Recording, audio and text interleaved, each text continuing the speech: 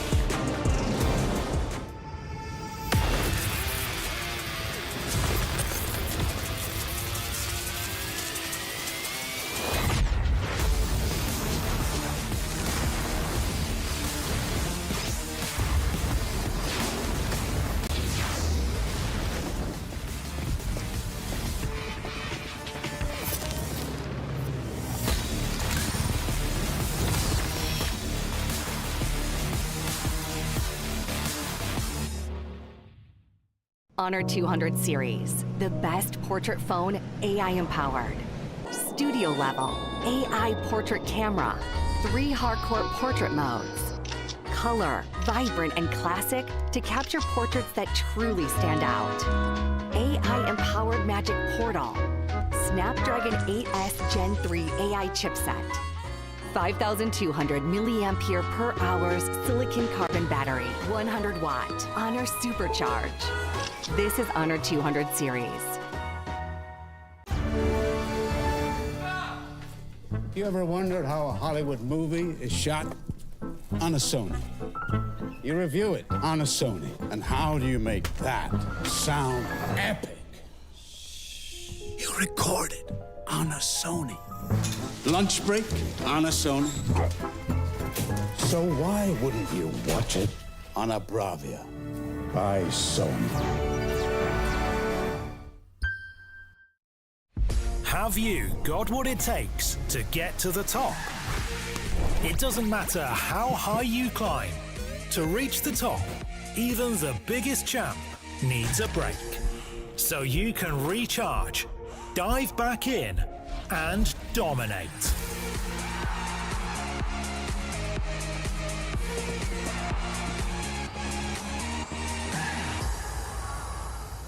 Have a break. Have a Kit Kat.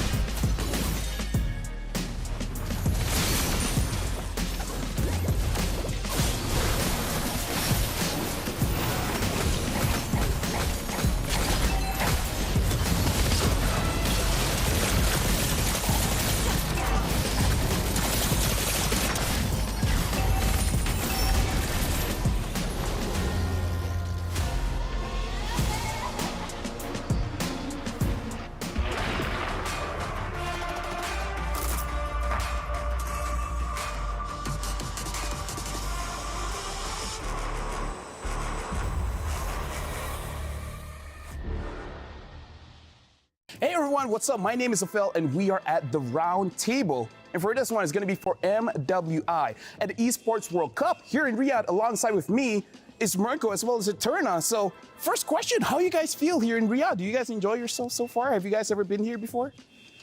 No, this is actually my first time. We were here last. You know, why can't you just go along with the jokes? Sure.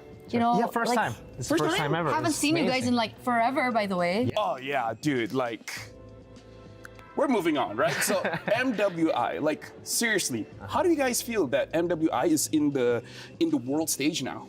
I think it's great. I think, like, I mean, you know, the guys have been getting so much attention, especially with the crazy prize pool. It's only fair that MWI gets its fair share of like the prize pool increase of the world's attention as well. I think it's amazing. I agree. It's a long time coming. I think we talked about this even the first time when we saw MWI. I think it was 2 years ago. Yeah. 3 years ago? 2022? Who I can't knows? math right now. But anyway, like even then I was mentioning, like you mentioned, right, there hasn't really been a media for the women's scene to kind of develop, and the fact that now we're coming into EWC, one of the largest events that we've ever seen, by the way, in MLBB history, and now the women's are here. It's crazy. It's insane. It's something that I believe that even the players did not even dream of having. I mean, like, I guess we all can agree here that it has been great, right? Honestly, a lot of international tournaments for the female league as well. But now I got to ask you guys, because in Malaysia, honestly, the female scene is growing. It's looking pretty good. But in Indonesia, it's even more intense because now the teams are even in MDL. So can you guys give us a little bit of insight how the female scene is in Indonesia? I think it started off really, really well already. I mean, I think it was all because of WSL, right? We had a women's league all the way from the start, and we had a lot of different teams already. A lot of the teams that you guys are familiar with back at home in MPL Indonesia. We had Bigatron, obviously we had RRQ. We still have RRQ to this day, but back in the day it was dominated by EVOS. And after that, a lot of transfers happened. It literally just felt like the same from the men's side. You know, it just kept on developing. Teams started going for superstar teams. The other teams trusted the process, and I think the team that we all see as favorites here, they are one of the teams that actually trusted the process. They went for some of these players, put them together, and they just trusted the process. They started off okay, but then they became absolute gods. Goddesses. Goddesses. Yeah. What about you? Like, you feel the same way?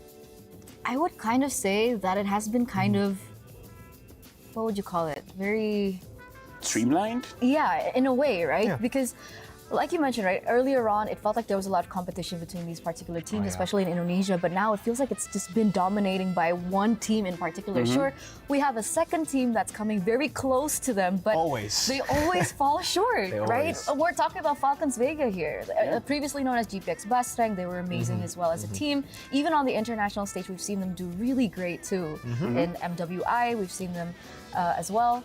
But now, coming into this with Team Vitality, it's basically still the same story. So my hope is now, with so many other emerging regions that are coming into play now for EWC, especially, hopefully that will be able to challenge Team Vitality, maybe. I mean, like, we gotta talk about this, right? Because there are 12 teams from 11 different regions. Only Indonesia has 2 slots here. So let's talk about the other regions for a little bit. And I'm gonna start with Eterna. Besides Indonesia, is there a different team or a different region that we have to look out for that might be the dark horses? Honestly, I think there are a lot, right? A lot of people are talking about I'm gonna say Malaysia. CFU. Homegirls got it. Sure, yeah, great. I think they do well too. But for me personally, I really want to see what Falcons Vega MENA are made of. That's a good answer. Exactly. We were casting a different tournament, and then we saw them play because they were the Egyptian national team. Yeah. They won 2 games in 6 to 7 minutes.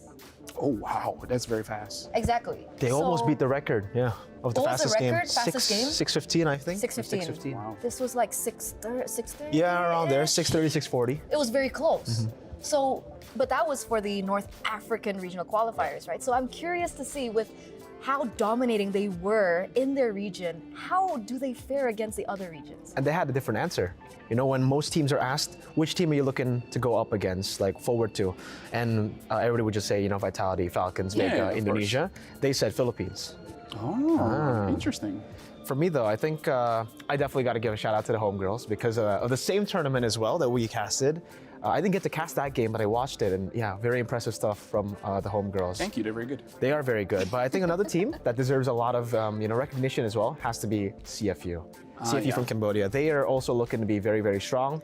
I think I've always just been a fan of CFU, even the men's team, because they're notorious for actually making their own meta, playing their own style of MLBB. They're on a roll with these, crazy metas, but unfortunately just don't make it to international tournaments. So hopefully, CFU women's, it's time for them to shine. I mean, like, I feel like you have to do that for this one, right? You do. Especially because we're actually going back to the question of the favorites here. Because you guys said Vitality as well as Falcons Vega are probably the favorites. So even though with me saying that, what are your favorites? And more importantly, what makes them different from the rest of the other teams? For me personally, I'm going to start this. It's not that, it's more of the story that I'm very interested in. And do you know which team that is? What? It's Cloud9. Oh, That's an interesting choice. that's an interesting one. That's who you're rooting for. I kind of am. I don't know if we're allowed to kind of talk about that in detail course. here. Yeah. I don't think we should. I think we'll let the viewers kind of, figure it out for themselves. But I'm gonna put Cloud9 on the table. On the round table? Nicolette, on this round table, Okay. exactly, with Nicolette in the jungle. And that's all I'm gonna say. I've seen that she's good. But again, going up against all these amazing teams, it's going to be an uphill battle. So honestly, a very good shout out. But what about you? Yeah, shout outs to Cloud9. I think the journey will be really cool too. I mean, seeing that some of their players have actually, gone up against played in the men's division as well, or just normally in BTK previously, Apple or Nicolette. So that's also very interesting. But I think for the favorites, I have to say, I've been rooting for this team for the longest time because they were a different org before. Now they're Vitality. I'm a big fan of Vitality too. I mean, come on, bro. Yeah, of course. Vitality's great. Right? But yeah, no. I think Vitality will still probably are the favorites for the most part. Yeah. They've been there for so long. They're on a 26 win streak, even more if you count, national team success. So I don't think the pressure is. How many years has that been then? 1, 2 years? I think it 1 year. 3 to 4. Oh my goodness. Almost 3 to 4 years where they haven't lost a single tournament and they've still stayed on top. So I think for Vitality for them, they don't really look at pressure. Pressure is not for them. That's great. Pressure's for tires. Okay. And for some cooking styles. Yeah, pressure cooking is a thing. Yeah, it is a thing. Oxtails. Oxtail soup. Anyway, for other teams, I have a different concern, Okay. right? Because Falcons Vega Mena example, I keep going back to them because. It's okay. We're not judging. Okay, thanks. This will be their first, international tournament that's offline. Yeah, that's Should true. be, right? I mean, I think they played for SEA Games. Was I it? mean, no matter what, this is on a ISF2. different scale. This is a Exactly. different scale. Exactly. The stage is bigger. There's a lot more people looking at you. Prize Everyone's pool. focused on you. Prize the pool, prize pool. There's just so many things that have been magnified. And I think it's a valid question for these emerging teams. Agreed. So the thing is, Vitality, 3-4 years undefeated. Yeah. We saw that Fnatic Onic, they lost. Boohoo, sad, whatever, you know. Will the same thing happen to Vitality? Like, again, they might say pressure smasher, but maybe it could Pressure smasher? It's like potato. Okay, Pressure okay. smasher, it's whatever. Yeah, I mean, the thing is, I would say the same thing if they're on a normal win streak. If they're like, oh yeah, we haven't been beaten this year.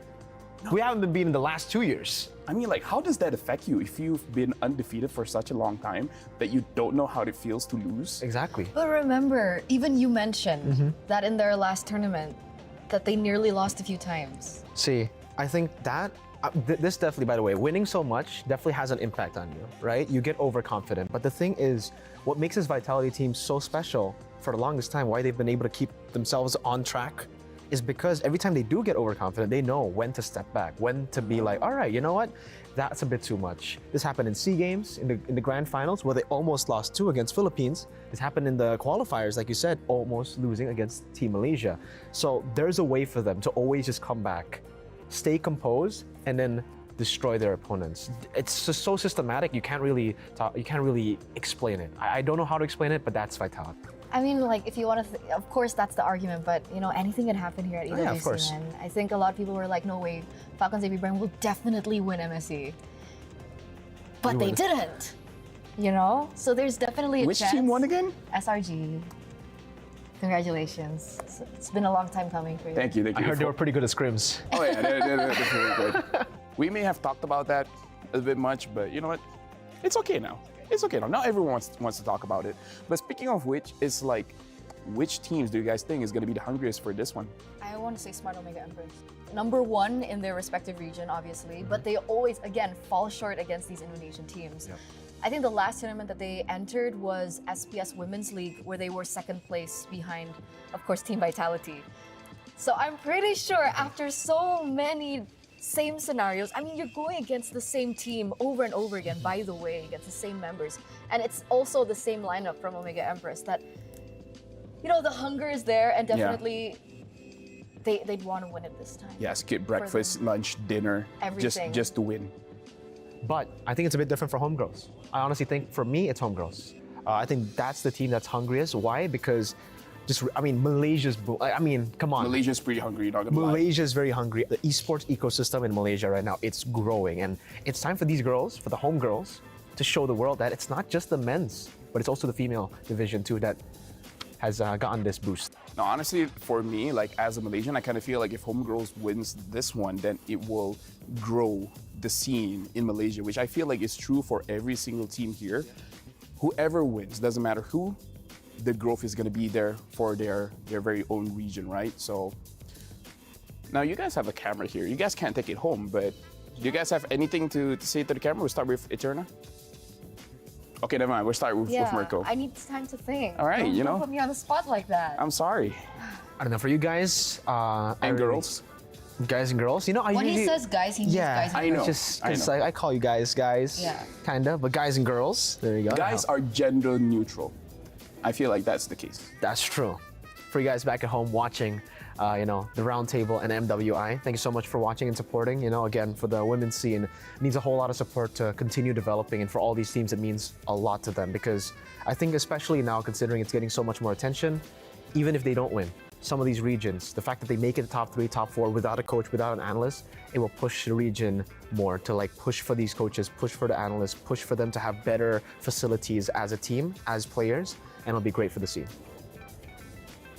That was so endearing. Yeah. Is it my turn? Yeah. I don't really have a message, right? Okay. All I just want to say, just cheers. You can call. I just want to say cheers.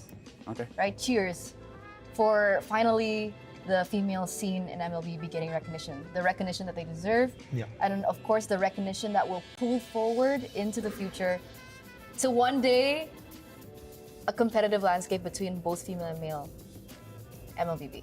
Isn't this like an eternal thing to do? She's like, I don't have a message. And then just goes on for like a few I seconds. just wanted to say cheers. I just wanted to say cheers, but I have more. But speaking of which, thank you guys for watching. You guys have been watching the Roundtable. In terms of messages from me, make sure you guys have a healthy diet, because diet is very important for your life. Sleep is essential.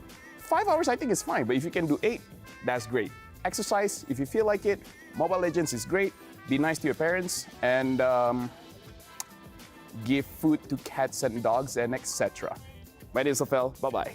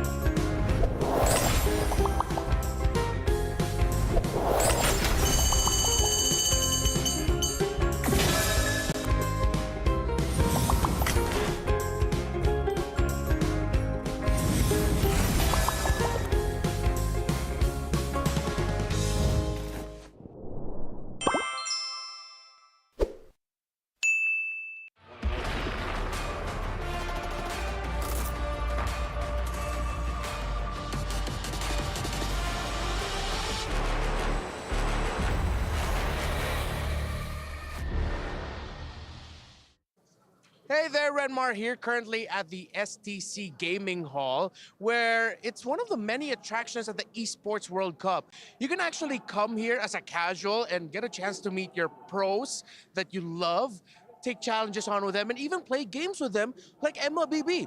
Speaking of MLBB, we're actually going to be beginning the knockout stages of MWI 2024 today. 8 teams continue to redefine esports, shine, and break barriers. I wonder who's going to be able to make it past this first round of knockouts. We know knockouts can be really intense. And I feel like I want a little bit less intensity just for myself, because today's going to be filled with a lot of great action. So I see an MLBB booth. I think I'm going to go in there, enjoy some time in there. See you at the Amazon Arena. Let's go, ladies. It's your time to shine, but it's my time to win some prizes. Peace.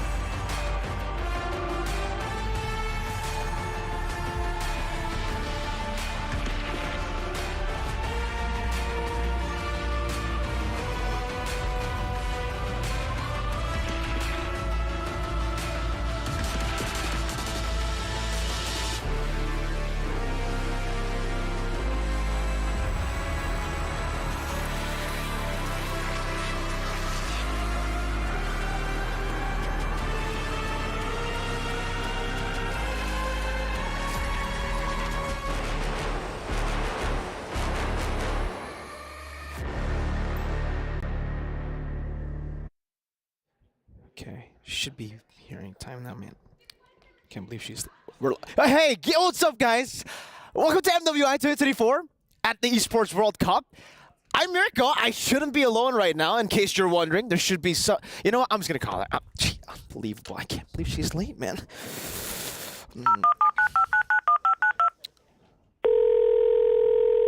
Pick up.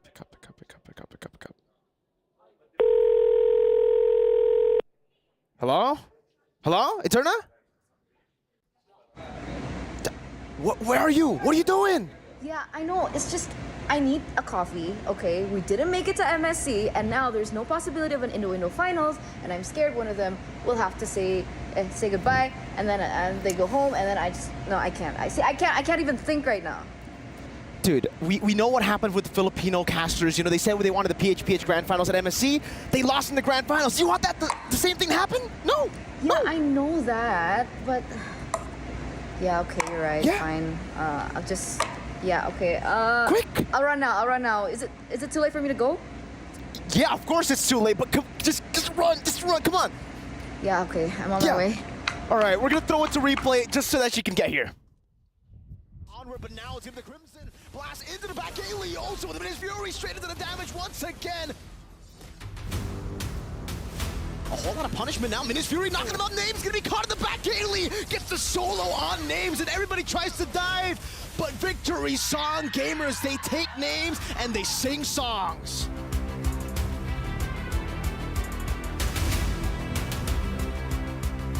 Got them out now, the two-man pin down. What a pin down. He's gonna be brought back there. Good penalty zone, locked him down. That's exactly what they need. What a combo. In the pin as well. That's a good penalty zone into the Meter's Passion. Straight into the beacon, still able to survive. Halang taken down, but so does Angelus. Penalty zone are going to be used, luckily for the body of Smith. However, he doesn't go down just yet. Feathered Airstrike also. Guess he will go down, and now next on the chopping block. A couple low health bars here for Smart Omega Empress, but Conceal going to be used. They push back Carria. Lord gets pulled down to the bottom side. They try to keep it there at bay, but Angelus will go down, and Last Insanity once again finds the mark, and Smart Omega Empress will take the game.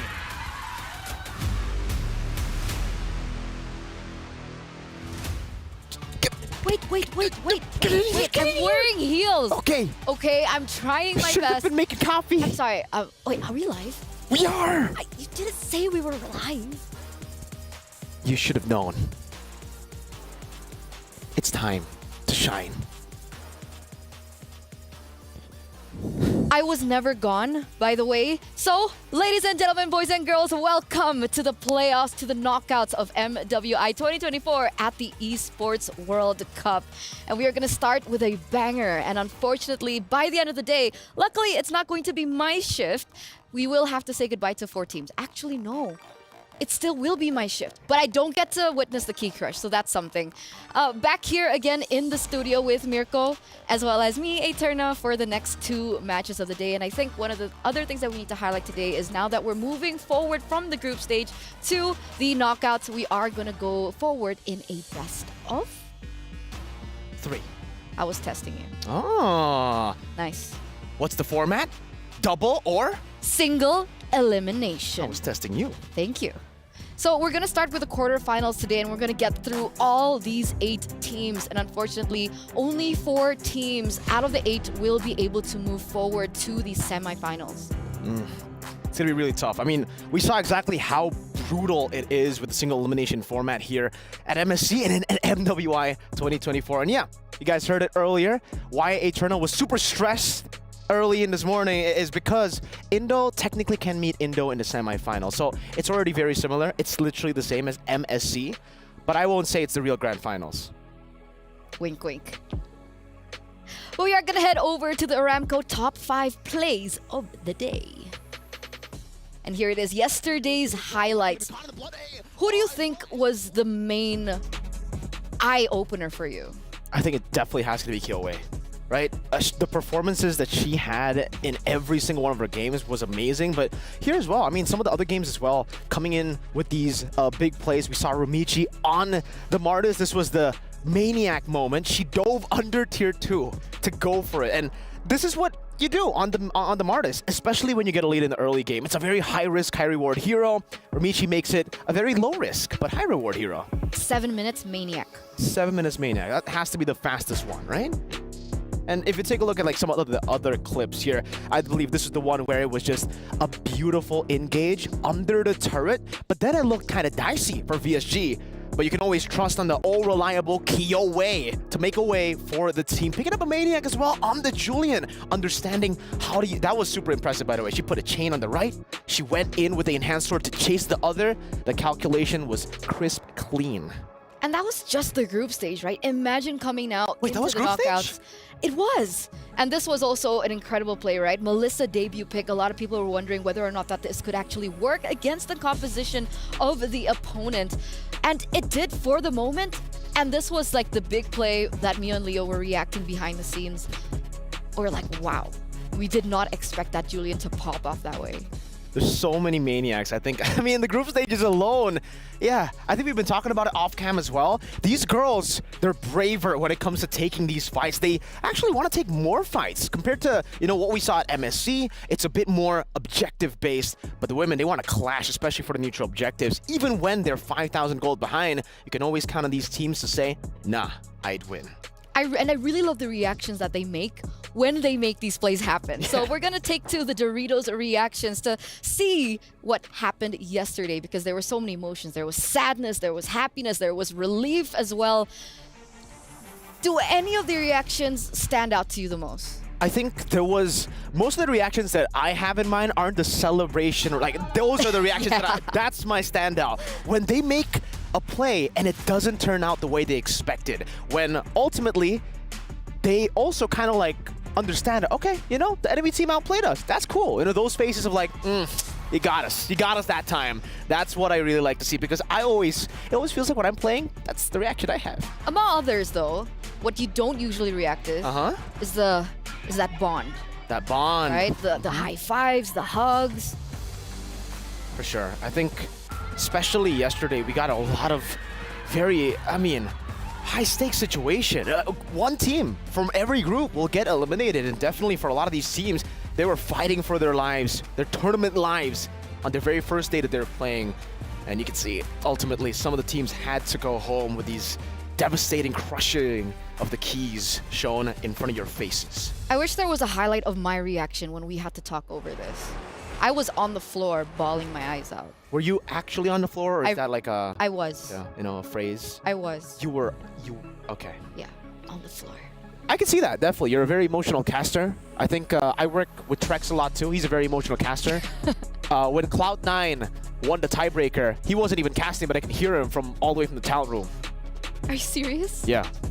I mean, if Gideon was here, he would also be bawling. Well, technically not yet. Not yet.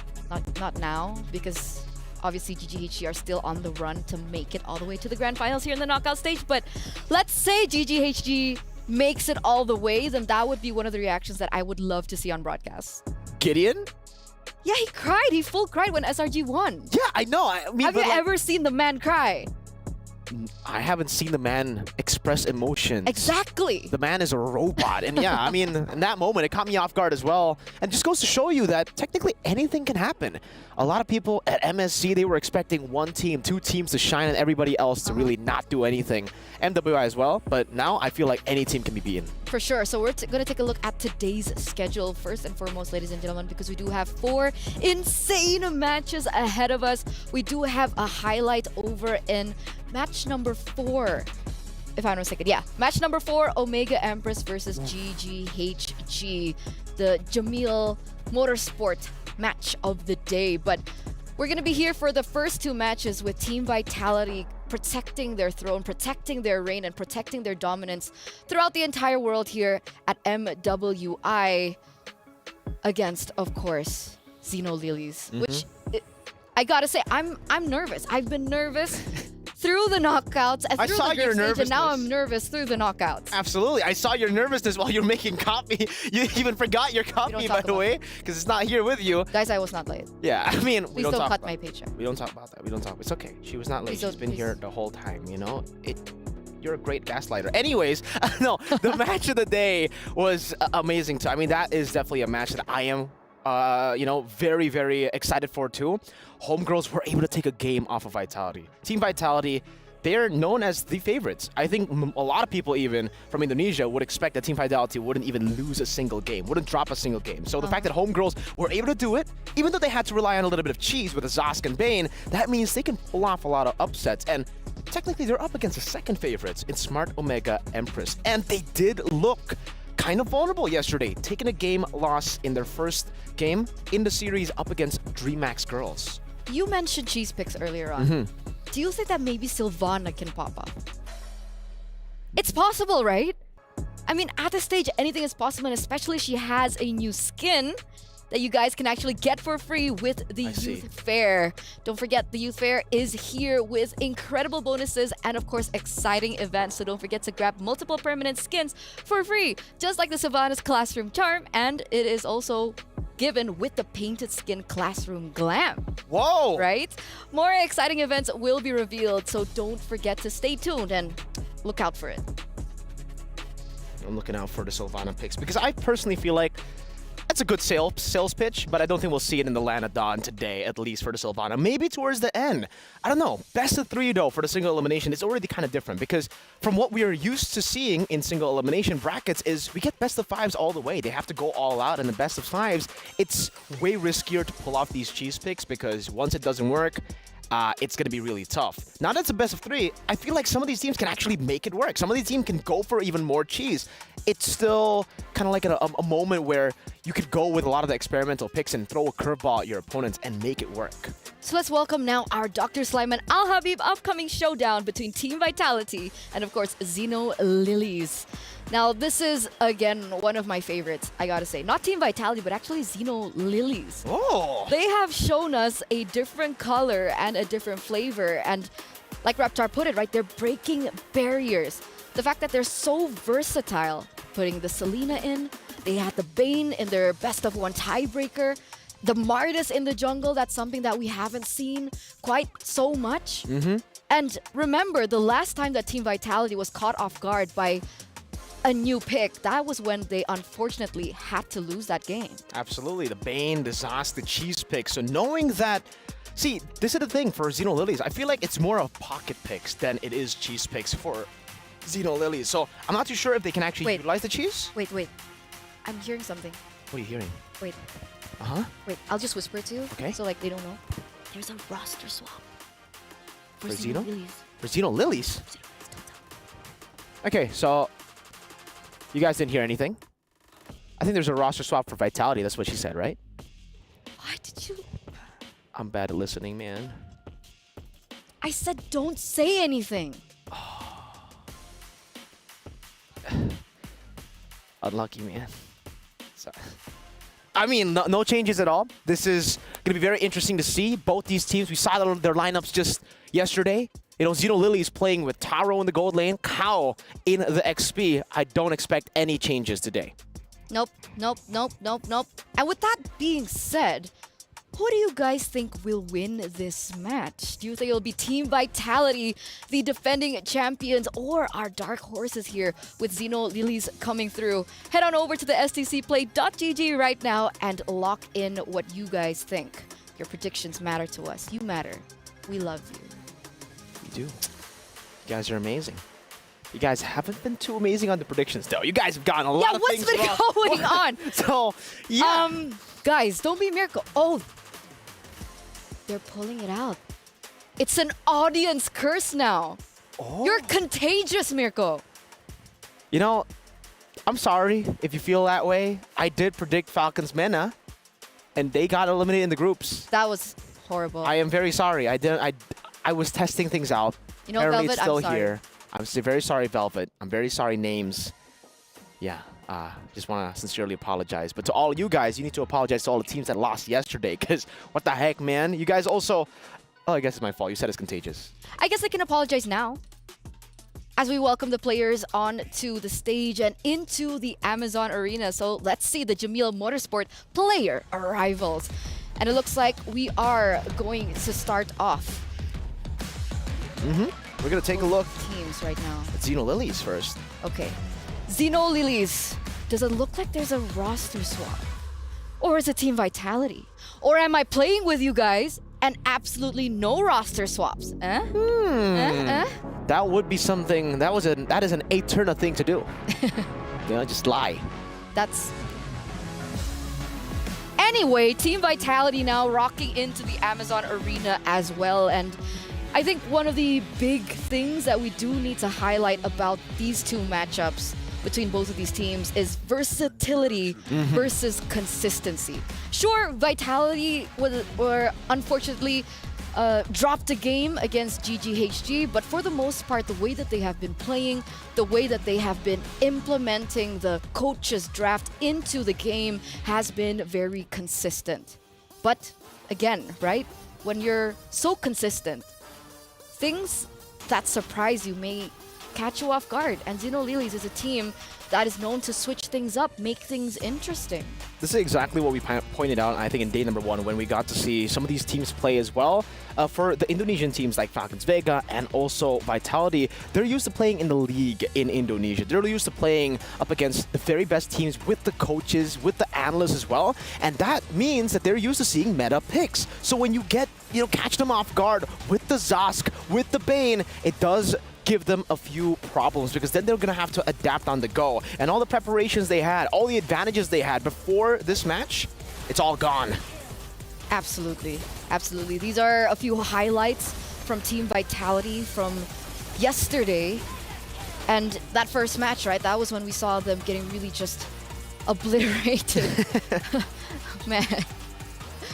I think for Zeno Lilies, though, Eterna, we can talk a little bit about how they have the longest game and the shortest game. Up against VSG, game number 1, 30 minutes. And I believe it was 13 seconds or 14 seconds. Correct me if I'm wrong in the comment section down below. But what it means is that they are very, very good at adapting into the late game as well. And that's something that a lot of teams here at MWI, they kind of struggle with. Decision-making in the later stage of the game requires a lot of discipline. And like what we said earlier, a lot of the teams here want to go for the brawls, want to go for the skirmishes. And because they're focused so heavily on their micro skills and mechanics, sometimes they forget about that decision-making that can get them games. Not for Zeno Lilies, though. They know exactly how to take games fast and how to take games long. But look at this, Mirko. It's so beautiful. 20 seconds. Oh, man. It's a mixed feeling here. It's time. Right? Because remember, ladies and gentlemen, coming into the knockout stage, a single elimination, which means that after this best of 3, one team will be going home. Will it be Team Vitality or will it be Xeno Lilies? Let's head over to the stage.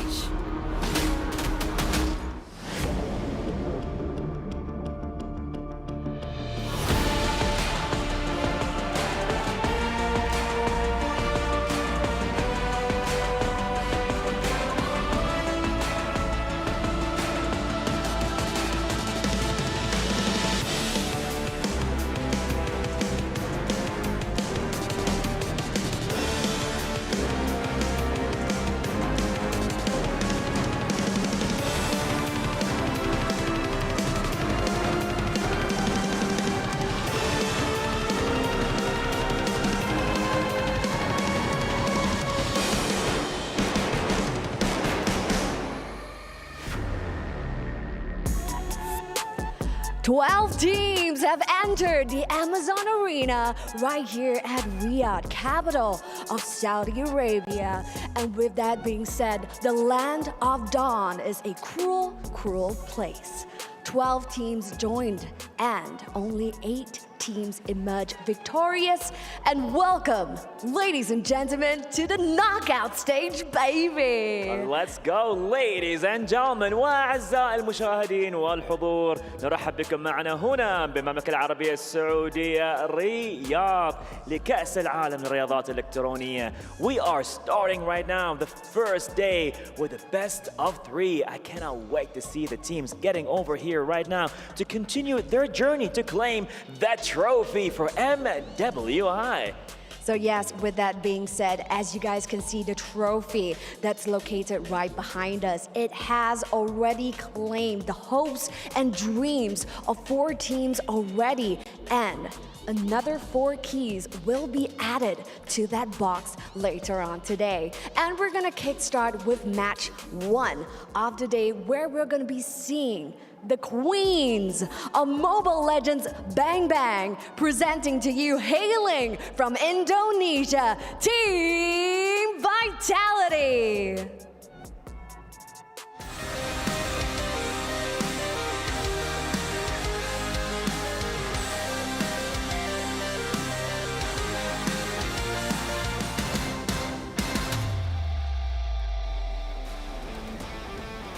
Now, the reigning queens, the back-to-back champions of MWI, have finished their group stage campaign as Group D's top seed.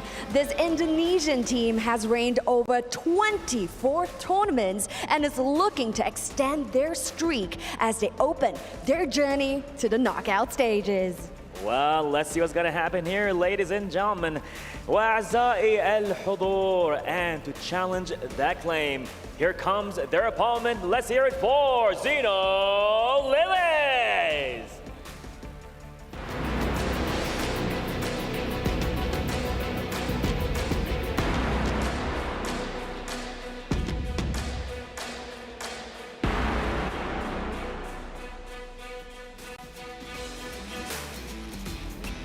Well, ladies and gentlemen, this Vietnamese team ended their group stage campaign as the 2nd seed of Group C, with a versatile hero pool ridden without meta picks. This Mekhong representative is looking to prove that they have what it takes to upset the defending champions. Now that's absolutely right. We have seen unorthodox picks that are outside of the meta, such as Selena, we have seen Alice, and of course even a Bane, which was truly the bane of all existence over at the Land of Dawn. Now will we be seeing more of this unorthodox picks over at the Land of Dawn today? We can only stick around to find out more. Oh, you got that right. You know, I'm always up for a surprise. We might see a Hanzo, Halos. I'm not sure. I'm no expert, but you know what? We got the experts with us here in amazing MWI 2024. So yes, ladies that stand before us today, it is going to be a best of 3, and only one team will emerge victorious. The Amazon Arena is ready, so head on over to your battle stations.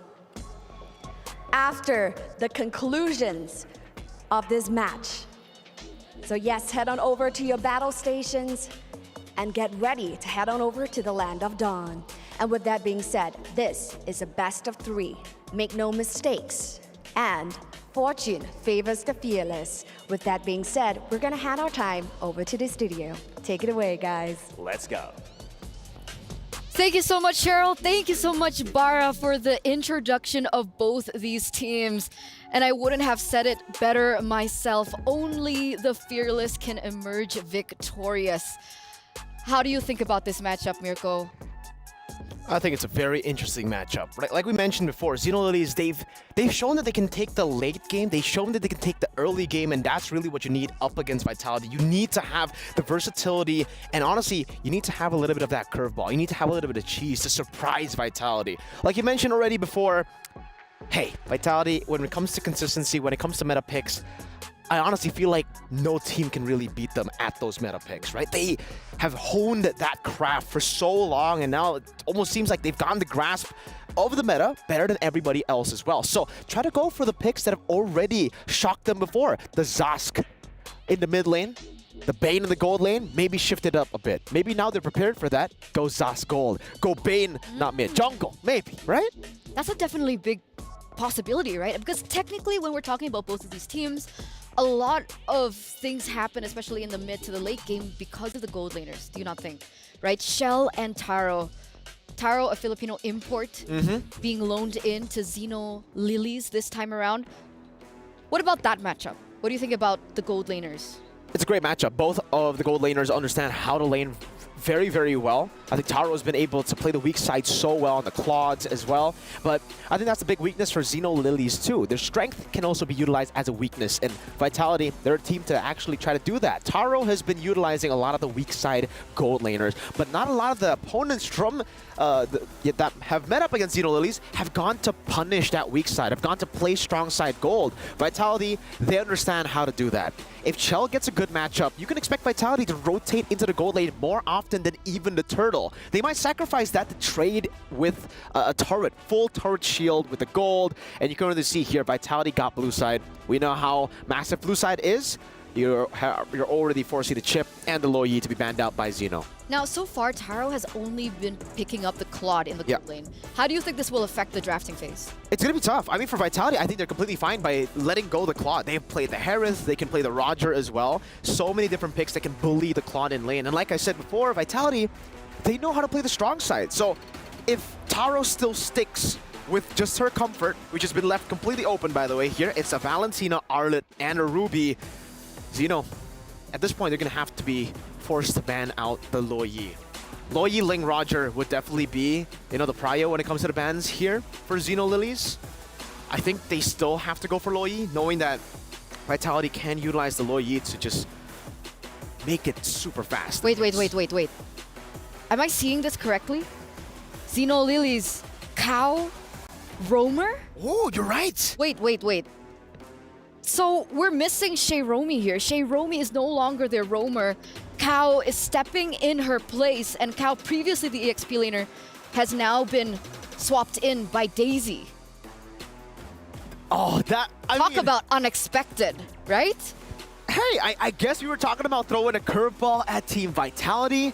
Maybe this is the curveball. Maybe they're saying, in terms of picks, we don't really have that cheese. We are used to playing the pocket picks, what's comfortable for us. So maybe we shift up the rosters a bit. The Angela's going to be first pick, so leaving the Ling open, leaving the Roger open, this will definitely force Xeno Lilies to pick up one or two. Roger and Ling, there you go.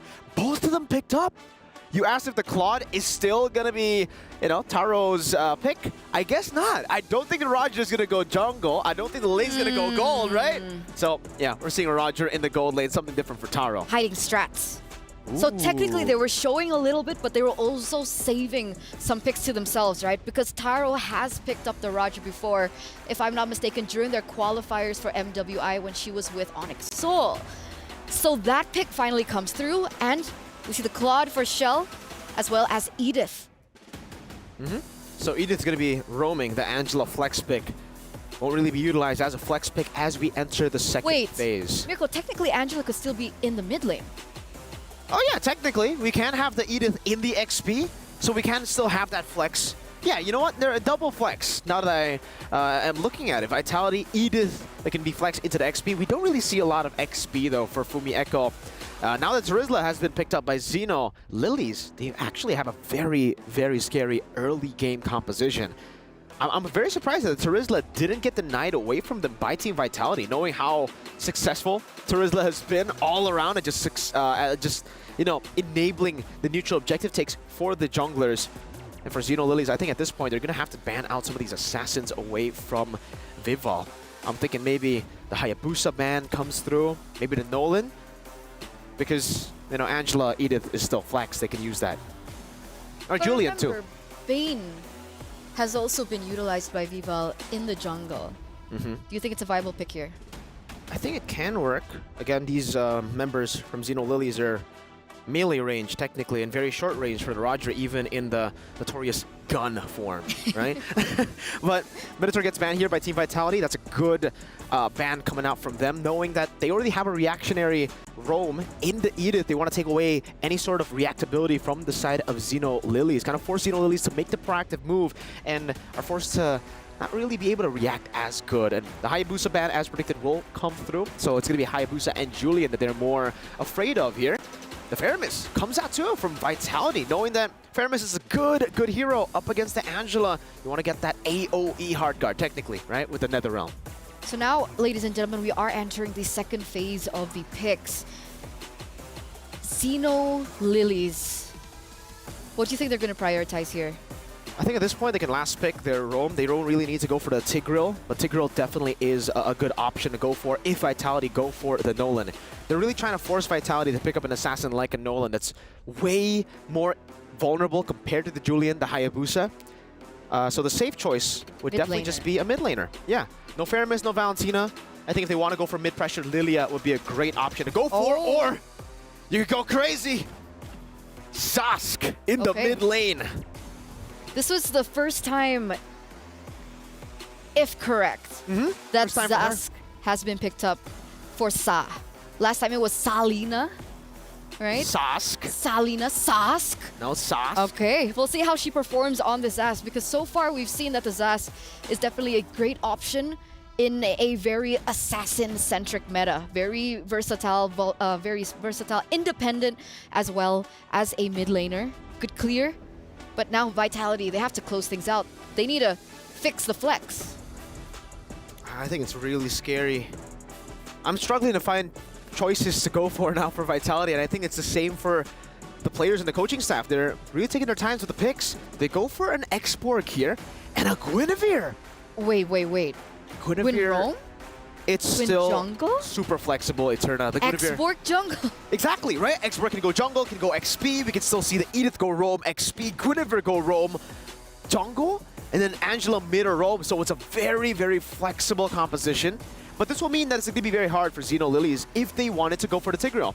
We kind of expected a Tigreal if Vitality go for an Assassin. So Xeno Lilies, they're forced on a different pick. I think getting mobility might be a good way, something to react. Matilda? Yeah, something like Matilda could be good for them, or they can go for a healer too. What about Minotaur? Banned. Oh, they want to go Initiator. So, It should be X-Borg in the EXP, right? It should be. Wait. Vival's on it. It's a jungle. Sydney is Guinevere on mid? Vitality. You said they were consistent. You said the other team were, you know, versatile. Vitality shows that, hey, we can be versatile too. You want to play fire with fire? You want to play versatility with versatility? We got you. No you. problem. You Wow. think we've been playing safe? We've just been hiding strats to surprise you in the knockouts.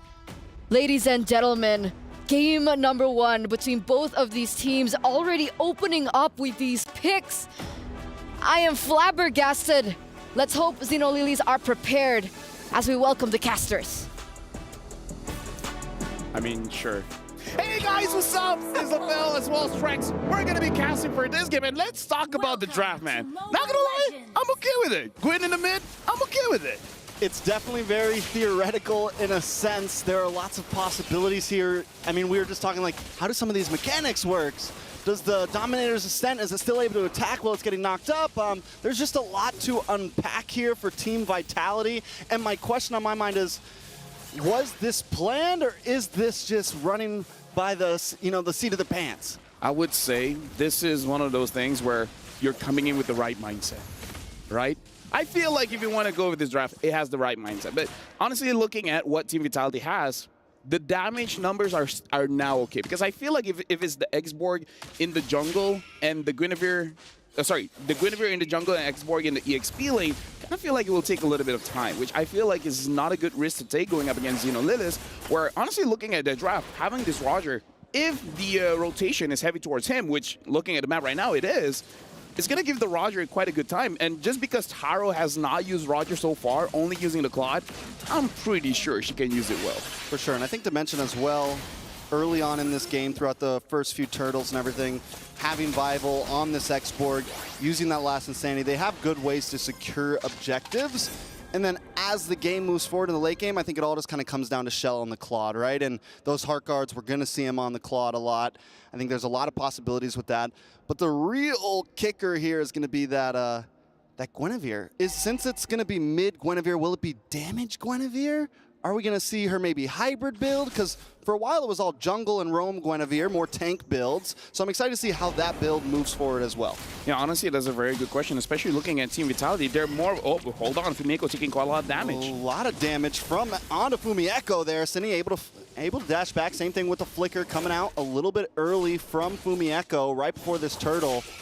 Saw gonna try to make her way over the turtle, but Vivian still able to secure it first. They trade that up for an orange buff over to Ramichi. I feel like it's worth it for Xenolist because they really do want to get those items first onto Ramichi, because looking at the draft coming in from Team Vitality, it's about sustaining the team fight, right? You got the Angela, you got the X-Borg, you kind of want to stack your damage first and then you go in for the finisher. So I really want Ramichi to go for a more, like, I would say skip the Sky Piercer for a bit, get your Berserker's Freeze first so that you have a lot of burst damage, take down Vivian first or take down Shell first, and then afterwards, their whole composition is screwed up. They can't do much.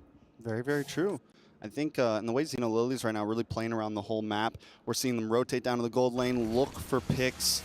They're playing very proactive currently, which I think is going to be very important. And if they can get an early game pick onto Shell, it's going to be huge. But here comes the Dominator's Ascent, getting a lot of damage on Cine. Ramichi coming in to clean up. Violent Requiem does go off, trying to get a little bit of life back. Heartguard able to lock onto Cine. Now Ramichi in trouble, forced to try to get away, but Vivian gets the first blood.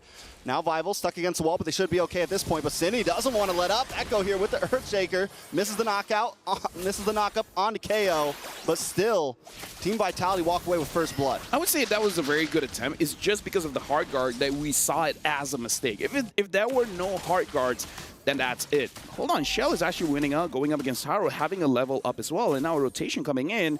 Cine can go in for Taro. Yeah, Taro gonna go into the wolf form, should be okay, able to get the Lycan Pounce onto Vivian, get a little bit of life left, but the stun connects. Shell doesn't want to fully commit, KO's there, so they back off. Right now, really for Xeno Lilies, they just gotta make sure that they have enough damage, because we saw what happened just now with the Heart Guard. And again, talking about the draft coming in from Team Vitality, if you shut down Shell or you shut down Vivian, most of what they want to do is not really applicable. The X-Borg is going to be a bit of a problem, but again, I feel like as long as Shell or Vivian are taken care of, Xeno Lilies, they have a good time. The only thing is, do they realize this winning condition coming in from Team Vitality? If they do, and they execute them first, I'm actually looking forward for Xeno Lilies to take game number 1. Yeah, I would say that Xeno Lilies, I mean, the way they've been hovering around that gold lane, checking in regularly if they can get something on the Shell, they know the possibilities there. The good thing for Xeno Lilies here is that they do have a lot of outs, but here comes the Turtle. Daisy holding down the front side. Vival still able to get it. Ramichi does dive in, but still misses. Dominator Set comes in, a nice wild charge to get the knockup onto Fumiko, but the Heart Guard just too much sustainability. Taro gonna get involved now with the Lycan Pounce onto Fumiko, gets the kill. Taro now trying to get away. A nice Tempest of Blades to get the knockup. Vival, Cine, more members dropping.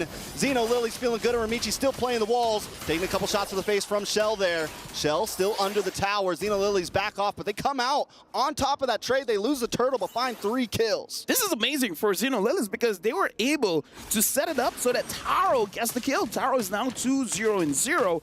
Not sure what kind of build she's building up for this one, but now you have 2 members that you really have to worry about. Looking at the builds here coming from Taro, it's a Sky Piercer first item. So they can eventually snowball off of this, especially if Vivian is not careful with her positioning. It's going to be an easier target for the Roger to eventually take her down. Something that's crazy to point out, though, and this is the thing about Shell, she's still holding a 400 gold lead, even with Taro having those 2 kills. So she knows the assignment, right? She knows it's okay if everyone else is dying. My goal is to farm, hang out in off lanes, and do the best. Xeno Lilies, Taro's doing great, but wait a second, big Violent Requiem, and then comes Shell with a nice blazing duet. Saw, brought low, not taken out just yet. They're trying to get away, but now with the Heart Guard, Cine is going to have to back off. The rest of the team shows up. Saw there, the Dominator's Descent saves the day in that situation, essentially. Team Vitality unable to get a pick off. Yeah, but Xeno Lilies, they got to be careful there because they already traded a lot of their HP, and then going back in, I feel like that could potentially be a mistake, especially when you see the Heart Guard.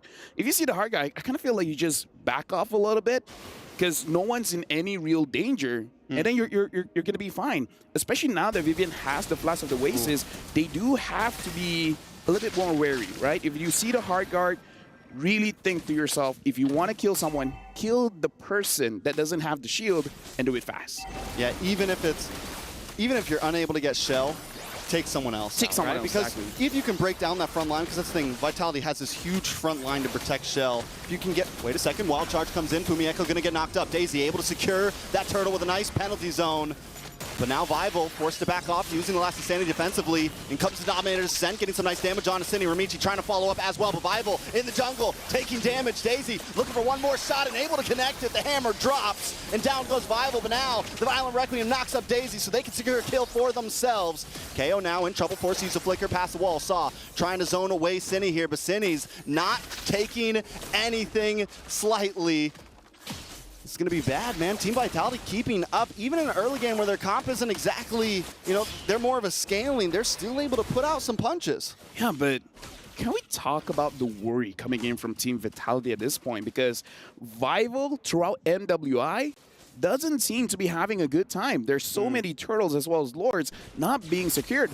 Look at the clip here where a good initiation coming in from Kao, but again, Daisy being able to steal that one away, that's clutch. And here, Vival, even though she had the Heart Guard, Daisy still had enough damage to get the kill there. This is becoming a problem. It looks like Xeno Lilies, they might understand how to take down Team Vitality and perhaps just shutting down their jungler. And now they want to shut down Shell. Oh, wait, the Violent Requiem to save the day. Kao tries to do something there, but unable to get the Wild Charge off. They do back off. But as you said, Dominator's sent under the tower, and we've seen the Zas picked up a lot, but I think Saw has probably played it the best of what we've seen so far. I've been questionable about it, but Saw is just performing on it right now, even outputting some decent damage this early on in the game with it. I hope Team Vitality understands that they don't really have the damage at this point, right? I mean, like, if you're really just hoping for the quad, it's not there yet. You still need 3 items. Vival's here now. Maybe they have enough.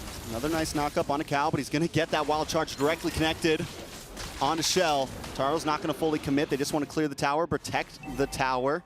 Daisy holding down the bush as well. Team Vitality still hanging out in this bush. And, I think Cine also, we wondered if Cine was going to go damage. It looked like she started off on more of a defensive build there. And again, that just means even less damage for Team Vitality. And what we were saying in the beginning is Xeno Lilies has so many outs here. Nice penalty zone onto Cine. Cine might not be able to get away from this one, but the Violent Requiem connects, paired up with the Blazing Duet. Saw takes a face full of damage. In comes the last Insanity trying to connect onto Daisy as Shell looks for Taro and Cow. She's going to BMI back. Lock onto Daisy. Daisy going to go down. A nice kill for Vival there. 2 for 0. Team Vitality getting back in the game. Oh, and now looking at the jungle here, Ramichi is going up against Fumieko. Ramichi, you're in trouble. Ooh, Tempest Ablaze does come down. Ramichi able to get the purple buff, which is... Oh, I thought that was a kill for a second. The tower no. I get you. Even I was like, wait, no way. I was like, no way. What did you just one-shot? Yeah, either ways right now, Team Vitality, they are on the Lord. Looks like the Lord is going to get started. And I don't think Xeno Lilies has the time to really respond to this. This is going to be a free Lord for Team Vitality. So just one good engage on the top lane, getting a few kills. And now the entire game is for Team Vitality. Yeah, I mean, it's quickly moving into their hands. Pataro's going to be able to take that tower now. So now the playing field's starting to get evened out. I think Xeno Lilies need to convert some. They didn't convert any of those early game kills into towers, into exact map pressure, and that's a bit of a problem. Kyle needs to be able to hold down this front line, use the passive where he can't get CC'd up, and he's not going to get caught off by Cine, right? Use the power of nature while he's against these walls and everything, and he should be okay to face check some of these bushes, and as long as he can do that, he can kind of create space for Xeno Lilies. But let's take a look at these items. Yeah, honestly, looking at the items here, again, I kind of feel like in terms of the damage, it's really just on Vival as well as Shell for Team Vitality. Kind of feel like for Xeno Lilies, the fact that they have the first item, Sky Piercer, I kind of feel like they could have played around the Roger a little bit more, get more stacks on the Sky Piercer, because, again, the Sky Piercer is a stacking item. Just 2 stacks is really not enough. Yeah, it needs a couple more kills in the book there, but in comes Cine once again with Violent Requiem on to 2 members, Cal, Daisy, both knocked up, taking a face full of damage. Vival here, holding down the front line. They're able to get rid of the Dominator center, at least send it back onto the tower. They're going to move on to this purple buff now, and Xeno Lilies is helpless under the suppression. I would say this is more on them, right? Because like you said, they got a few advantages. They didn't really push it. I kind of feel like once you have an early advantage, before the Cine goes in. Oh, Cine just the star of the game right now. Wild charge for Cal to try to get away. Cine does go down. Taro able to get the kill. But another stack in the pocketbook. Shell backs off along with Fumieko. Ramichi takes the tower on the top side, so good split pushing. Xeno Lilies now kind of picking up the pace. Yeah, now, Vivian is there, but Ramichi probably not going to go for it. Because honestly, if Ramichi gets a kill there, and then eventually the purple buff gets spawned, maybe not the best idea to stay there for a long time, but still, getting a kill onto Vivian might be clutch here. Shell right now is 0-0-3, which is actually kind of good, because if you have a lot of kills, then there's a possibility to give over a shutdown gold. The shutdown goal right now is on Taro. So Taro has to be careful. Not only do you have the shutdown goal on you, the bounty on you, but you also have the problem of letting go some of your stacks. I feel like for the Sky Piercer, you need at least 6 for it to feel like an item, you know? Or to feel a troublesome item at that. Exactly. So right now only having 3, not the greatest. If you can get a quick triple kill after this, the entire Lord situation will look so good for Xeno Lilies. So even when we're at 12.5 minutes now, even when we get into late game here, right? Do we think that just means it's it? Team Vitality has it? Because I still feel like Xeno Lilies have some options here. The major problem has been Cine so far, but Saw on this Zash should start to scale pretty well into the late game. Taro might fall off a little bit since we didn't get that major pop-off early on, but wait, Cine gets the knock up on a Daisy here, the battle for the purple buff. Pretty sure Vival was able to steal that away from Ramichi, yes. So now it's like, can Ramichi even really contest for this Lord? Actually, yes, just because Ramichi, she didn't use her Retribution. So in terms of can she do it, she can. But it's really on Daisy as well as Cal. And Cal already taking quite a lot of damage. So Daisy, if Daisy can have a beautiful ult onto Vival, then yes, she can do it. Especially because Vival has to stay relatively close to Lord. It's definitely possible. And again, we got to remember, Vival hasn't been winning a lot of Retribution battles. That's true. Vival has had some issues overall. I think you mentioned Cal. I'm going to mention Cine here. I think these two need whoever gets the better set here, right? Whoever gets the better knock-up, whoever can set up for the team. Those are the 2 players that we really need to keep our eyes on. Fumieko, we haven't seen too many crazy onwards yet, you know, Earthshakers or anything. But if any big set happens for one of these teams, it could be a game changer. Ramichi. Finch poise on the wall, comes in, Vival still able to get it exactly when it counts in, comes to penalty zone, but Chaos pursues as Vival pops the last insanity, takes out Kyle, takes out Ramichi, next on the chopping block, Daisy's gonna go down, Saw just trying to get away, just trying to have a good time, but not today. That is it, a 4-man wipe on Xeno Lilies. Team Vitality got the wave coming down the mid along with the Lord. They could try to push this, maybe even end this. 20 seconds on the clock. Yeah, I don't know what the Roger can do. You're 1v5 at this point. 1v6, the Lord is here. Looks like this is going to be game. Team Vitality takes game number 1. That is a great start for Team Vitality in this best of 3. It's 1-0, and Team Vitality had a slow start in the game, but they knew their win con, and they performed and executed it perfectly. I would say Xeno Lilies didn't really use their draft very well. They had a lot of options, but they didn't take those options. So, again, I feel like the draft is good. It's just the execution. But I don't know. That's just me. I don't know what the experts think about it. Thank you guys for that cast for game number 1. In a brutally unorthodox way we begin that. What did you think about how things panned down? Oh, I think we'll have to talk about the drafts first, right? Because I feel like in terms of prio, Xeno Lilies really got all of the prio. They got the Terizla, Ling, and Roger. For most teams, when you get that, it's like, all right, we've won. In the draft itself. But in the execution, it's a bit different. I mean, there were a lot of great moments, by the way.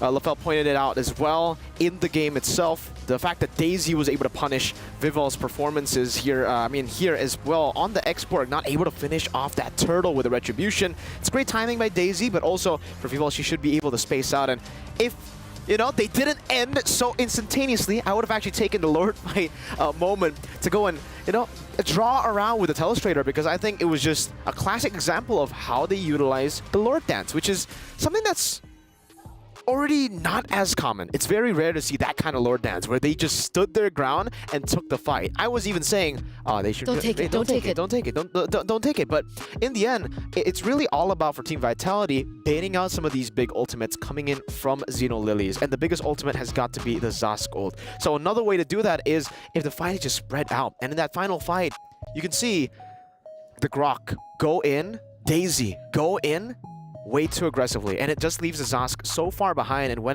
the Zask ultimately does come through, it's a bit too late. Some of the frontliners have already been chunked way too low. Chell is still at full HP, still has the hard guard on her, and on top of that, consistent damage of the Edith, of the X-Borg, as they all clump up like that, just give them so much more value in that skirmish. So it was just really well played by Vitality, executing the game plan that was a very weird game plan. That's a very unique game plan. Guinevere mid, I don't know how they pulled it off, but they did. That's Vitality for you. So that technically shouldn't have worked. Guinevere in the mid lane versus the Zask in the mid lane. That wasn't prio for the Guinevere. On paper, no. I mean, you don't have any mid prio, right? It's so hard to outclear the Zask plus the Grok. It's not just the Zask, it's Zask Grok. So mid lane prio is almost never there for them, and yet they still won in rotation. Sorry, I think. Hello? Who you calling? Lafel? Trex, you there? I don't want to pick up. Working right. I don't want to pick up. Oh. Yeah. Oh. But okay, we're here. Guys. You said you don't want to pick up, man. No, because I heard America's like, I'm okay with America. Okay. Shout outs to both of you. You guys are doing a great job. But honestly, looking at that game, like Mirko said, when you have this combination of heroes, it's like, I won the draft. And I don't know, I kind of feel like they had an opportunity to put Team Vitality on the floor and then their foot on their necks, but they didn't do it. Yeah, their foot slipped. Yeah. And then they fell on their back like a banana peel. Exactly. It's not enough to win. They but I do want to argue one thing for the Guinevere. I think we really doubted another crazy mid pick in MSC, and that was the Martis, the aggressive fighter. So I think maybe the Guinevere has some possibilities. Okay. Thank you, guys. Next time, maybe pick up my call? I mean, we'll consider. We'll consider. Okay. Maybe I should call them next time. Maybe they'll pick up if you call. Why is it? Oh, I don't. Me and Lafel, it's not a thing anymore. Usually it's me and Lafel that is. We're not friends anymore. Usually we're not friends. We're best friends, right, Rafael? Yeah. We are gonna give our flowers to the MVP by PlayStation for that game, Cine. A lot of people already, even the casters, right, they were mentioning the Guinevere in the mid lane for multiple times already, even in the game. The fact that she was able to find so many opportunities was insane, right? Yeah. This was, I think, earlier on where they were able to kind of facilitate Shell in that lane and pick up a favorable trade. For Xeno Lilies, it's, I don't know, man. Vitality just understand.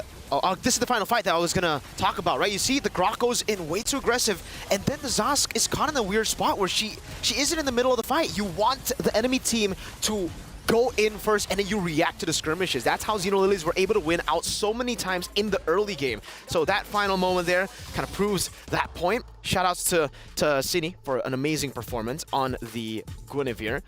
And I want to talk a little bit more about the Guinevere pick because Trex had mentioned we can see this work. We saw the Martis work in mid lane. I agree. It's not the standard pick. By the way, hello, Guinevere. You look lovely today. She's gone. I missed it. So whenever you approach anyone, you try to call Lafel, he doesn't want to answer. Now you walk up to Guinevere, and Guinevere's like, okay, nah. Can I try again? No. Can I try again? One more time. Sure. Okay. Reptar, you there? Sa, you there? Are you serious? No one's there? No one's there. Guys? No? No. No one's saving you now, Eterna. No one wants to pick up your calls. You have a good phone, but... Thank you. I thought they'd pick up. You know, sometimes when life gives you lemons, you don't do anything with it because I don't know what I'm going to say next. I do know. It was still very, very good. The fact that they utilized it in a way where she was always just constantly engaging to bait out the Zask ultimate. That was what the value was from the Guinevere. Insane sustainability and amazing escapes. Because usually when you engage on a Zask, you're kind of screwed. You go in, you're chain CC'd. But Guinevere has an anti-CC with the Valor Requiem, and she also has the second part of that spatial migration dash that she can use to get out. Wait. Can I try one more time? One more time. It's been like 4 times. I know, but maybe 4 times the charm. Okay. For some people. Okay. Charm. Reptar? You there? Sa, you there? Hey everyone, currently I'm here with Sa, the mid laner of Xeno Lilies. This is Erica, she'll be helping us translate. So for Sa, I just want to ask, are you surprised that your team make it to the knockout stage and that you're here right now?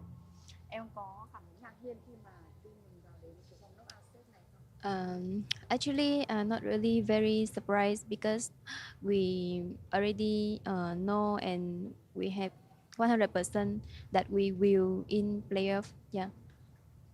She's confident. Like even yesterday, we got to lose 1 game, but still have the confidence. All right, so from the beginning and up until now, pure confidence from Sa and Xeno Lily. So someone told me that you're the best Kagura probably in this whole tournament. So for you, what's your best quality as a mid laner? Mọi người đều biết đến em với tư cách là một người chơi Kagura rất là giỏi. Có thể nói là best Kagura thì điều gì khiến em trở thành một người đi đường giữa giỏi như vậy? First is I believe in myself and I can, when I play mid laner, I can like control everything. I can control the map and I can control my damage, and I know when I need to throw the skill, and I can control my umbrella. So like I is the one control everything in the map, and I can like Also cover for So yeah. members and also damage. She covers really well for her team. She controls the map really well. And one last, you give me a vibe that you're fearless, but why don't you want to watch horror movies with Taro and Coach? Em đang thể hiện ra mình là một cô gái không biết sợ gì cả, nhưng mà tại sao lại không dám xem phim kinh dị với cả Taro? I don't get anything, but I get horror movie. She is fearless, but horror movies. She still's a girl. It's a no for the horror movies for Sa. So one last, what's your message for your fans and the supporters of Xeno Lilies? Em có muốn gửi thông điệp gì đến cho người xem cũng như là fan hâm mộ của Xeno Lily không? Em có thể nói bằng tiếng Việt. Mọi người xem livestream nhớ ủng hộ cho mình cũng như là team của mình để có thể tiếp thêm sức mạnh để cho team mình có thể tự tin để đánh hơn. Và cảm ơn tất cả những bạn fan, những người hâm mộ đã luôn ủng hộ mình và team của mình support cho mình rất là nhiều. Cảm ơn, rất biết ơn. So her message to the fans and to the audience is that, well, thank you everyone for keep watching and supporting Xeno Lily and Sa. And please don't forget to catch up with the live stream of the Mobile Legends eSport and also EWC to watch and encourage for the teams. We will be win. All right, thank you so much, Sa and Erica. Good luck to Xeno Lilies. Thank you. Thank you. Thank you for picking up. They I finally appreciate picked that. up a call. Thanks, guys. Someone picked up Eterna's call. That Oh, never man. happens. Reptar, my G. Reptar and Sa And did. Sa. She should Sauce. respond to your calls with Sa did. But she said she was fearless. She is. Are you afraid of horror movies? No, I love horror movies. You do? That's why I asked Taro to watch with me. Dude, that's cap. I know for a fact that's cap. No, I love horror movies. I love horror games. I love horror movies. I'm fearless. You're fearless. So is Sa fearless? Do you count that as fearless? Because technically she is fearless in game, but outside of the game, horror movies specifically, she's not scared of anything except those movies. And that's good, right? Because that means they're not intimidated by the presence of the queens of MLBB right now, right?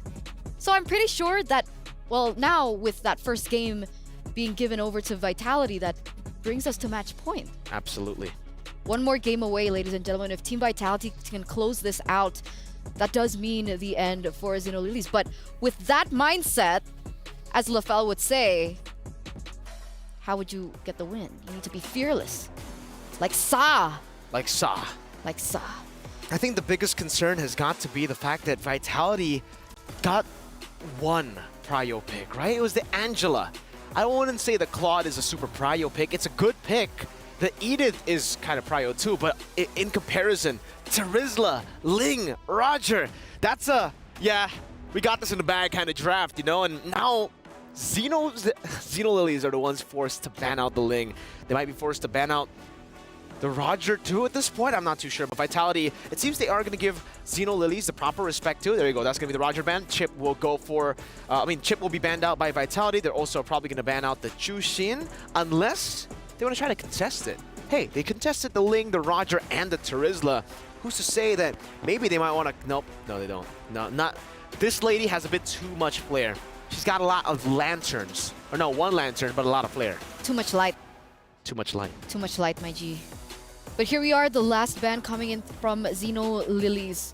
We had the Luo Yi Respect, as well as the Ruby and the Valentina. And now with the Roger up there, as well as the Ling. This could pose for a different dynamic. So far, by the way, blue side has been doing great. Do you think Xenolilies have a better chance in game number 2? Yeah, you can dictate a lot of the matchups here with first phase. Remember, Ruby was banned out, so was the Valentina in the first phase by Vitality. And now those picks will be left open, so Xenolilies might be able to go for the Valentina first pick this game. With a Hayabusa banned out, that means they're really targeting Vivo here. So trying to put her on a hero she's not comfortable with. Something like the Export, perhaps. But even then, she kind of looked comfortable. Not as comfortable as, obviously, some of the assassins that we've seen from Vivo. Even LaFell saw that. But still, putting her on utility is definitely the way to go for Xenolilies. You don't want Vival to have that much power in her hands, that much damage in her hands. I'm expecting the Luo Yi to be banned out here. It should be just a standard first phase banning phase. But what did you think about that, right? Because if we're talking about Vival, the fact that she missed a lot of retribution, was that because of her or the setup coming in from Xenolilies? Okay, firstly, I mean, it's not like a lot of retribution. She missed one, right? Technically, she missed the third one. First two, they were able to secure. The first one, technically, she did miss two because Vivian got it. But that's more of a, you know, I'm not going to use my retri here. So, team, might as well go for it. I think, yeah, the third one has got to be because she was definitely not respecting the Terizla as much. The Terizla, there's a instant CC kind of deal with the initiation of the penalty zone, so you get punished by it, and you kind of have to predict that retribution. That's where you saw the miscalculation from Vival. Angela first pick though, and the Edith instantly. Now you know why Vitality really like the Edith from game number 1. They are really comfortable flexing this hero. Not something that you can say for every single team, because most of the times you see the Edith, you expect it to go roam, almost always at this point. But what will accompany the Edith? Because technically, if you pick up a Terizla here, that denies the flex. So do they just do exactly what they did way? I was about to ask, okay, so they completely let the Terizla go and they pick up the Kagura. I like how Sa mentioned umbrellas in her interview. And now we see the Kagura being played in. But from Team Vitality. I guess Vitality also saw the interview. And they were like, you know what? Yeah, Sa seems very comfortable on that Kagura. Might as well just pick it away, deny it away. I was personally expecting something like a Valentina to be picked up. Adds a whole lot of versatility. It does kind of cancel out the fact that... No, actually, no. Yeah, the Valentina would have been amazing. But they decided to go for the Kagura instead here, leaving the Valentina open to Xenolilies. So I think that's the idea from Vitality. They're trying to force Xenolilies to go for the Valentina, to force the Angela to go roam instead of mid. It's an Alice and a Terizla. Eterna, this is a scary combination. Alice, her just alone has been very, very scary. But Alice plus Angela? Oh, you're in for a lot of trouble. Now, Export, right? How does the Export fare against the Alice and the Terizla? It's great against the Terizla. It's great against the Alice if you have lockdown. Terizla, you're just great. I mean, with the X-Borg, you're amazing up against the Terizla. But the Alice, the thing is you have Flowing Blood. It's a blink ability. Very easy for you to get out of the blast coming in from the last Insanity. So Vitality are really going to have to rely on the Edith and also technically the Kagura to stop the Alice from taking the Flowing Bloods here in these skirmishes. And that's why Vitality, they're taking or getting rid of a lot of the other heroes that can actually escape these kind of combos. Edith, Kagura, and X-Borg. It's going to be hard to land these abilities, these big abilities, these skill shots technically, on someone with a blink. So getting rid of the Claude, that's Julian as well from Xeno Lilies. But at this point, Vitality could just say, hey, X-Borg's going to the jungle. So your bans are really not saying anything. But who knows? Maybe they're going to throw another curveball, pick up Guinevere and play it in the jungle. That's what I was about to say, right? I mean, technically, X-Borg and the Edith are still flex. Yeah. So if they're lacking the setup that you mentioned, they could still bring in something with that in the roam position for Vivian. Yeah. I think at this point, if they really want to lock down the Alice, they could go for a Kaja carry to end things off. They already have enough AoE as it stands right now with the X-Borg, with the Kagura, and the Edith.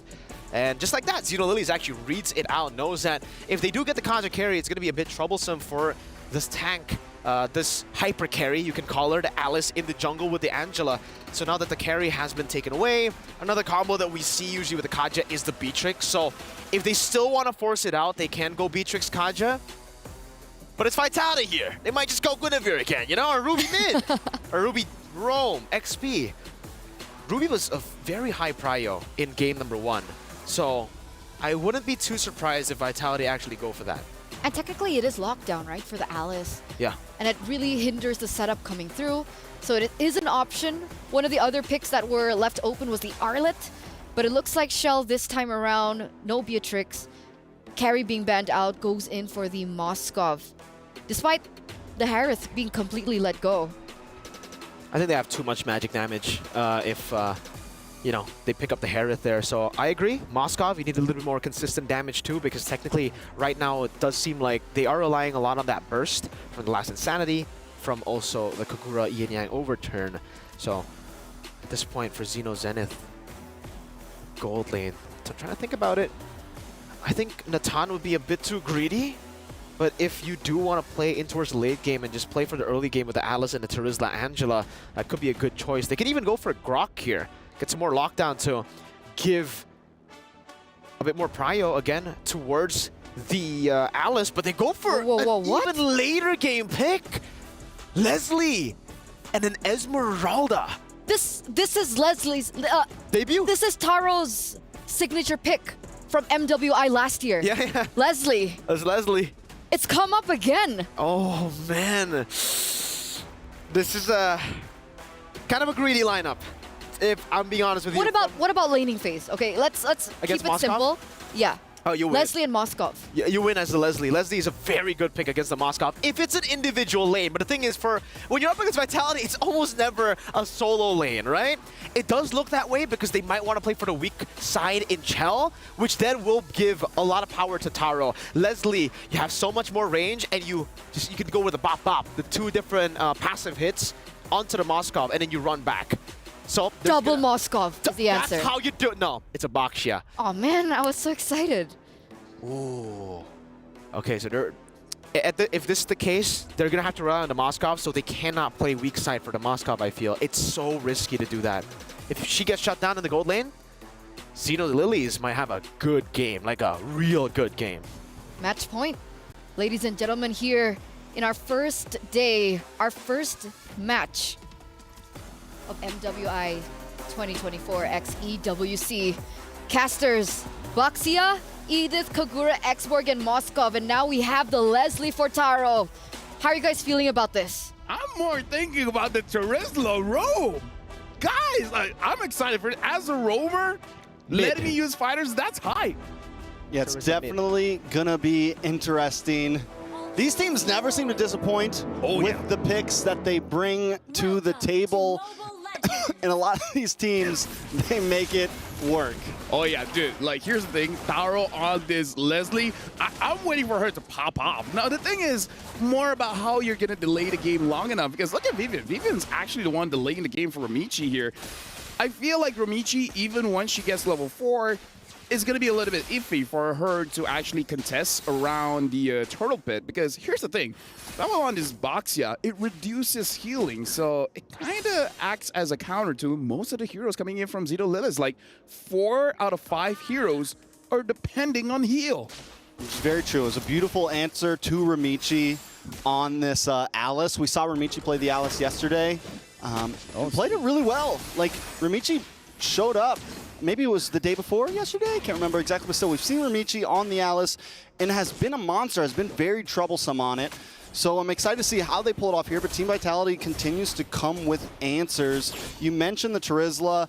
One of the picks that I'm really focused on is this Kagura. How is it going to pair up in lane? One of the things about Kagura is mana's a problem, at least in laning phase. If you keep on throwing that umbrella, you run out quick, and you got to go back to base pretty regular. So Vivian's going to have to help out a lot with clearing that wave. And how is this going to affect their normally aggressive rotations? But a little bit of a knock-up. They onward, almost catches Cow. Cow able to just get away, but Team Vitality now taking that lane, might see him rotate down to another off lane. I feel like for the Kagura, it's just that you want this early tempo, because once you hit level 4, you don't have enough damage to actually kill anyone, but like you said, enough damage to make them go back to base. But if we're really looking at a lineup coming in from Xeno Lilith, her real options are Sa and Taro. I feel like Taro might actually be a more difficult hero to pick off, as long as they're being very disciplined around the team fight, right? Taro has to sit back for a bit, let everyone absorb the damage, and then go in. Speaking of which, now the turtle has been started by both teams. I wonder if Zito and Lilith can actually grab this for themselves. Yeah, Romichi has the blood load up, able to just walk up and take it. The knockup does happen. Romichi does get knocked up. Heart guard locked on, but a lot of damage on it. Vivol, penalty zone, able to help secure it. Daisy gets the first blood. Now, putting that in the pocket of an Esmeralda could be kind of helpful here. Most of Xeno Lily's, I mean, it's a late game investment here. You have the Alice, you have the Esmeralda, you have this Leslie. You are hunkering down at this point, and getting a first blood, first turtle, it's huge for their composition.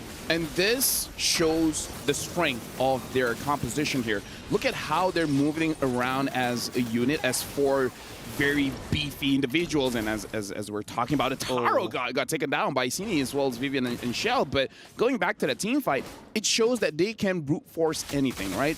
If it doesn't look like a good fight to take, they can still take it, as long as you understand once you get your pick off, once you get what you want, you gotta back off, because you do need those items to make sure that you can stay in the fight for a long time. So go into team fight as a team, get one, and then back off. Yeah, I think at this point, Cal needs to keep tabs on Team Vitality. Cal or Sa, one of them needs to be regular keeping tabs, because if Team Vitality is able to freely just come down to bot lane, and actually you were right, it is a roam Terizla, yeah, Mirko. So I like it. I think it's definitely different, but even more so needs to be watching. Now, Romichi has to get away, but this is, not gonna happen. A little bit of damage. Penalty zone able to come in. 5-0 brought down to about 20%. Vivian also on the run. Xeno Lily's able to group up and stay secure. Yeah, and this is why I kind of feel like the Alice has a bit of a problem as a solo hero. You don't deal enough damage, and you're not really all that tanky by yourself. It's kind of like you need a lot of distractions alongside with you. So I kind of feel like putting this Terizla in a roam position or a mid position even, as long as the Terizla is moving around, it's really helpful for Romichi, because she can have sustained damage. She just needs a lot of distractions for Team Vitality to survive. So again, I kind of feel like if Team Vitality finds Romichi, they might even expand a Yin Yang overturn just to shut her down. And 2 items just got locked in for Taro and Shell too, so it seems like they're keeping a decent pacing with each other. Last time, Shell was just way ahead. Even after dying, was way ahead. So Taro able to keep up a little bit, just got that Berserker's Fury, gonna help start being a bit more of an impact. But look at the aggression from Shell, staying in the face. Taro now in a little bit of trouble. Yin Yang overturn able to connect.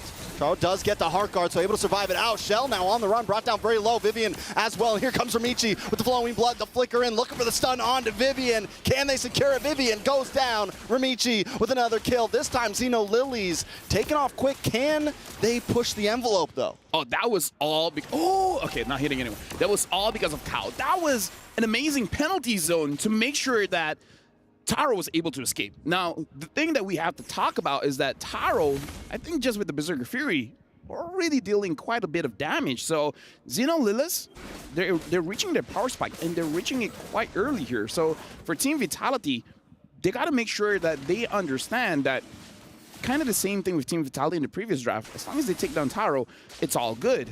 But in a crazy team fight, but before that, it looks like there's an engagement mid, and Kao goes back in. Yeah, penalty zone, able to respond. Ramichi looking for the flowing blood in. Maybe a little bit of a premature heart guard there, but it's okay. Xeno Lilies don't lose anything.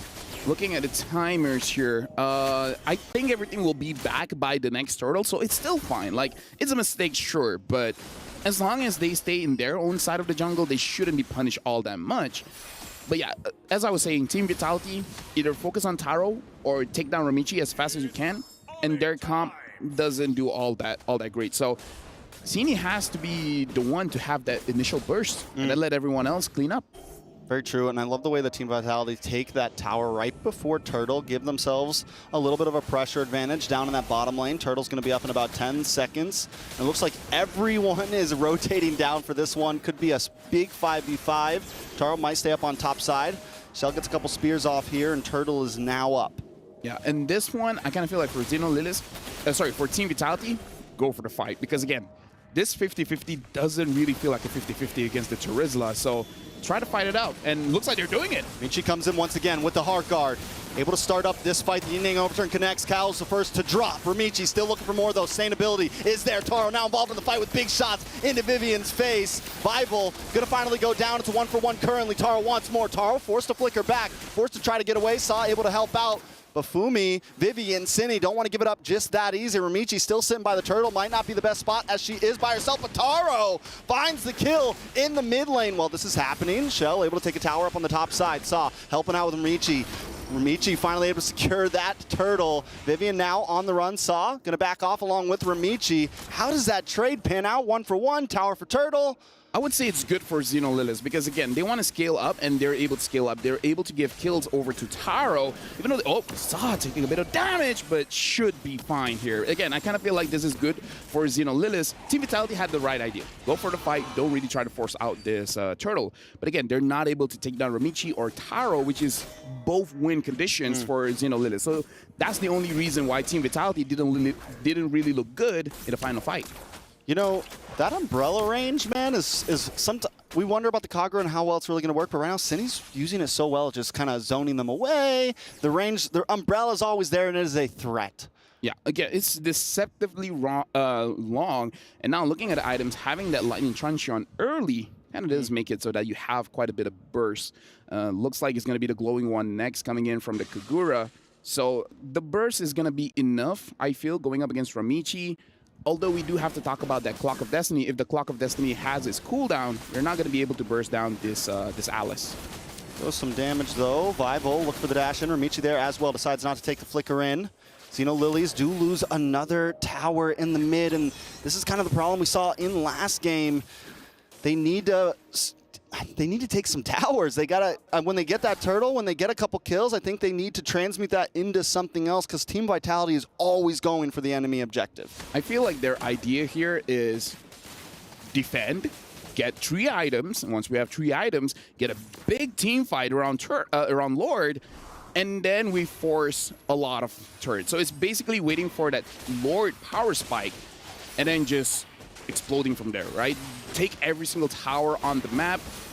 And so they're not being aggressive in the mid game because for their comp and maybe what they practice is not necessary. Once you have those 3 items, once the Lord is up, that's where you pop off, and that's where Team Vitality will not see it coming. It's okay if your left hand gets cut off if you still got your right one to fight with, right? It's okay to lose a couple towers as long as they're able to hang on, but First Lord is now up. Is this going to be the one? Do they feel comfortable yet? Do they push it a little bit farther? Because there's some risk in that, right? It's like, are we really ready yet? Do we maybe let this Lord crash in one more time, or is this our power spike? We got to look at the items for Taro. I kind of feel like she has 2 items, and she even has a Sky Piercer. So this is a bit greedy coming in from Taro, but she needs the endless battle before really committing for this turtle. Uh-oh, the onward, the knock-up. A lot of damage, locks on. Esmeralda about to go down. Daisy taking out Cine, able to get the kill, which is huge for Cine. 104, just got that the wand locked in, the glowing wand. So that's going to be a bit more damage. Paired up with the lethal ignition, you got a lot of burden coming in. Oh, they got it going quick. Ramichi wants to contest. Oh! And she doesn't get it. It was a good try, but now Ramichi on the run. Heartguard should be able to get her away. Just needs a flowing blood, but the knockup's not letting her get any skills off. Taken out. Fumi Echo able to get it. Cal comes in with a penalty zone on 4 members, but still not enough. Shell, get a Spear of Destruction in. Start getting some free shots. 3 people down for Xeno Lilies. A double kill over to Fumi Echo. And now Vitality smell blood in the water. They're closing in. They take out the mid-tier 2, and the Lord's not even here yet.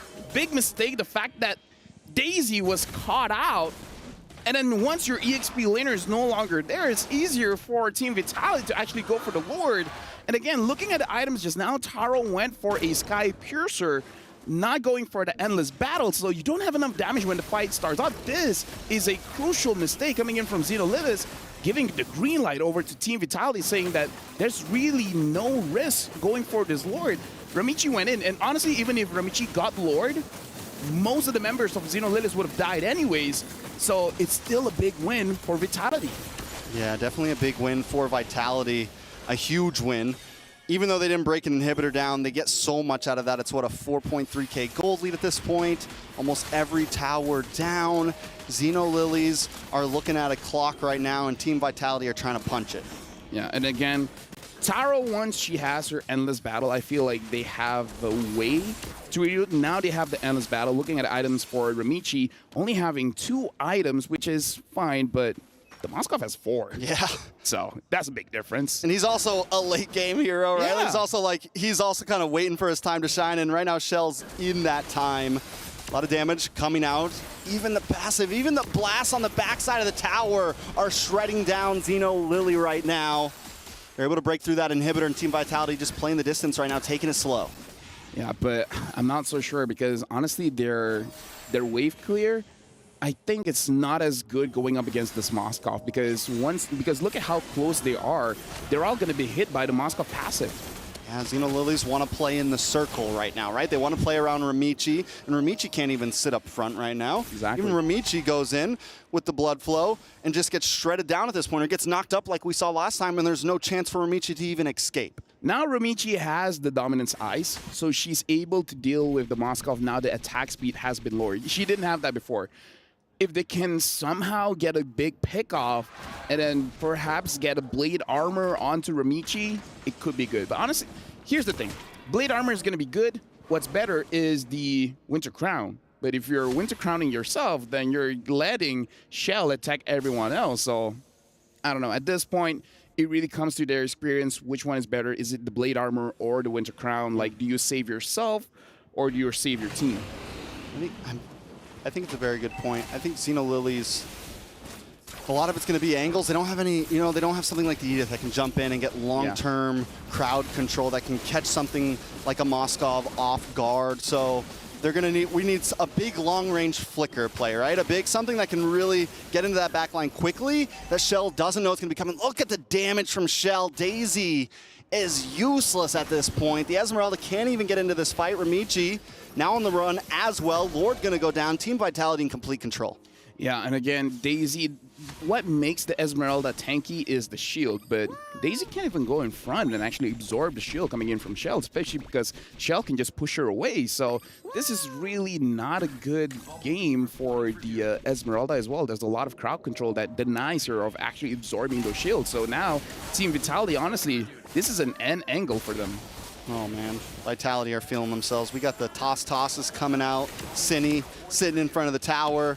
They know that Xeno Lily is helpless in front of them right now. Team Vitality in control. They need a big Hail Mary play right now. Something from Cal, something from Daisy. I mean, something from Ramichi. It's just so tough right now. Inhibitor going to be taking a little bit of damage. Shell looking for the angle. Umbrella does come out. No Yin Yang Overturn connects, but they don't need it just yet. Lord going to come down that bottom side. No tower in the way. 3 inhibitors fall. Team Vitality looking to clench in the win here. Looking for the 2-0, the knock up, the airborne. Ramichi does get the heart guard, but Fumi Echo able to take out Cow, and now Ramichi on the run. Taro down, there goes the damage. Xeno Lily's about to take the damage. Team Vitality with a clean, easy sweep to steal the game 2-0, moving on to the next round. This is why they're the queens. Everyone else bow down. It was a good showing coming in from Xeno Lilith. It does look like they understand that this draft has risk. But again, if we're gonna go down, we're gonna go down with our very best draft. We're gonna try it out. But again, going up against Team Vitality, the Baxia is able to basically be the counter for 4 heroes that Xeno Lilith has. Is unfortunate, but looks like Xeno Lilith, this is the end for them. Yeah, and they put up a good fight, right? Through groups, they were able to power through, make it into the bracket, but today they met their match. Team Vitality, just a different breed, coming in game 1 with a slightly off-brand composition. We have the Guinevere, this time we see the Kagura, and just showing that their pockets are deep when it comes to a hero pool. Yeah, congratulations to Team Vitality. They will move on. And again, this is looking good. This is looking like, this is why they're the favorites. And if they win this one, repeat, baby, all MWI is them. Who can stop them? Who can put an end to the reign of the queens? If anyone, maybe it's Falcons Vega, where if they win their next match, they'll be facing up against them. But if they take down Falcons Vega, then at this point, who knows, man? Yeah, it's definitely going to be a toss-up. Team Vitality showing why they're here, what they came for, coming for that trophy. And again, looking at his game, amazing plays coming in from both teams. But with that being said, Team Vitality, they did well. Later on, we'll go to the stage for them to be interviewed by Bara as well as Cheryl. With that being said, it's over to you guys. Thank you so much, guys, right here from the studio. Now, here on the stage itself, we have Cindy right here with us. Thank you so much, and heartiest congratulations to you. Amazing stuff taking place in this match. You went in with confidence. Queens, definitely. So the thing is now, you lost one game with the Xeno Lilies and another game with GGSG. How do you rate your performance as part of the team for Vitality for MWI 2024? Great. It's like, how do you see your performance? Like, what would you say about it? Because I think it was great so far. Because before it was just group stage, so we tried many things, and now this is the playoff, so we're gonna go all out here. Go all out, let's go. That's right. And of course, you know, speaking of the level of competition, you know, you guys have been reigning champions so far. So what do you think of the landscape of the current MWI? You know, do you think the level is stepping up, or do you think that, you know, you guys still got this in the bag? I think so far the other teams are improving, because like they can't be the dark horse, but I'm still confident with us. Right, so, you know, just a curious question. You know, previously when it comes to, you know, Xeno Lilies, they actually took out the Alice even without the Angela, and they stomped. And right now with the Angela, it's the AA batteries right here. So what was going on in your mind when you guys are facing off with, you know, their pocket picks, you know, with the Angela, with the Alice? We know that in this game they'll do something with the draft, like they'll use the hero that they never used before. So we kind of expected that. So we put Baxia in the last pick to counter their heroes. Ah, that's right, the anti-regeneration of the health. That's right. Okay, so speaking of which, congratulations. Now, we will have our representatives coming from Xeno Lilies pass you their keys. And here you have it, passing on the key. Now, we would love for you guys to have a fist bump, you know, to signify good game, well played. Thank you so much. For the amazing performance and everything you've been doing in MWI 2024. And there you have it, you have the key. How do you feel about it, holding it, and an identity that represented the team that you won against? We're happy. Simply said. Because it's our first time getting the key. All right, so the next question for you would be, the team has mentioned, Team Vitality, that, you guys got your eyes on Falcon, all right? Same Indonesian team that would be challenging your throne. Now, the secret sauce to you guys would be the sisterhood between you and Shell. But of course, at Falcons, they also have sisters. So, what do you think gives you that competitive edge over Team Falcons? I think that we're the stronger duo. Yeah, that's it. So even though they have the sisters in sync, you guys are the superior sisters. Got it. So thank you so much, Cindy, for that spectacular performance over at the Land of Dawn. Now, handing you over to the studio back. Take it away. Congratulations once again to Team Vitality.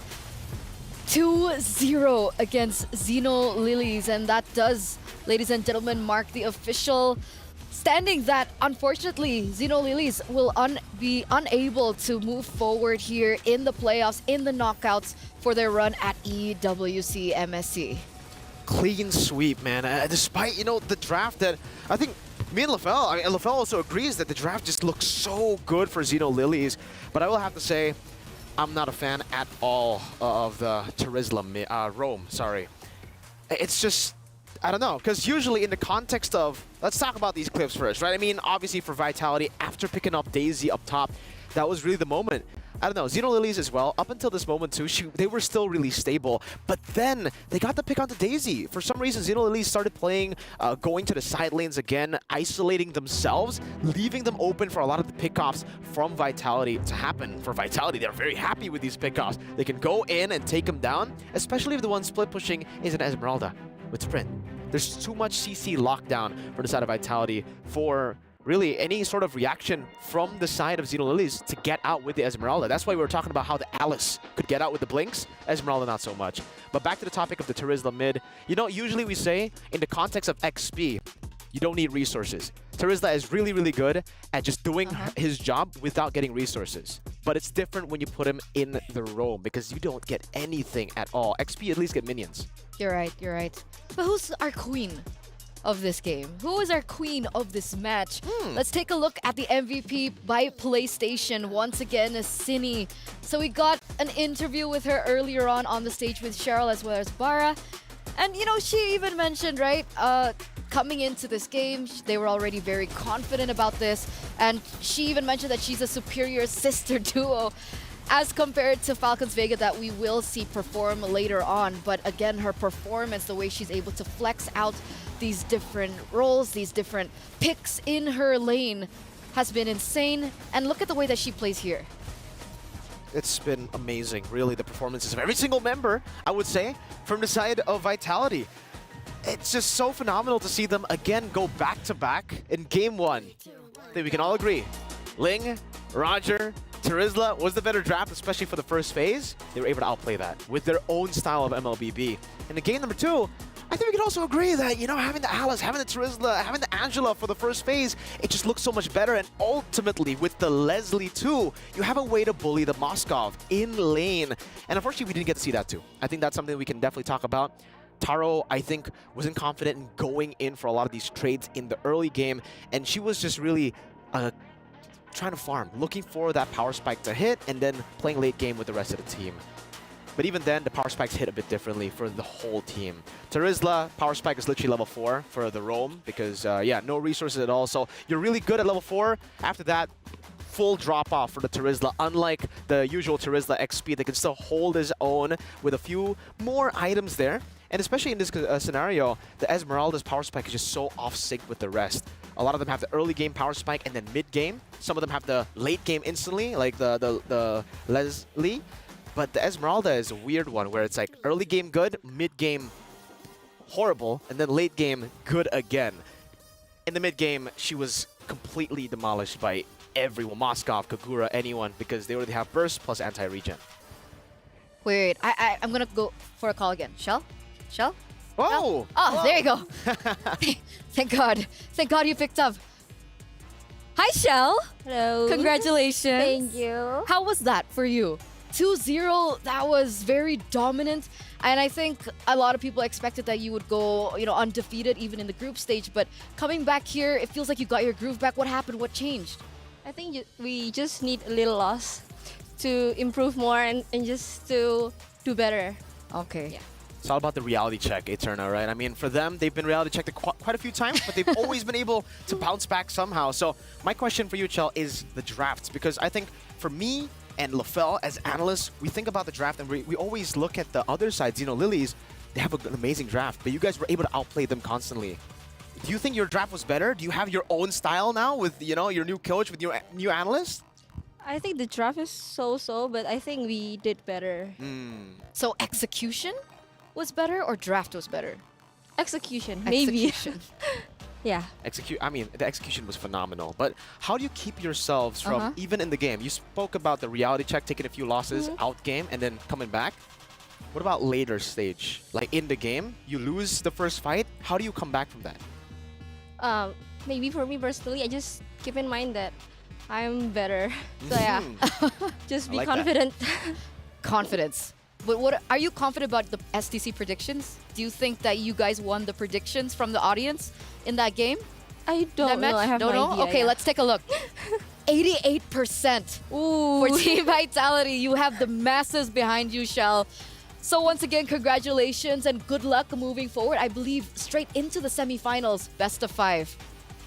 Yeah, tomorrow's the real day. Tomorrow's the real day. I really love the confidence, right? The mentality of just being better. But okay, as the better player, what's your predictions for the next match?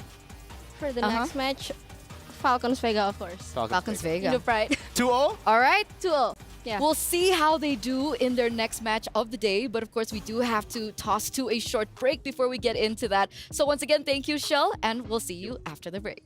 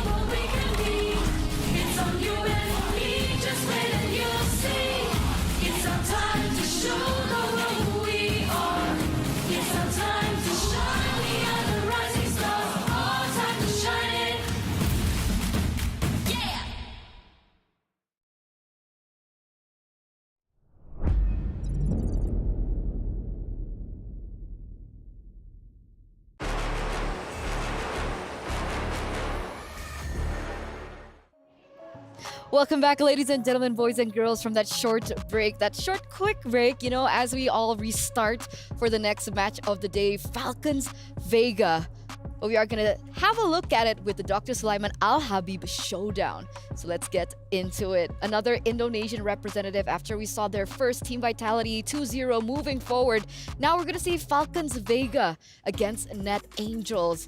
They had an outstanding performance from the group stage, not losing a single game. So coming against Net Angels, how are we feeling about this? And we also want to know what the viewers think about this, right? What do you guys think? Our first game, first match, you guys got it. You guys got the predictions down, but what about this? Do you think Falcons Vega will win it all? Or do you think Net Angels have the chance to bag this? Huh? Well, tell us. Tell us now. I mean, we'll see the predictions later. We'll see the result of the predictions later. But yeah, I mean, me personally, I'm not going to give predictions out, but I will talk about how I think it will play out. Net Angels, phenomenal performances in the group stages, but obviously we're going to have to give it over to the favorites here, which is Falcons Vega.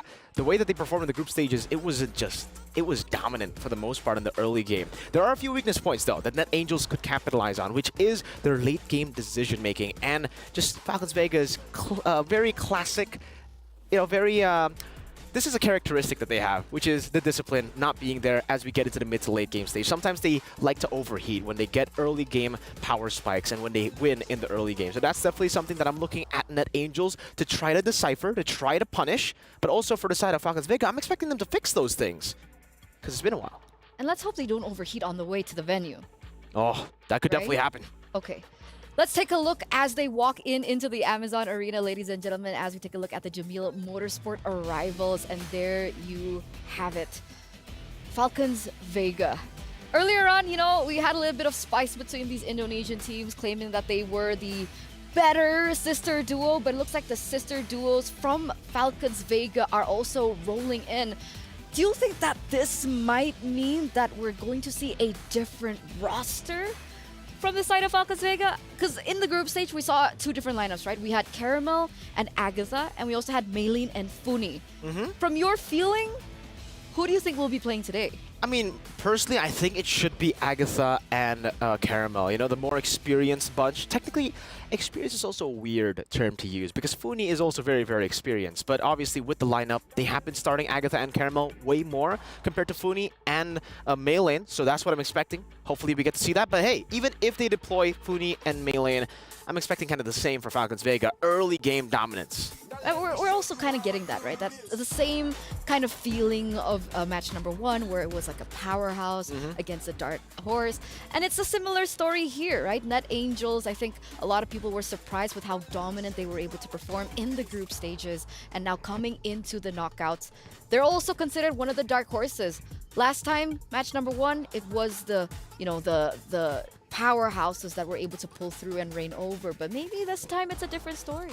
Hopefully we get to see a little bit of splash here and there, upsets, because we've been hyping up upsets all the way from the group stages. Unfortunately, we really haven't seen a lot of upsets. We saw an upset victory in Group D, Homegirls. GG Homegirls were able to take a game off of Vitality, and that wasn't an upset for me. That wasn't an upset. Because you guys were talking so much about scrims. Yeah. Oh, we don't talk about scrims? We don't talk. We can talk about scrims. It's only LaFell that can't talk about scrims. My point being is that I thought that GGHG, that was my highlight match. I wanted to see how good GGHG were, and no disappointment, right? 1-1 against Vitality. Exactly. Very, very big impressive contender, stuff. by the way. They are definitely contenders for the title here to try to steal the throne away from Vitality and technically from Falcons Vega, because Falcons Vega right now, a lot of people are already talking about how their group stage run was even better compared to Vitality. So maybe they might be on their own run to go for glory, to finally get the better of their rivals. The rivals all the way from like 4 or 3 years ago. That's true. They haven't been able to do it. That's true. At least not in the finals. But maybe this is their time. This is their time to fly high. The uncrowned queens for so long. And this is their first step, right? The first hurdle for them to finally make it all the way into the grand finals. And they have to be able to pass through this best of 3. And if decision making and if discipline is an issue, Net Angels is a team that is known to be able to capitalize over things like that. Definitely. And I think we can take a look at the highlights here all the way from the group stages for Team Falcons Vega. The way that they were able to play so many in so many of the situations. I think the main playmaker and the main highlight for me has got to be Violet. Violet on the Arlet, Violet on the playmaking heroes always is able to find these big moments. The core memory that I have from the group stages is the moment where she just final slashed 4 members off of the bush up top under tier 1. That was one of the best Arlet plays, like in terms of satisfactory. Like I was just so satisfied. As an Arlet player myself, I see that and I'm just like, oh, when can I achieve that? When can we achieve that? In a tournament. That's the question. But look behind you, Mirko. Whoa! 13 seconds away now, ladies and gentlemen, to get onto the stage in a best of 3, our second match of the day. Earlier on, we had to see one key get handed over. So whose key will be next? We're gonna hand it over to the hosts. The time to shine continues right here at the Amazon Arena as we approach the next series to bring us one step closer to unveiling our champions for MWI 2024. Well, ladies and gentlemen, as we have it right now, competing to pretty much secure a slot at the semifinals with the powerful powerhouse. All that taking place right here, ladies and gentlemen, and an Indonesian powerhouse may go against a potential dark horse, all right here at MWI 2024. So speaking of which, let's jump straight in and let's take a look at the wonderful faces of the Indonesian powerhouse. Presenting to you, Team Falcons Vega.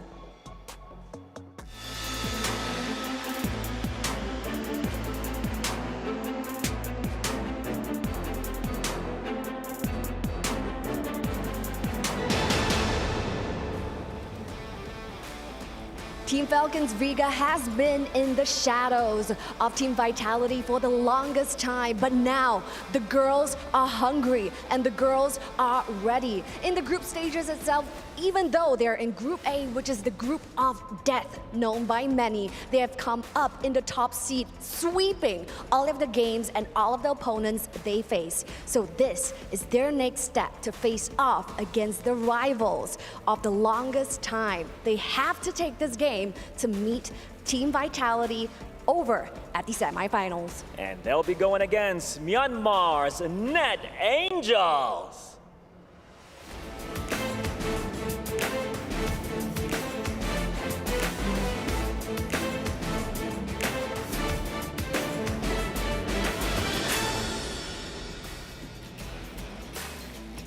Well, there you have it. With us here right now, Net Angels, a mix, a multinational team, as we have members, Burmese members and Philippine members, all in a mixed team, pretty much competing to go to the semifinals. That's right, stakes are ever as high right now. Ladies behind me, in just 2-0 earlier, keys were crushed. This time, it is a best of 3. May the best team win. Please head on over to your battle stations. The Amazon Arena is ready for you at the Land of Dawn. So yes, with that being said, the ladies are looking to head on over to the Land of Dawn. Stakes are high as ever. For the Indonesians that are currently watching, they're praying for an Indonesian semifinals where they'll hopefully get to see Team Vitality going up against Team Falcons. But up against that, we have our Burmese princesses who are going to challenge that.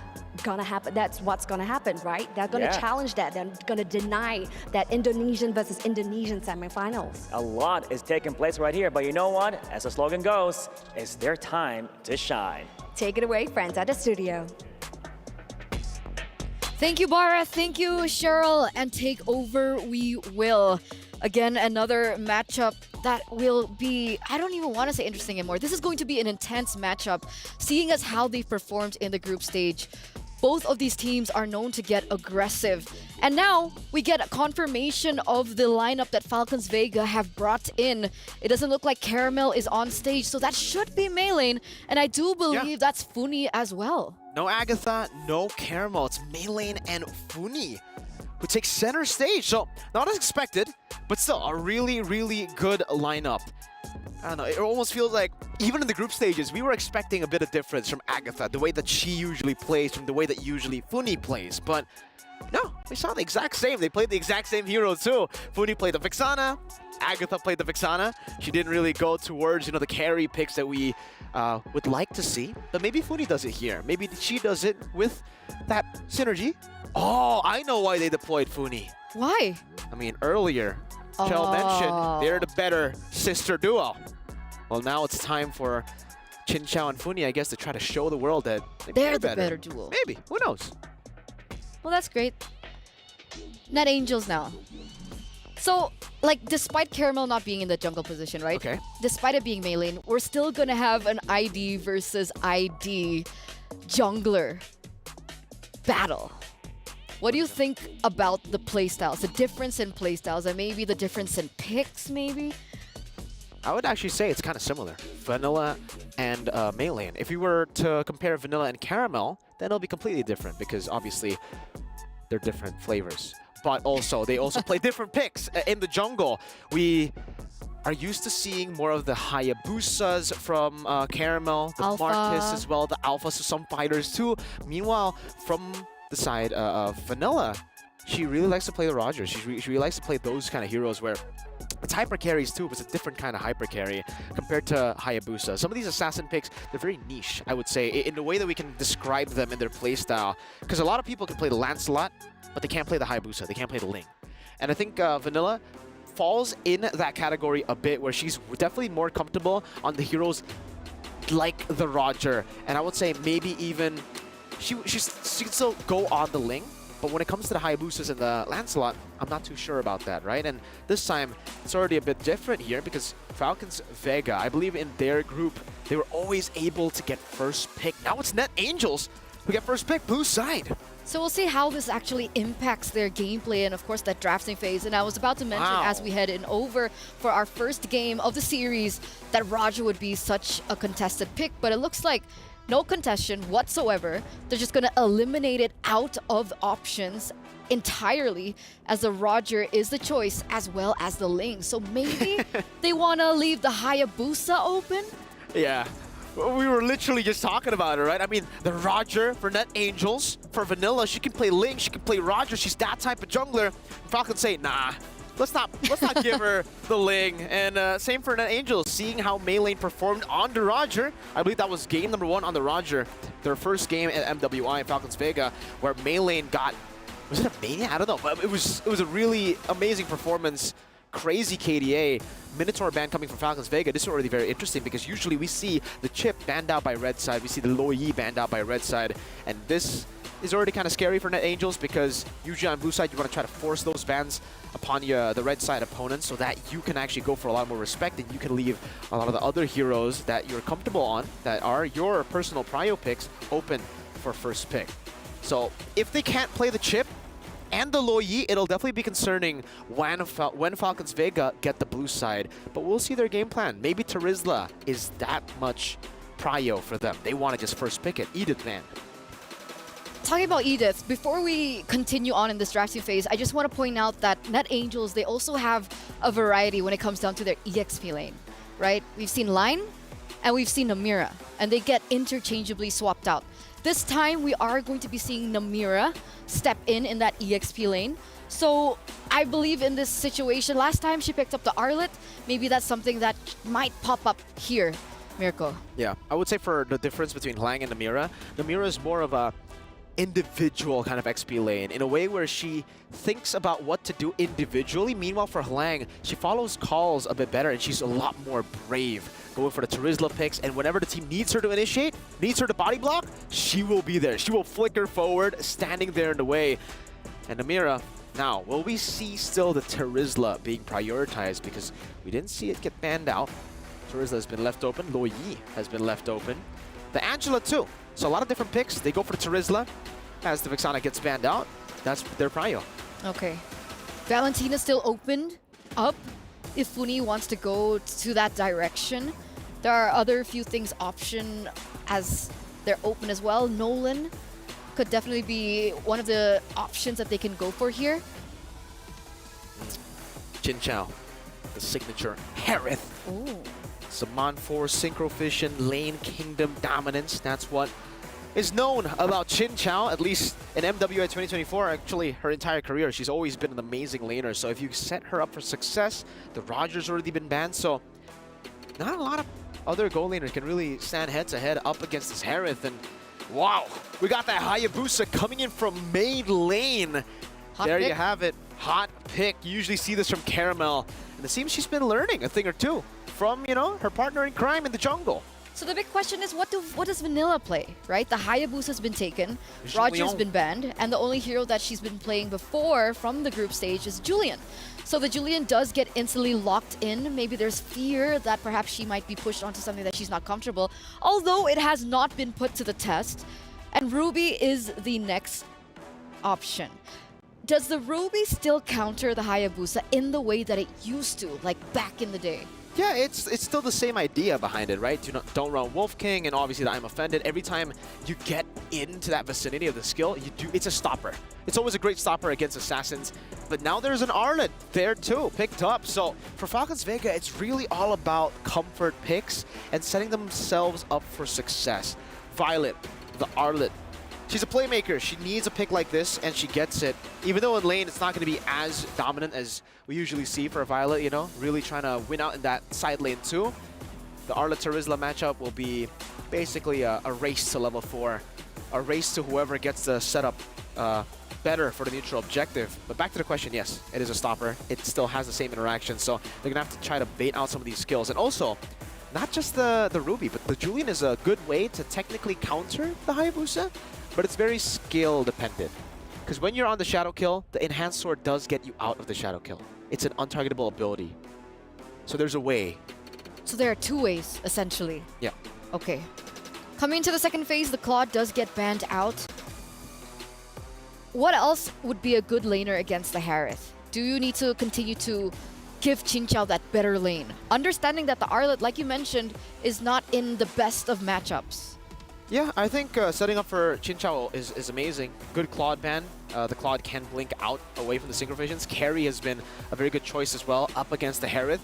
Not in the way that you bully the Harith, but in the way where you can actually just dodge away from the synchro vision and just farm up. I think for Carry, we've been talking about how she's basically a non-laner. She gets to decide when to disengage, and she can trade pretty well too with the QC and dodge a lot of the skill shots. But they'll decide to go for the Moscow ban here. I think mainly, not for the matchup itself up against Harith, but for the rest of the team, with Arlet dashing forward, with the Hayabusa as well. They're already gonna kind of struggle up against so much CC coming in from the Terizla, technically even the Julian with the chain, and especially the Ruby. So they want to get as much CC out of the composition from Net Angels with the Moscow ban too. So one to set up for the Harith, the other one to set up for the team, and then Valentina that has been left open all the way to second phase. And those are some big ultimates, by the way. Penalty zone, I'm offended. It's a comfort hero as well for Funi, so I was surprised that it wasn't picked up in earlier on, but wait a second. Phoveus and the Novaria has been locked in. So with this being said, who goes where? What does Sakoshi play in the gold lane? Is it a Phoveus gold lane against the Harith? Is this the idea? Wait. I guess so. It's a Phoveus gold lane. Ruby robe, Terizla XP, Novaria mid, right? Yeah. So Phoveus gold. Unless they pull a crazy swap again, but that's going to be the Tigreal. It's an amazing answer to the Julian, to any assassin. So there you have it. It's actually in the mid lane. It's gold lane Ruby. It's Rome Terizla again. Rome Terizla? I believe so. No, it's Rome Novaria and okay. Mid lane Phoveus. Okay, so XP Terizla. There you go. So it's Rome Novaria. Okay. Well, technically we've seen the Novaria work in the Rome like way back when. Is it still a viable option in this meta? I personally am not a fan, but hey, I can see it work. I can still see it work. The vision gets you a lot of prio. What about you, casters? Do you think that this can work? I don't know. What I will say is this, since LaFell seems to... No, I mean, like, legit, if she asked me, like, will it work? And I'm like, I don't know. Good. We've seen a lot of things so far in MWI. Oh, we've seen a lot of things, and we've seen a lot of those things work. We've seen a lot of them, Here's the thing, man. With the right mindset, all of it works. You can do anything. Novaria jungle, it's not even a question. The answer is just yes. But with that being said, we're jumping into this game. And yeah, looking at the composition here coming in from Net Angels, it's really all about fighting, man. Like 1, 2, 3. Like, they got 3, 4 fighters here. They only have a Novaria to provide them the support. So I'm really looking at Net Angels. Second turtle, man. Second turtle, that's where they want to pop off. Ooh, already a lot of damage on to Vanilla there. Brought down to about 10%. Might have to go home. Yeah, gonna have to go home for that one. Team Falcons Vega already shown some aggression, and I think when it comes in term of mid lane, Funi and Thol are gonna have some rotation advantages. Ku, Cassie, you're gonna have a little bit of trouble. We did see, we saw the Phoveus back in MSC, and it did perform well against the right compositions. There are a lot of dashes here. As long as Cassie can get through this early game, get through this laning phase without taking any deaths, be able to get some farm in, there are definitely some possibilities for it. Let me just say, this is already like not great for Net Angels, because if you look at the draft, everything has priority, but they're not really having priority at this point because the Hayabusa is farming a little bit better compared to the Julian. Because again, look, you got fighters everywhere. You should be winning the lane, but it's not happening so far. So that power spike is not being used all that well just yet. Ooh, Cassie already taking some damage. Should be okay.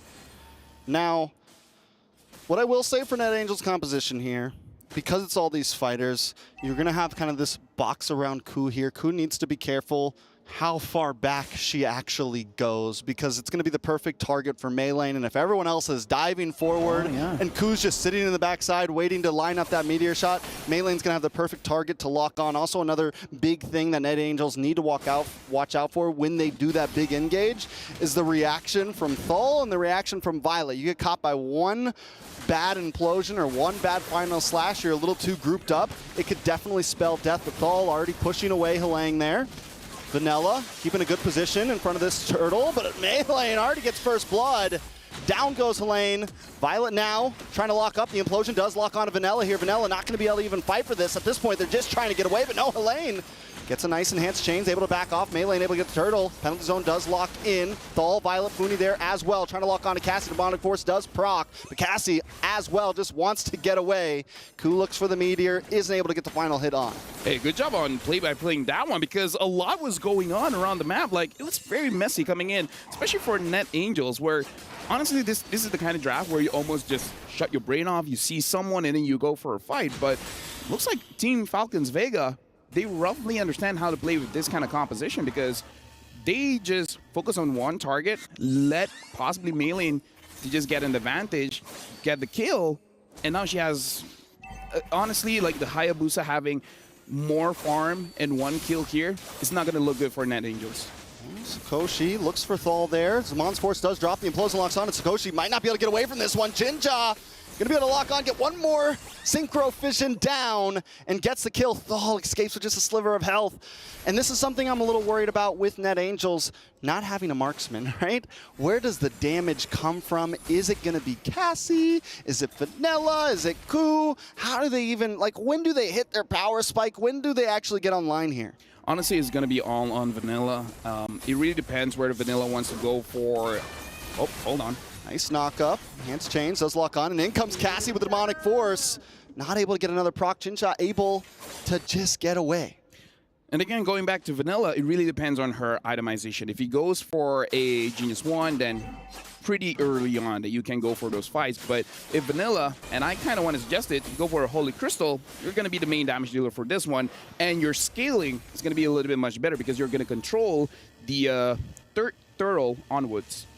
I think it's very fair, and I think there's a lot of possibilities. There is one good thing about NetAngels, they do have some CC here. And when they do get into the late game, Ku could become a problem, and Ku's staying safe at this point of time.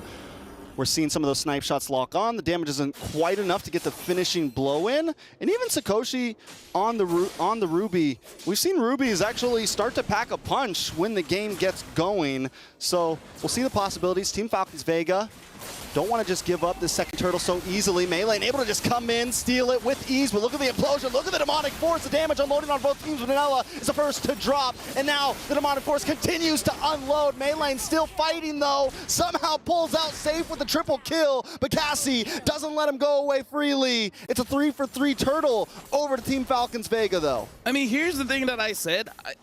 Is the second turtle. This kind of lineup, you're waiting for the second turtle for you to really fight this one. If they were able to secure it, then it would have been much, much better. You can see how Thal, honestly, should have turned things around with that amazing implosion, but because this is a lineup that has a lot of ways to defend themselves, they don't really rely on someone else to give them the protection, makes it so that even if they get caught, it's still fine, as long as you have at least one item, which we saw Cassie got a little bit later. But again, now Cassie having that Clock of Destiny makes it so that Team Falcons Vega now will have a difficult time to get down Cassie. Looks like Vanilla is going for that Genius 1 route, so the damage is going to be there a little bit earlier. It's just that the burst isn't going to be there when you're starting fight around the board. The fact that Cassie's now 2-0-1, could become, I mean, that could end up being one of their major damage dealers. You know, that Phobius could end up being a big problem. But look at the conceal play, locking on to Violet here. Violet going to be in a little bit of trouble, locked in by the implosion and taken out. Sakoshi goes down. They keep on getting those ganks into the bot side. Net Angels needs to find the answer to it. Teams Falcons Vega just out-rotating. Yeah, at this point, Sakoshi really needs to think about just being a little bit safer here because, again, even though she's not a marksman, you have this mentality as an EXP laner. You want to go for the trades, but it looks like Team Falcons Vega, they don't care if you're Ruby. They still see you as a marksman, and they're coming for you. But to be fair, comparing Ruby to maybe something like a Beatrix, you don't mind going 0, 3, and 3. She still has her War Axe during the fights. She's still very much usable. She has a lot of ways to deal damage, not through just pure damage, but sometimes even with just the crowd control, it helps out a lot. Very much. Now with Third Turtle up and Vanilla up in the top lane, Net Angels going to have to just give up this Turtle. Up on the top side, though, Vanilla might be in a little bit of trouble. Final Slash able to connect. Simon's Force drops, and there goes the damage. Enhanced Change able to help him get away. Helene comes in with a penalty zone, but Maylane doesn't want to let anyone escape freely. Shadow Kill does go off. Ku able to flicker away. Implosion locks on. The Neurotic Force locks on as well. Coming down. Bang, bang, bang. Looking for more targets, but gets the shutdown. That's 2 for 1. Cassie doing everything she can right now, but it's still not enough. Can we talk about how fast Team Falcons Vega is moving around the map? They do look like Falcons, just going here, going there, finding these pickoffs, and is making it at Net Angels. I was saying they're pretty tanky, but 1v3, when you're not moving, when all this crowd control is on you, looks like nothing much can be done. Looking at items here, looking like Terizla is going for the more tankier route, not going for that War Axe early. Kind of feel like he should have gone for that so that they have a little bit more damage in this kind of composition, because even the Phoveus, the Clock of Destiny is the only magic item. Afterwards is going for that dominant ice. So yeah, the damage looks like it's going to only come from Vanilla unless they go for a War Axe soon. Yeah, Vanilla, I mean, the gold deficit's starting to get there. Same thing on the rest of the map. It's 5,000 for Team Falcons Vega. Cassie did pick up Clock of Destiny.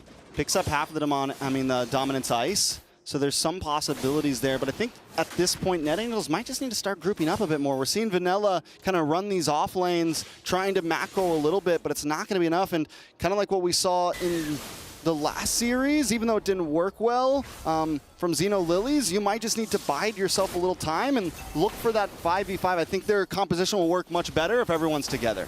Yeah, Trix, my friend, do you agree that for today, it looks like one of the major problems looking at most drafts is that they don't have enough damage, right? And it's an aggressive meta right now. It is an aggressive meta. And it looks like Team Falcons Vega, they're actually pulling around Net Angels because they're showing Hayabusa up top. It's like, hey, I'm here. You guys want to group up? You guys want to take me out? And then Chincha just starts getting turrets everywhere. So Team Falcons Vega, they're pulling Net Angels around. It looks like Net Angels are the one getting netted. Yeah, they're the ones definitely getting controlled right now, being a bit more reactionary to just what Team Falcons Vega want them to do. And now with the Lord up, Team Falcons Vega with a strong box controlling this pit. So the Echo does come out, so nice vision over to the Net Angels. Maybe they can get a position on this Lord. I feel like they got to go for the pickoff as well, because if they try to fight for this Lord, Paul has a flicker, right? If the Tigreal has a flicker, it can go lights out very, very fast. So Net Angels, they got to take this calculatively. Like, they have to prepare to sacrifice one. Who's going to be the one to sacrifice? I don't know, but right now, Cassie tries to come in, but look at the damage coming out. Lang able to take out Funi Maylane, finds Sakoshi. Cassie still on the chase with an Neurotic Force, but it does not lock in. The Meteor does miss, but now Thal might be in a little bit of trouble. Echo comes out, looking for one more shot. Helene trying to lock on, and Cassie gets the final blow. Vanilla now drops to Zmon's Force does drop out from Chincha. Violet now up against Cassie. Chincha there as well, trying to help out. Cassie just wants to get away. Ku trying to give a little bit of slowdown, a little bit of help, a little bit of peel. Cassie able to just get away. Lord still up. They're battling so far apart. It's 2v2s all across the map. Yeah. It's not a big 5v5. They split up and they attack. Yeah, they just have partners, and they're like, okay, you do that, I do here. The problem is Team Falcons Vega, now the Hive has a Holy Crystal, so good luck tanking that much damage. The Lord is being danced around. Maylane, you gotta do this. Maylane, Vanilla, it's on you guys. Maylane does get locked up and taken out. Vanilla able to get the Lord and multiple kills. Ku takes him out as well. Cassie with a kill for herself. It's a three-man wipe and a Lord over to Net Angels. They need to translate this into as much as they can, but look at the beautiful implosion. Chincha drops him as Ron's Force. Cassie down. Jinja, Thal, save the day, but still, Net Angels not done just yet. They lost Cassie, but 4 members still standing. They take the inhibitor. They move forward, and the Lord still coming up the top side. Team Falcons Vega push back into the base. Another tower drops. Sakoshi able to take it. Net Angels not slowing down.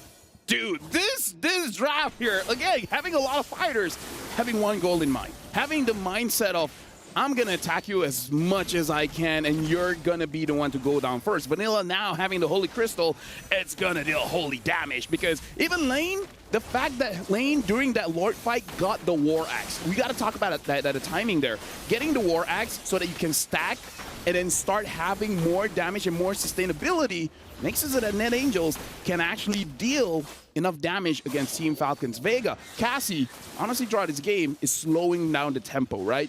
Cassie, before that, Violet. Violet maybe a little too deep. Demonic Force does get procced, maybe a little bit too early. Thal able to come in. Cassie looking for more targets. Penalty zone locks onto Violet, locks onto Thal, and Vanilla cleans up the pieces. Demonic Force still going. It must feel like an eternity at this point. Falcons Vega push back to the base. All there's left is inhibitors. Let me just say, Vanilla is playing so well, using this Julian as the main damage dealer for the team.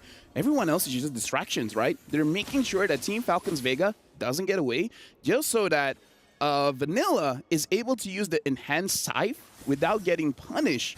But still, with that being said, still able to hold on to that enhanced sword, just in case if those crowd control doesn't actually hit on the right targets. And Melee, you know, what we saw in that last big Lord fight, right? This has been kind of the answer to a lot of Hayabusas.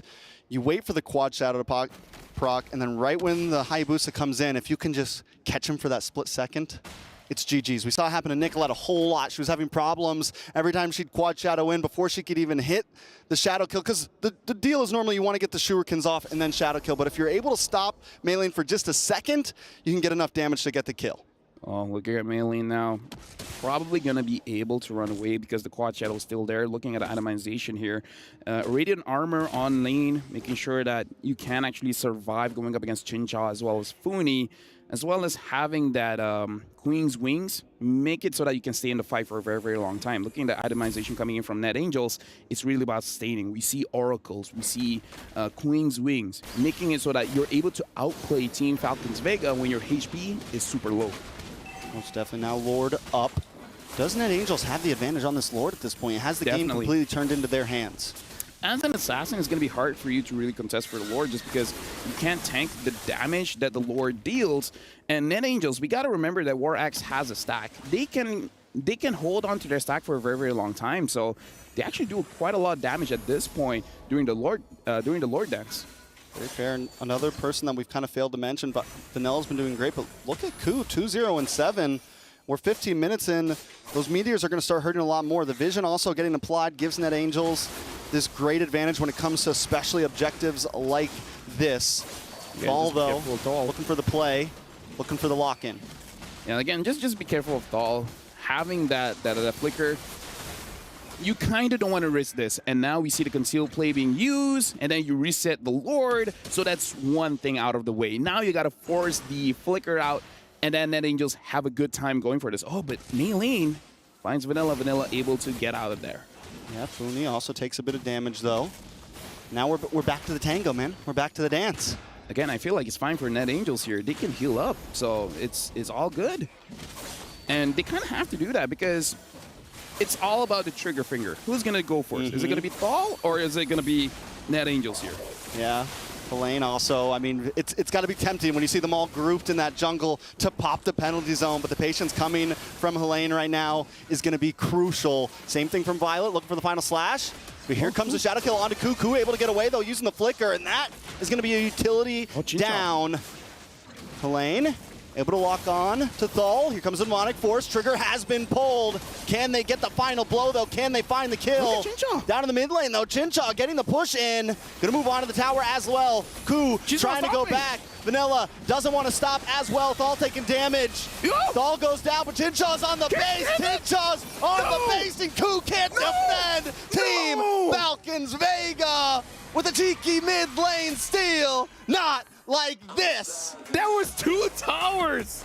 There's the tier 2. There's the base towers, and then she went and ended in one wave. Not like this, man. Damn you, Tinshaw. Dude, this is... That's what Leo would say. Maybe this is the answer. You want a Lord dance? I'll just end the game. That's always the answer. There's 2 towers. If the base turret was not there, I get it. The tier 2 was there. The base... Chin Chow, man. The timing, it was almost like it wasn't improvised either. It was almost like it was playing like, because once the trigger was pulled, that's when Chin Chow went. And because they were so invested in that fight, there was, I mean, Ku could go back, but... It's like she said, Udala and Ajasi.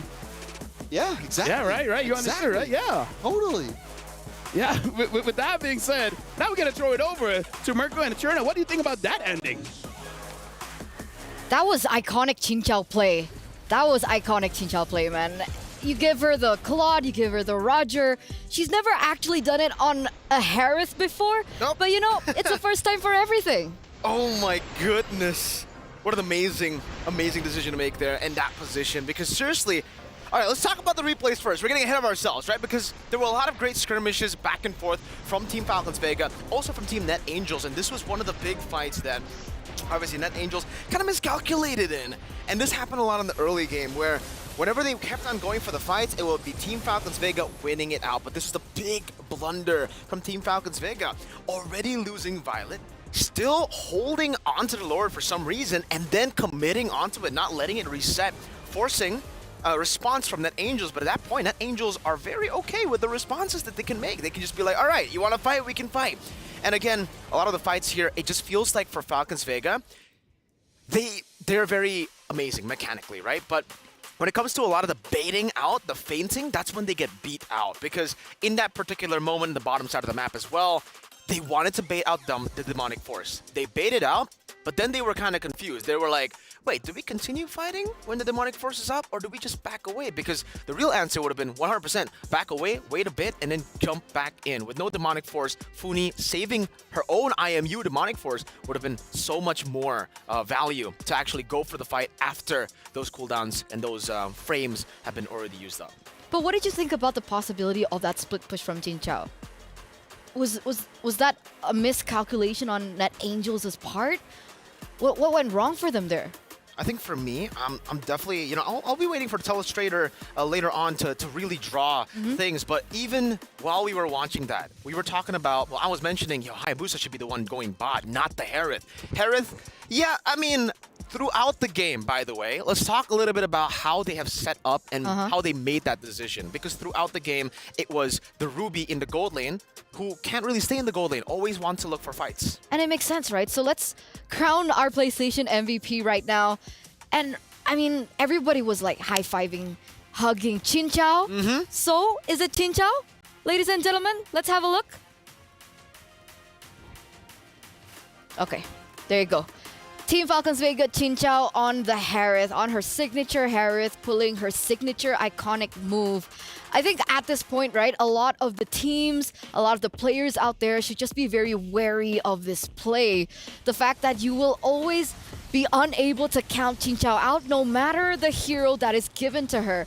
Because that shouldn't have happened, right?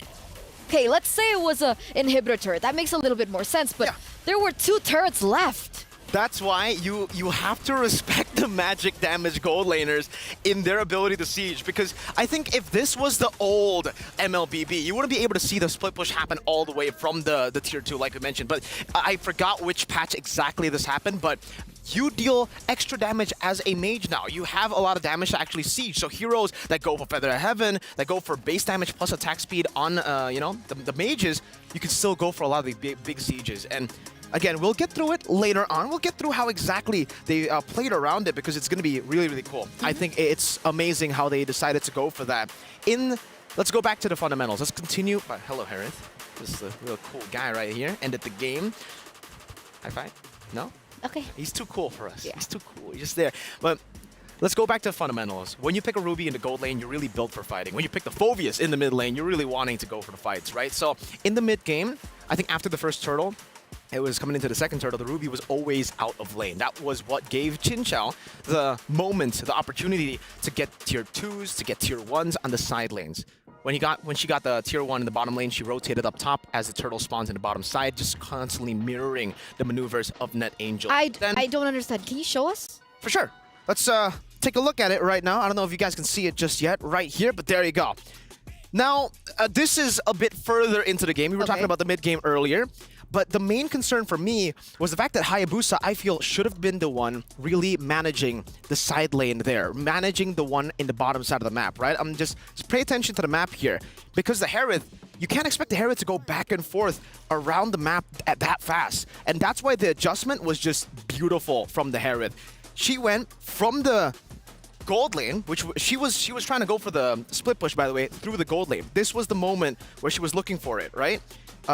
Here, and then she tried to rotate. She decided to rotate over to the mid lane, which is closer to the fight. So at this point, the Harith will be able to continue joining into the fight through the mid lane. I want to draw an arrow. That's from the Harith's direction, but she can also continue to push in to the base right there, as you can see from the map.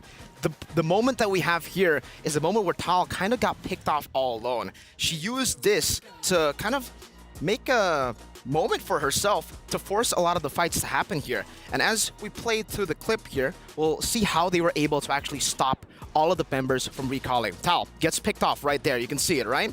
And then they decide, you know what? Let's start poking them down. Harith gets rid of the tier 2. Like we mentioned, with the changes of the mage, you can actually now deal so much damage to the turret, and I believe here, she does pop the Zaman Force as well. And then the rest of the team, the fact that they sent the Novaria instead of, you know, all the other members, just goes to show you that technically, none of them can really get out. None of them can really back away. None of them can disengage except for the Novaria. They're all-in heroes. They're all built to fight. So when a moment of forced error happens in that way, it's just very, very difficult for any of them to react. And whoever does react won't even be able to withstand the 1v1 dual pressure that anyone... I mean, at that point, they could have sent the Hayabusa. It really doesn't matter. Hayabusa, Harith, both of them would have been able to 1v1 in the Varia, no problem. It was absolutely brutal. And I think even you mentioned it in game, right? They have to keep adjusting, right? Yeah. They have to adjust. They can't play into what Nagels really wanted them to do. And at some point, it clicked. And then that's when things kind of went really badly for NetAngels. But talking about bad, ladies and gentlemen, I have just gotten confirmation that the key crush will happen now. What? Now. Oh, man. Oh, not ready. So okay. We'll take to that. Right now with Team Vitality. Congratulations to all of you for winning your first knockout match. Now, I gotta ask you though, how does it feel to get to crush the key of your opponent? Where's the key at? Where's the key? There it is. How does it feel to be able to crush that? This system is very interesting. We had never experienced a system like this before, and getting to be able to crush the opponent's key is, of course, very heartbreaking for them. And the thing in my mind is like, I hope our key don't get crushed like this. Yeah, it's very interesting. Well, I hope that your key doesn't get crushed too. So there could be another key you'll be crushing in the next round. Team Falcons Vega or NetAngels, who would you rather face and why? We would actually like to face NetAngels because we have faced Falcons Vega a lot of times in the past, but we are fine in going against both teams, and we are fine in crushing any of their keys. All right, that's a great way to end it, so we'll wrap it up there. Congratulations to Team Vitality. Thank you, Vitality. Thank you, Reptar. She said it was interesting. Imagine this. Imagine if Falcons Vega, I mean, they are at match point right now, right? They are. If they take another game off NetAngels, and then they would be the one, well, either or, right? Either Falcons Vega have to crush Vitality's key, or Vitality would have to crush Falcons Vega's key. And both being regions from Indonesia. Absolutely. Is that considered, like, bad? I mean, it's good and bad in a way, right? Because at MSC, we saw the same. Falcons AP Brand, you know, crushing TLPH's oh, that's too. True. It's good and bad. I think in a good way, we get to see who deserves to represent Indonesia more, right? Is it going to be Vitality or is it going to be Falcons Vega? But first, Falcons Vega have to beat Net Angels. And even in that game, they were kind of struggling. The fact that they had to rely on a split push instead of going for the team fights, the adjustment, like you mentioned, was amazing. By the way, just Savage Vival there saying, yeah, we would rather go for Net Angels, but we don't really care. We'll smash anyone. Okay. Just casually saying we're the best without saying it, indirectly saying we're better. Let's hope it's okay for them, though. Because the last time a team got confident like that. Yeah. Anyways. By the way, I just wanted to let the viewers know that earlier on when we went into the drafting phase, we saw that it was Namira. Yeah. But maybe there was like a really, really sudden swap in roster that Helene was actually the one in the EXP lane for Net Angels instead of Namira. And it actually kind of makes sense, right? Because we were talking about, Helene, she likes to play with the Terizla. She likes to go and initiate. And we saw the Terizla and I'm like, that looks like Kling, and it was Kling. So hey, glad that was right. Unless Namira, obviously, I think everybody can play Terizla, but it's a different way that she tackles it. So coming into the second game, what do you think the adjustments need to be made? Because definitely Net Angels, they want to stay in this game. They want to stay in this tournament. Because don't forget that prize pool, ladies and gentlemen. We haven't been talking about it quite so much, but 500k USD is on the line right now. And so that brings us back to that question, right? How do they come back? How do they take this off Falcons Vega?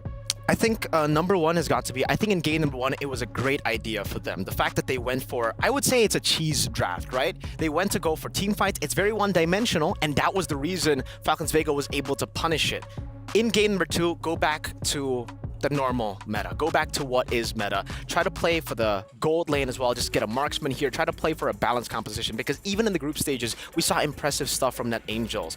And again, considering the cheese didn't work out, maybe it's better to go for the safe route. Wait. If this is correct, there's another swap. What? In the EXP lane. Am I seeing this right? Okay. That should be Namira. Yeah, Namira is playing officially now for Net Angels. There has been a swap, ladies and gentlemen, from game one to game number two. How does this change our drafting phase now?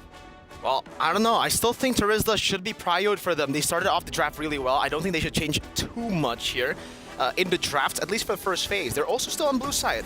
They're going to ban out the chip. It's going to be the Ruby ban this time around. So it's actually Falcons Vega having a bit more trouble against the Ruby. They think, hey, we're a team fighting team. If you need to force us to go for side, like split pushes, we don't like that. We'll do it, but we don't like that. We'll still stick to team fights, so banning out the Ruby there is amazing. Jushin gonna be banned out this time from Net Angels. Interesting that they don't leave it open for themselves as first pick. It's Falcons Vega now. They decide Ling, Ruby ban. Do they want to take away the Julian? Do they want to take that power away from Vanilla? What about the Hayabusa? Contested? Valentina's the option? Yeah. All right. So essentially, Luo Yi is up for grabs. Angela is up for grabs. Terizla is up for grabs. What would you prioritize in this scenario? I think for me, it's either Terizla or Angela that you would want to go for as first pick. I don't think you want to go for the Hayabusa first pick, but we have seen that before. I think we saw that from Falcons Vega when Caramel was playing Hayabusa first pick. They still go for the Terizla here. Falcons Vega, they can go with this same exact answer with the Harith and then the Hayabusa, and then later on the Arlet. But knowing that they banned out the Valentina, Faramis? Is it possible that we want to go for, the Faramis, or perhaps an Angela? So maybe Harith Angela or Harith Faramis, or another hero with a big ultimate that I did not mention, Mr. Tor, Mr. Minotaur. Yeah, he was banned in that first game, right? In the first phase, but they left it open this time around. So insta-lock here from Falcons Vega to pick that up for themselves. And wait, what would you think about this, right? Faramis and the Terizla. Do you think Terizla is like a deny pick for the Faramis to be picked up? No, I still think Faramis is... I understand. You clump up, not good against Terizla. But either way, looking how Falcons Vega play, they just really like to clump up, right? So having another additional HP bar would be so okay for them. But looking at the fact that they got a Minotaur, maybe they might just want to go for the Arlet there as their last pick in the first phases. Net Angels go for the Terizla and the Julian again. Is that now they go for the Phoveus early. And this is good for them because The Valentina was already banned out. That was the real answer by Falcons Vega with the Valentina towards the Phoveus. My question is wait, this Phoveus is going mid again, I assume, right? It should. Okay. Either, unless we see a gold lane Phoveus. Yeah. No, I don't think so. The Phoveus gets bullied hard by Harith before level 4. You need level 4 before you can actually do anything. They decided to go for Luo Yi. I was thinking if they want to go crazy too, they go Esmeralda mid, bully the Phoveus, but it's a bit too crazy. Okay, so their choice is the Luo Yi here, a little bit more burst damage, a little bit more control the map. I mean, if they want to look for an option to go in for that split push again, they definitely can with the Luo Yi and her entire global map presence. Second phase though, Arlet was not prioritized here. Arlet was not picked up. They picked up the Luo Yi instead, so that does give Net Angels a chance to ban that out if they want. Yeah, but I think Net Angels kind of want the Arlet to be picked up. They want someone that will be constantly dashing. Now, the fact that Falcons Vega went for the Luo Yi means that technically only the Harith will be proccing that Demonic Force, right? We'll be giving that Demonic Force proc. So now, they actually ban out the Fredrin, so yeah, they don't really care about the Arlet because they want the Arlet coming in from Violet. That's Angela. peculiar, is it not? Fredrin ban? It is. It is very peculiar, especially in this meta. Especially considering me personally, all of us, we haven't seen Mei Lane on a utility jungle, right? We've seen her on Assassins, on Roger jungle too. But knowing how, technically now, there's not a lot of Assassins up. The Hayabusa is still there, but I believe for Net Angels, they kind of want to go up against Assassins. They don't want to go up against utility because the same reason as why they want to go up against Arlet. They want the Phoveus to have as many procs as possible with the Demonic Force. He needs to be air Phoveus, just jumping in the air. So the two heroes that Milena has utilized so far is the Roger, Julian, which is banned, mm-hmm. and the Nolan, right? Mm-hmm. And because of the dash. Yeah. So no Nolan? I think it's difficult to play the Nolan here. Into the Julian, it's difficult. Into the Phoveus, it's extremely difficult, and that's why they ban out the X-Borg too now. Really pushing the buttons. I mean, basically, in the XP, they're forcing the Arlet. In the jungle, they're forcing a non-utility. They're forcing an assassin so that they can get as many dashes as possible. For Falcons Vega, they still need a physical damage dealer. They go for the Edith. That is going to be XP. But who's going to be the physical damage dealer at this point in the jungle? I'm trying to think about it. I don't know, man. It's really tough because when you think physical, you think assassins, but assassins are what Net Angels want with that Phoveus. So they're leaving it for the last pick. Yeah. They're keeping it secret. Meanwhile, Net Angels, they pick up the Claude to deal with the Harith in that gold lane. Martis doesn't work. I think the Martis Alpha?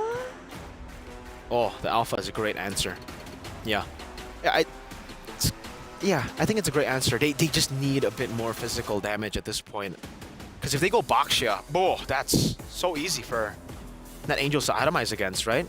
They go for the last pick. Oh, and it's a Masha. Speak of physical damage. Net Angels, I'm so confused. They're full damage. I'm so confused. Okay, why are you confused? Because in game number 1, it was Namira. Uh-huh. And then she picked up Terizla, and it turns out it was Line. Absolutely. And now it's Namira, but Masha's Line's hero. So, guys. Hey, I think the Masha should be going Roam. I think this is Roam Masha and mid Phoveus. I think. But it obviously can rotate to the XP2. We saw Terizla roam just earlier. Yeah, we don't know at this point. Not a big fan of it. Oh, they still go for the Hayabusa. I guess they're still trusting that Shadow Kill to be a way for, Mei Lane to get out of the Demonic Force, even if she dashes forward. But yeah, this is it is an interesting draft from both these teams. Interesting draft, and it's match point right now for Falcons Vega. One more game away for them to move forward and crush the hopes and dreams of their opponents here. It's a high-stakes match. Can Net Angels come back from this and force a game number 3 in this best of 3? Casters, take it away. Thank you very much. An interesting draft indeed. I actually do agree. Honestly, me and Trex were talking about it, and the Alpha kind of looked pretty solid for Falcons Vega, but they still want the Hayabusa. I'm just worried if the Hayabusa is able to chunk down a lot of these very high HP, very high armor heroes as we jump into the Land of Dawn, where this game might be scrappy again. Will we see another split push? You know, I think the Hayabusa could definitely have a few problems chunking people down, but one thing the Hayabusa will be great at is securing some of these early objectives to make sure that Jincha and Funi get to a point where they can start outputting damage. Even if Meilane isn't exactly the one to reap all the kills, they have other options. I think Meilane's major job here is going to be objectives, right? You shadow kill in, you steal a turtle. You're always kind of comfortable with that. On the other hand, NetAngel, the composition is definitely interesting, a great way to put it from Mirko. My question to you is, do we think they're thinking too far outside the box here? I feel like based on what happened in game number 1, what they felt was the concept was there. Their drive was good.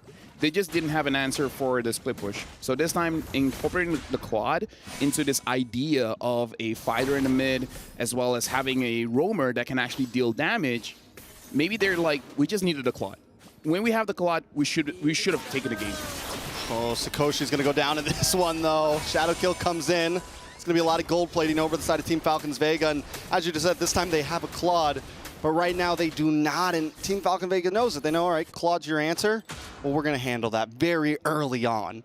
So we're looking at a second Turtle 033 gold lane?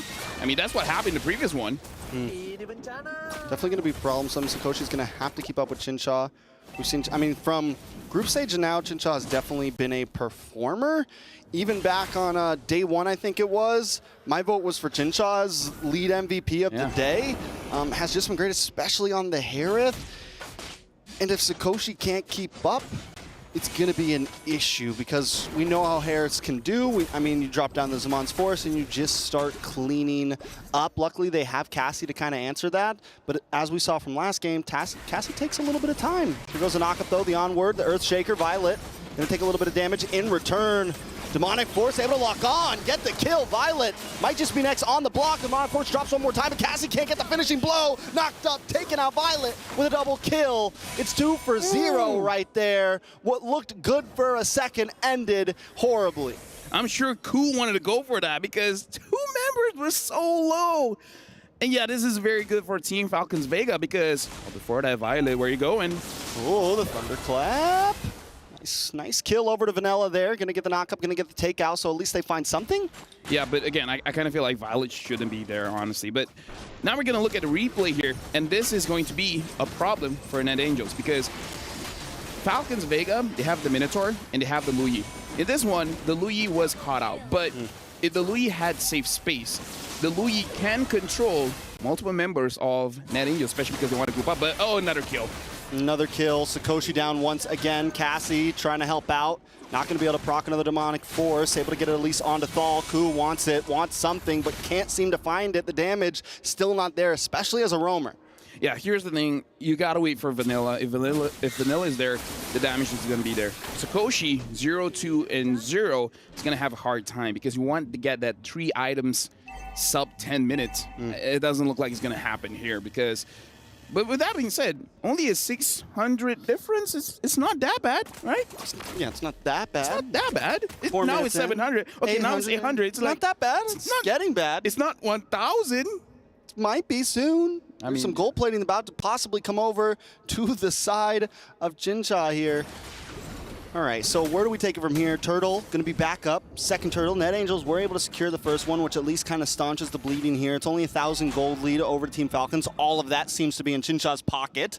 So as long as Chincha stays down here, the rest of the team can fight for these objectives. The problem is how you handle the Minotaur is you catch the Minotaur. You start the fight first, but there's really not a nice way for them to lock them down. Oh, as I say that, the mirror goes in. Penalty zone does lock on Demonic Force as well, trying to get to Funi. Another shot. Cassie might be able to get the kill, but Cassie's going to come back. This time Demonic Force onto Thal. Ku able to get the kill this time. Meilane also involved. Shadow kills away. Cassie still on the chase, looking for one more proc, but the ult wears off. Vanilla able to get the dash through. A little bit of damage onto Violet. They're going to revert back to the Turtle now. Meilane, does she want to re-engage onto this? No, going to go over to the purple buff. Let him get the Turtle. So I was right and wrong, right? You have to deal with the Minotaur first, kill him off. In my head, I was like, I don't know how they're going to engage and lock down the Minotaur, but Thal stayed for a little bit longer than she really should. It's like once you deal your ult, you just hover around just to give the heal, not really stay there and take the damage. Koshi just getting denied so much right now. That's tough lane, man. This is not a gold lane experience. This is not a gold lane experience. experience. This is not a gold lane experience, let me tell you. This is not a good experience at all. I'm not having fun right now, guys. It's like, do you guys want to play gold lane next? Let me be roaming. Let me be mid. Let me be mid, you know? At this point, look at this setup. They want to catch someone, but I'm guessing Namira is not the one they want to catch.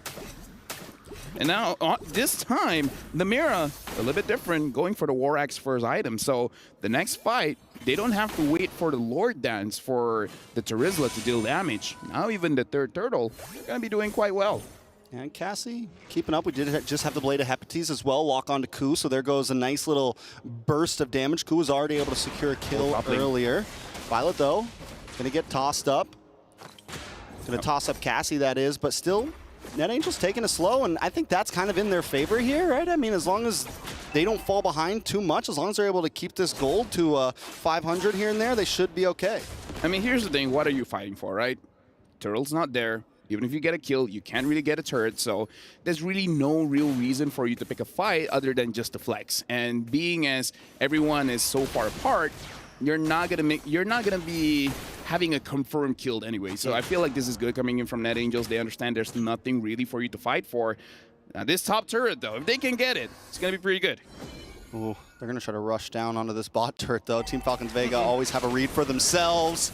A lot of damage, no escape for this one. Namira gonna go down. Funi gets the kill up in the top side though. NetAngels also, oh! Melee finds one. All on her own, up against 3. Can she escape from this, though? The Retribution does pop for Vanilla. Try to make sure they get it. Yes, Ku gets the shutdown. A kill into the pocket of the Roamer. Don't know if that's primary, but it does still work out. Falcons Vega, though, still always finding something on the map in return. Well, Ku is still up top. If Ku can get that, well, she's not gonna. I mean, just to answer your question, I feel like it's fine for Ku to get the kill here because you want to get your items a little bit faster. So it's fine, right? This is a niche situation that she's in. It's okay. Now she still needs to do damage. She still needs to do damage. And now, NetAngels, you gotta choose. Do you want to go for the turtle or do you want to go for the fight? Looks like, looking at how they're spacing around, even they're not entirely sure. Maybe they just want to wait for the Lord to come out. Very true. I mean, I think NetAngels, on the other hand, might want to try to force this, right? They need if they can get a little bit more gold, could be dangerous, though. Duality could get procced, pulling a couple people together, and that could be a wraps, right? Namira's been doing a decent job of landing these penalty zones, though. So if Namira can maybe pull something off, could be a game changer. Although I do have to, Batal finds 3 members. Batal has to flicker out. Oh, they go back in. Ooh, Minoan's Fury, though, does get the knock up. In comes Demonic Force. Cassie able to secure the kill.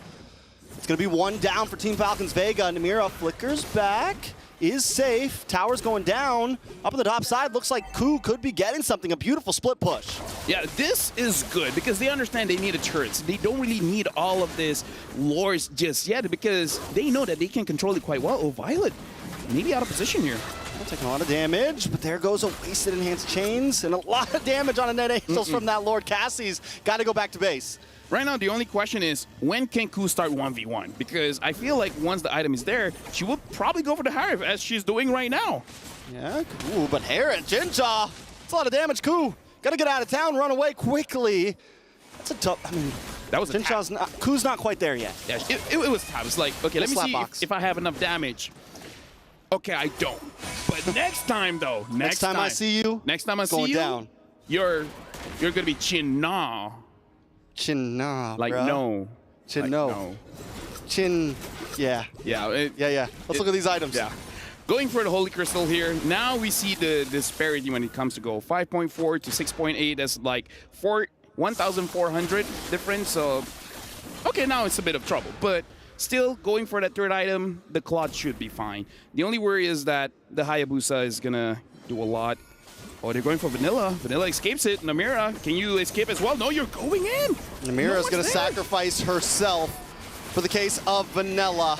Vanilla might have been able to get away from that, though, but now Cassie also in a bad spot. Demonic Force does proc 1v4. Vanilla maybe look for the re-engage. No, turn around, Vanilla. Get out of town. Ku, though, does get the split push on the top side, so helps balance things out a little bit.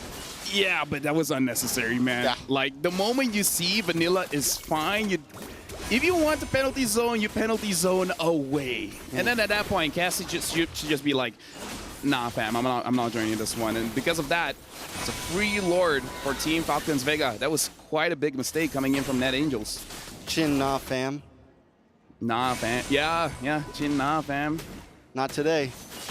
And now Team Falcons Vega, they are in prime position, especially with the Lord here. The Claude, I feel like, doesn't have his third item. So with just 2 items, it's going to be quite difficult for him to defend the base as well. Well, the damage dealt. Phoveus still outputting. They just need a little bit more behind it. Radiant Armor just locked in for Namira here. Lord's going to be coming down mid. Net Angels, I definitely think they can stop, maybe, since they have the Claude. Might not lose any inhibitors here. No, I feel like it's, okay, now Ku has quite a bit of items. I still feel like it's not going to be enough to handle Chincha, but, oh, looks like someone got picked off. Namira taking quite a bit of damage. Zaman Force already used by Chincha just to secure that tier 2. Yeah, good try with the diversion. Not quite able to secure the full kill, though, and that's 2 ultimates down for the side of Team Falcons Vega. Net Angels might just be able to defend this, but there goes Sikoshi. Taken out quickly. Ku still with the split pushing, letting the rest of the team defend this Lord. Chincha looking for the angle as well. Cassie does not proc the Demonic Force, just play it safe, because Ku's handling business on the other side of the map. But Wave's still crashing in. Ku now back onto the map, looking for Chincha, gets tossed up, knocked up, almost taken out, down to the last health bar, but in comes Cassie with the Demonic Force. Will it be enough? Looking for the kill. The all finally goes down. They want some more, but Cassie taking way too much damage. Chincha reaping the benefits. Violet now also low. Ku looks for another target. Got the health bars back. Wants to re-engage onto the fight. Ku able to find Melee with a quick tap. No, Melee actually gets a kill onto Ku. Chincha now with his Zaman's Force. Can they end it here? It's nothing but Vanilla and Sikoshi on the field. Minions still coming. Melee is low. Blazing Duet does come out by the low as well, but Chincha's getting the free shots, and that's the final one. Team Falcons Vega with a clean 2-0 sweep. Falcons Vega drafted beautifully, having the Minotaur, having the Lui, having the Edith. There's a lot of ways to handle the way that Net Angels want to join in the fight, especially that Masha. Usually we see Masha just free hitting, going all the way to the back line, but having that Edith controlling makes it so that the Masha, even though you have 2 items, is still not enough. Sikoshi didn't exactly have a good game here, but with that being said, congratulations, I guess, to the Angels for making it this far. But Falcons Vega, they're moving forward. They're going to face Vitality tomorrow. And the thing is, this usually is the grand finals. I think for the previous 2 MWIs, it was ID versus ID. This is going to be the first MWI. We don't have a full ID in the grand finals. It's definitely going to be interesting. We're going to get to see 2 titans of the women's scene going up against each other tomorrow. And as you said, Net Angels, they did a great job getting this far. They were able to think their way to this position, but today they met a wall that they just couldn't get through. Falcons Vega, man, just clean gameplay all around. They kept it simple, didn't think too far outside of the box, and I think that's one of the things that really secured them the dub here. They stuck with the fundamentals. I feel like Net Angels, they have something there, right? Their idea, their promise just needs a little bit of polish, right? Because they see the weakness for 2 games in a row. The gold lane was not able to hold out, right? So I kind of feel like if they brush that up, making sure that in the early game, no one gets taken down for the first 5 minutes, the laning phase is safe, I feel like it's going to be good. But again, there's always next time. The next MWI, we got to watch out for Net Angels. But for Falcons Vega, they're looking super good. And with that, I'm pretty sure they're already on stage. So let's throw it over to the stage with both our hosts. Thank you so much, guys, over at the studio. Now I have Funi beside me. Now, Funi, question. Game 1. That split push, that backdoor coming from your sister. We would love to find out what's going on in the comms. Tell us. We already know that we cannot push into the fight, so we think we just go with the lane. But there was a Novaria there, right? But our jungler, Melin, already made the Novaria used her flicker. So, right. yeah. So you guys called it, there's no more skills, and then they're just tunneling their tunnel vision onto the Lord, and that's why you guys took the back door. Amazing, amazing stuff. Man, that's going down with the technicals here. But at the same time, is that how do you feel knowing that only one Indonesian team will be gracing their grand finals, unlike the past years, right? This is different. How do you feel about that? As long as Indonesia can win the MWI, then it's okay. Then it's okay. No. No? It's not okay. It's not okay. It's not okay. Tell me. I'm rooting for Team Falcons because they Okay. have been in the shadows of Team No, I Vitality get you. for Okay. the longest time. All right. It is their time to shine, hashtag time to shine. Hey, let's go. But, question, okay, can you put your fiercest face on because when you look too cute. Fiercest face, okay. Earlier on, we interviewed the sisters from Team Vitality. We interviewed Cindy, and she said Cindy and Shell are the superior sisters over to you and Xin. What do you have to say about that? Well, if we look at the fact, then it's, yeah. Okay, translated from Bahasa, they will show them over at the Land of Dawn. They don't have to tell you how good they are. They will prove it with results. Over to you back at the studio. Man, we taught Cheryl good Indonesian. Man, that was some good translation there. But yeah, I don't think Funi has an aggressive bone in her body, man. That fierce face looks more like she's concerned. You know? But ladies and gentlemen, this does mark officially that the wings of Net Angels have been clipped by the talents of Falcons Vega, and we will be seeing that key crush maybe later on in the day as we take a look a bit at the highlights of what happened earlier on. Yeah, I mean, it's very different to game number one. Again, game number one, you heard it from Funi as well. They adapted, they adjusted to the split push because they knew in the team fights they were actually getting, they were losing out in the team fights. But in game number two, I think the coaches and the players, they all agree, you know, we're a team fighting team. We don't want to go in split push. Even though it was a good win in game one, we want to play our style, which is team fighting. And if they get the team fight, you see game two. That's what happens if you get the team fight, and that's what happens when you try to split push away, Eterna, away from, you know, the whole team, trying to split push with Ku. It's just so tough, because in the end, I get the idea. Don't get me wrong. I like Masha, especially with that one skin, but I'm not a big fan of Masha Rome anymore. Not since, like, the changes to the items, right? What do you think, Eterna? I agree.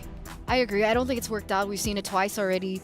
And in either way, it doesn't have a place, maybe. I mean, I get the idea, right? They really wanted to go for a counter to that split push. They wanted to have their own kind of strategy themselves. But again, it didn't work out too well. Yeah, especially when you leave the Lo Yi open, because in game number one, the biggest issue as to why the Harith wasn't able to fully go towards the bottom side and had to go to mid was the fact that, well, by the way, shoutouts, by the way, to Chin Chao and Tal. It's an amazing performance from all of them. On the Minotaur, I was really impressed. That's why it's first pick.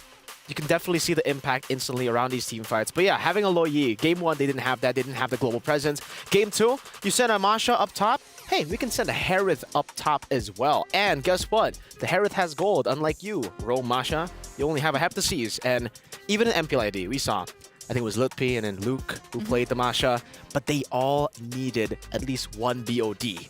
Best case scenario, 2 VODs. And that's expensive. As a roamer, you're going to have to get way more than 2 kills early, maybe like 9 kills and a fully stacked up Sky Piercer to get even more kills, and then maybe you get 1 BOD. Yeah, but other than that, I mean, still good job, well done, well played. Hopefully we'll see Net Angels again in the upcoming MWI next year. But we do have to crown our MVP by PlayStation this time around. It's always going to be Maylane, man. You know, we were talking about the jungler. We were talking about Caramel being perhaps their better lineup, a little bit more experience, a little bit more promise if they want to, you know, go in for a security, especially in the knockouts that it's a single elimination. But Maylane, again, from the group stage on the Roger, and now coming into this match against Net Angels on these heroes, she's been proving that she is worthy of that spot too. For sure. I mean, I think it was the 1v3 up top where she got a kill. That was very, very impressive. That was a 3v1. As a Hayabusa, you know, you're not really that good at 1v3s usually. You 1v3, the shadow kill, the ultimate gets dispersed amongst the 3 members, but she was able to find the right amount of stacks onto gold lane, and she did it. What is that? What are you doing? Sorry, I'm preparing the stage. Ah. We have a winner. For the manly man Hayabusa. We have a winner. What's up, Haya? Oh, I wasn't referring to Hayabusa. Oh. That's why when you're like manly man, I'm like... Because like Hayabusa stepped up, I thought you were just spraying him with Axe so that he can, you know, be cool like that. To be fresh. Yeah, shuriken out. Smell good. Fool. But no, that's not what I was preparing the stage Okay. What were you preparing the stage for? for. I was preparing the stage for a special guest. Uh-huh. She was able to win it. Do you have a guess? Yeah. Of the guest? Get it? Oh, Guess of the consider. guest? But the player, I mean. Tao. How did you know? Tao, welcome. Hello, Tao, welcome. Hello. Hello. Do you need translation? Yes. Okay. Alright. Got you. Total, congratulations. Selamat banget atas kemenangan yang tadi. Itu keren banget. It was so good. It was so perfect. Right now, you guys have been undefeated so far, right? Not losing a single game, and that's impressive. Nobody has that same stat. How are you so strong? Because we trying we best. Okay. For this tournament. Kalau mau bantu pakai bahasa Indonesia nggak apa-apa, nanti Mirko bisa bantu translate. Soalnya kita mencoba buat ngasih yang terbaik di turnamen ini karena kita bukan datang buat kalah sih sekarang. Okay, that's a solid answer, man. So Tao is here, want to try her best with the team as well, but mainly she didn't come here to lose. That's what she said. Amazing stuff. Tapi I want to ask Tao as well. All the losses in the past, right, in the MWIs and all the other tournaments, how do you use that as fuel to motivate you? Jadi kekalahan kalian ya sebagai tim melawan Vitality mungkin itu gimana sih bisa menjadi motivasi terus untuk kalian? Kalau Tal sendiri itu ngapain? Dengan kekalahan itu harus diapain gitu prosesnya biar bisa tetap motivasinya ada gitu? Lebih kayak kita mencoba menjaga mental kita satu sama lain karena kalau di turnamen gede ini menurutku skill nggak terlalu berpengaruh, yang penting mental. Kayak kita ready buat ini, kita siap, kita ada di sini dan kita pasti ngasih yang terbaik sih buat ini. Yeah, okay. So she said that they're always trying their best. They think that the number one factor to be able to win these games is, sure, skill has a factor in it, but of course the mentality is number one. So every time they come into this, despite the results that they've always been given, they're still staying motivated, they're still staying strong, and with that mentality, you know, the mindset. LaFell, shout out. Shout out. You can believe, you can do anything, you can achieve anything if you believe. Last but not least, I got a final question here for Tao. Obviously, you know, looking at tomorrow, you're going to be facing off against Vitality. Now, what's going to change personally for you? Like you as an individual. You said mental, but other than mental, what are you going to change? Jadi sebagai individual nih, ya kan pasti besoknya kan ketemu Vitality nih, pasti bakal ada ya mental, apa semua boostnya segala adalah ya. Tapi dari preparation sendiri, itu ada apa yang berbeda kali ini lawan Vitality?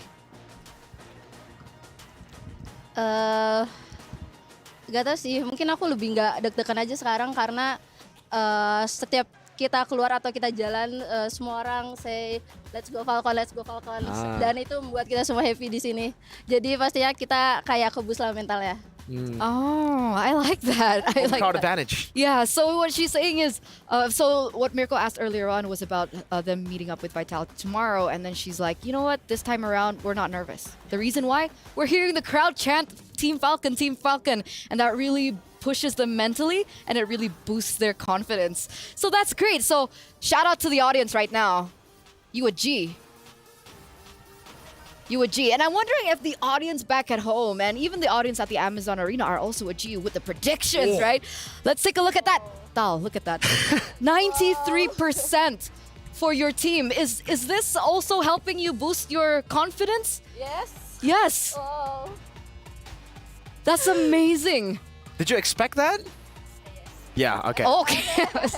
The Indonesian teams have been so confident. that. It's expected, better, you know, all these big words. It's cool. It's really I mean, it's their time to shine, right? That was always the highlight, the theme of MWI coming in.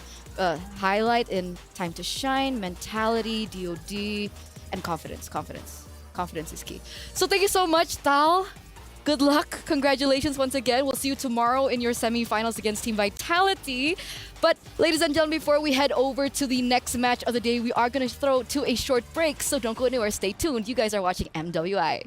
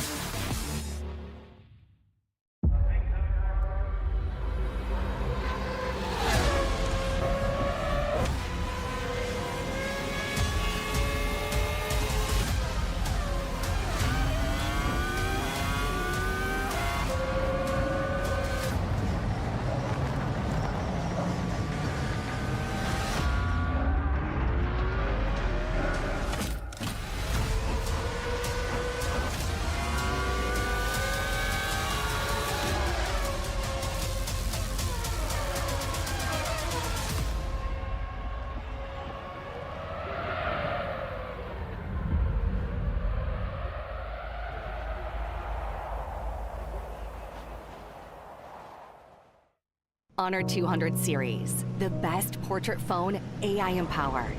Studio level, AI portrait camera, 3 hardcore portrait modes. Color, vibrant and classic to capture portraits that truly stand out. AI empowered magic portal. Snapdragon 8S Gen 3 AI chipset.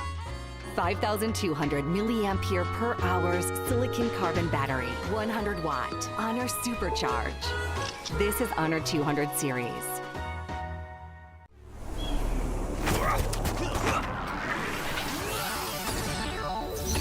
Ready, set, go.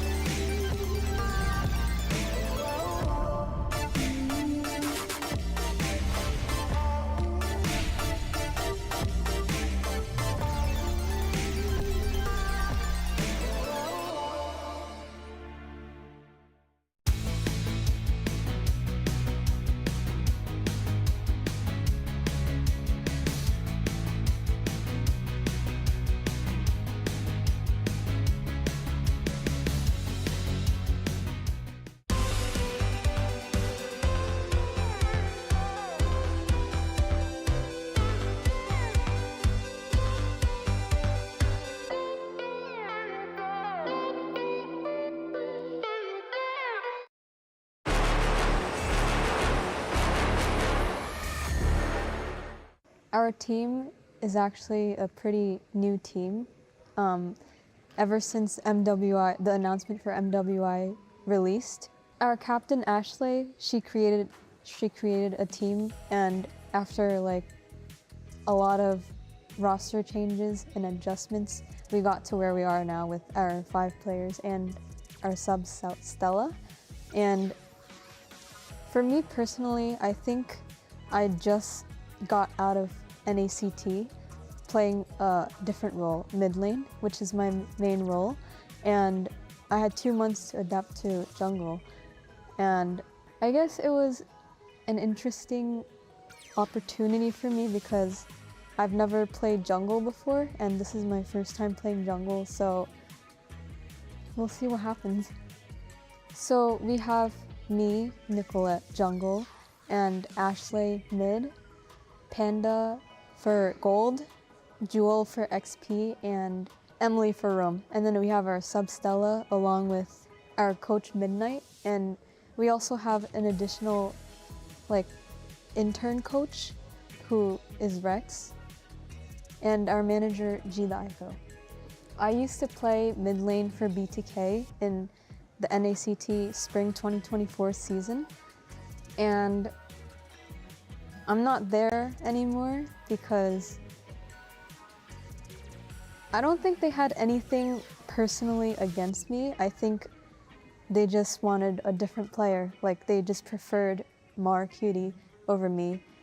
Like, there's nothing else to it. I don't think there's like personal hate, but even if I was playing with them and if we qualify for MSC, I was still gonna play in this women's tournament because me and Ashley have been talking for 6 months about creating a team, and I'm glad I have this opportunity to play internationally, whether it's with MSC or MWI. I'm very grateful to be able to represent Cloud9 in MWI because I feel like you don't get these opportunities very frequently. Like when you grow older, you're not going to be playing these games and playing competitively. I feel like you have to be young, and that's where you shine the most. I've heard a lot about the Indonesian teams for Team Vitality, and I've watched their games as well, as they've qualified for MDL in Indonesia, so that's really cool because they're the first women team to be qualified there. And they're not in our bracket, but I'm looking forward to seeing their games. And I've met all of them, they're really nice. I think being a pro player, you have to be able to keep your composure throughout the games because that's the most important part. Having that good mental to be able to bring you to finish the games. And you have to know the difference between playing competitively and having fun. Thank you to everyone who's been supporting me since the NACT Spring 2024 season and has been following me throughout this journey from NACT to MWI. And shout out to all of my friends who helped me learn jungle because they knew that it's a new role for me. And yeah, I appreciate all of you. Love you guys.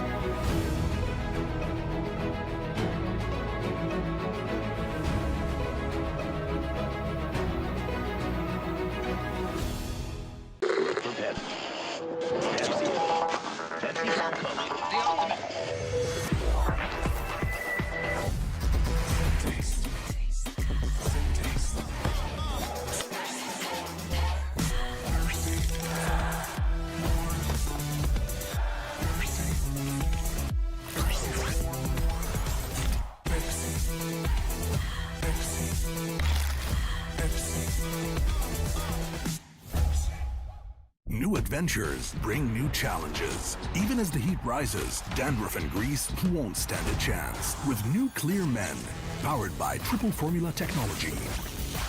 To eliminate dandruff, itch, and grease, gives you 8 hours of freshness and 100% dandruff-free hair. New Clear Men, 0% dandruff, 100% confidence.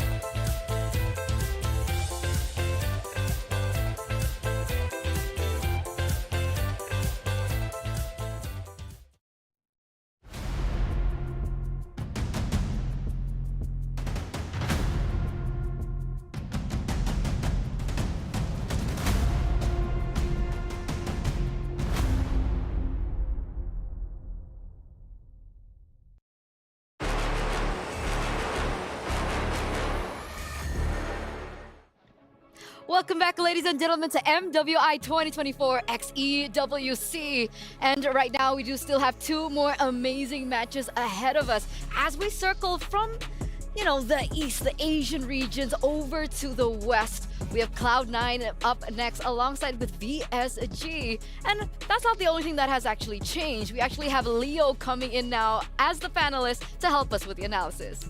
I am stepping in and delivering you guys analysis for the upcoming 2 best of 3s. Sadly, we're going to have to say goodbye to more. GG well played to Xeno Lilies and to Net Angels, and a heartbreak that we have to say goodbye to one of these 2 teams coming up now, Cloud9 and VSG.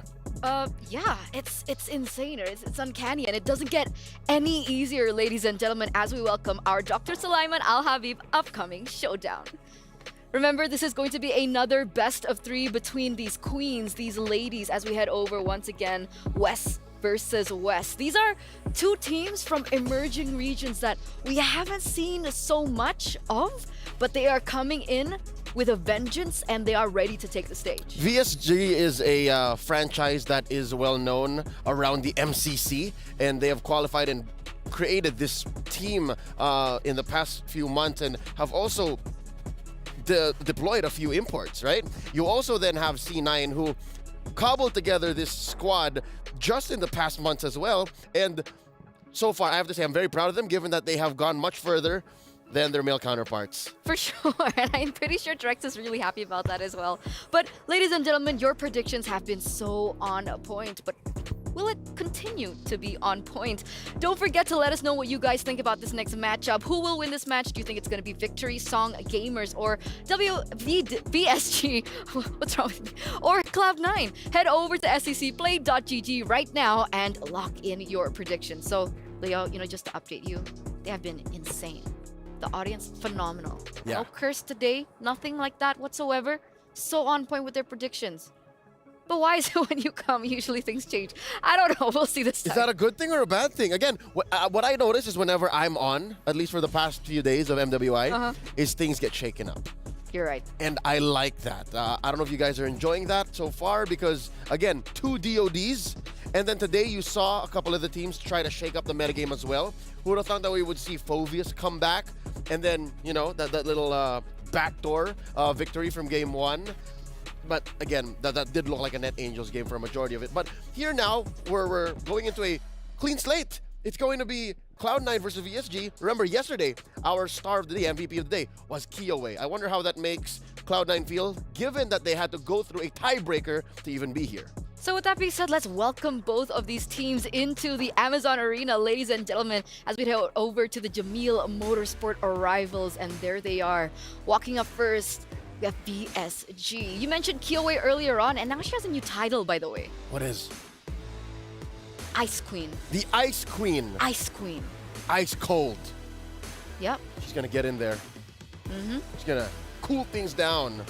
So it really is going to be one of the highlights of this match, right? How will these junglers fare? Because earlier on in her interview segment during the break, right, Nicolette mentioned that this team has only formed for, what, 2 months? You know? So she had to swap in from the mid lane position over to the jungle in 2 months.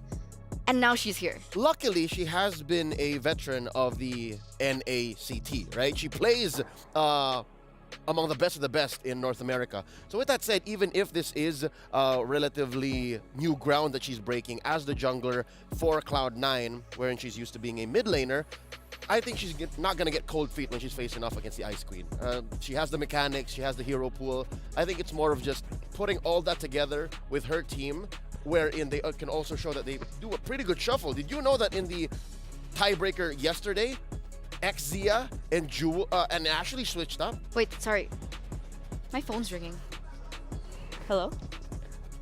Reptar? Oh, you're here! Oh, okay, great.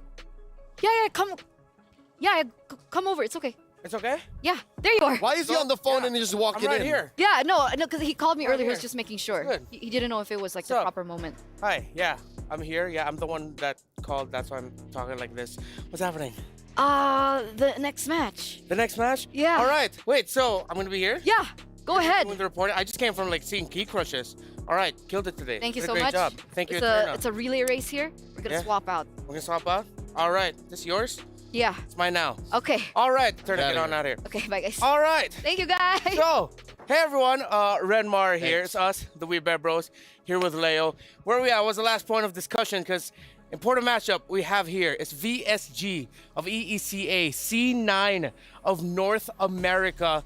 We were talking about Nicolette just now. I wish you acknowledged that, but yes, let's continue. Yeah, all right, let's talk about Nicolette. So, with Nicolette going up against KOA here, do you feel like there's any pressure here? Because definitely, it's KOA who's had the better showing in the tournament so far. Definitely. I think that's the point I was trying to get to.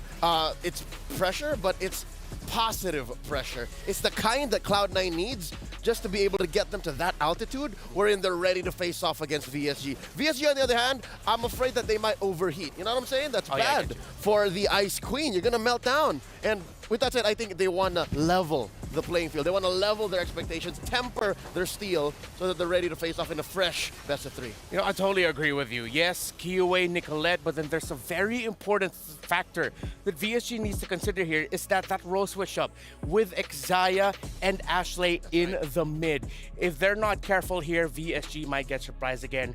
Real quick, any last words about this matchup before we head onto the stage? Good luck, ladies. May the best team win because one of y'all's going home. Oh, that is the fact of the matter here in MWI 2024. In just a bit, it will begin. VSG, C9, EECA, NA. Let's go to the stage. And we are back again right here at the Amazon Arena, Queen, after you. So, we are back, ladies and gentlemen, right here as we are here with the MWI 2024 at the Esports World Cup. And we are done with the first half of the brackets with the knockout semifinal matches. And now it's time for the Queens to shine at the other side of the brackets. That's absolutely right. In this matchup, in this series, we will be seeing two emerging regions who have fought tooth and nail to be back right here at the Amazon Arena. Now, in this series itself, we will only see one team emerge victorious to advance further in the playoffs. And with that being said, presenting to you the representatives of EECA, Victory Song Gamers.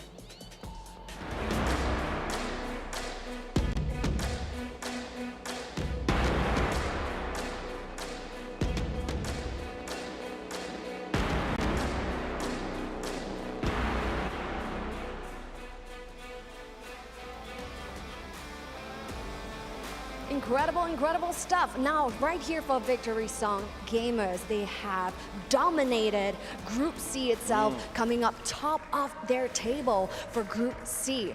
Now, will they be taking the series in a dominant fashion, much like the group stage? Will they belt out something more to advance further in the playoffs? Will that happen? We'll see about that in this coming match.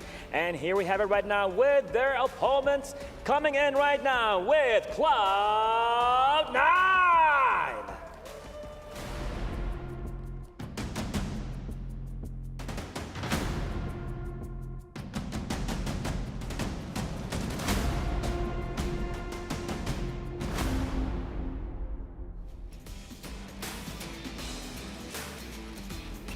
It is taking place right here at the MWI 2024.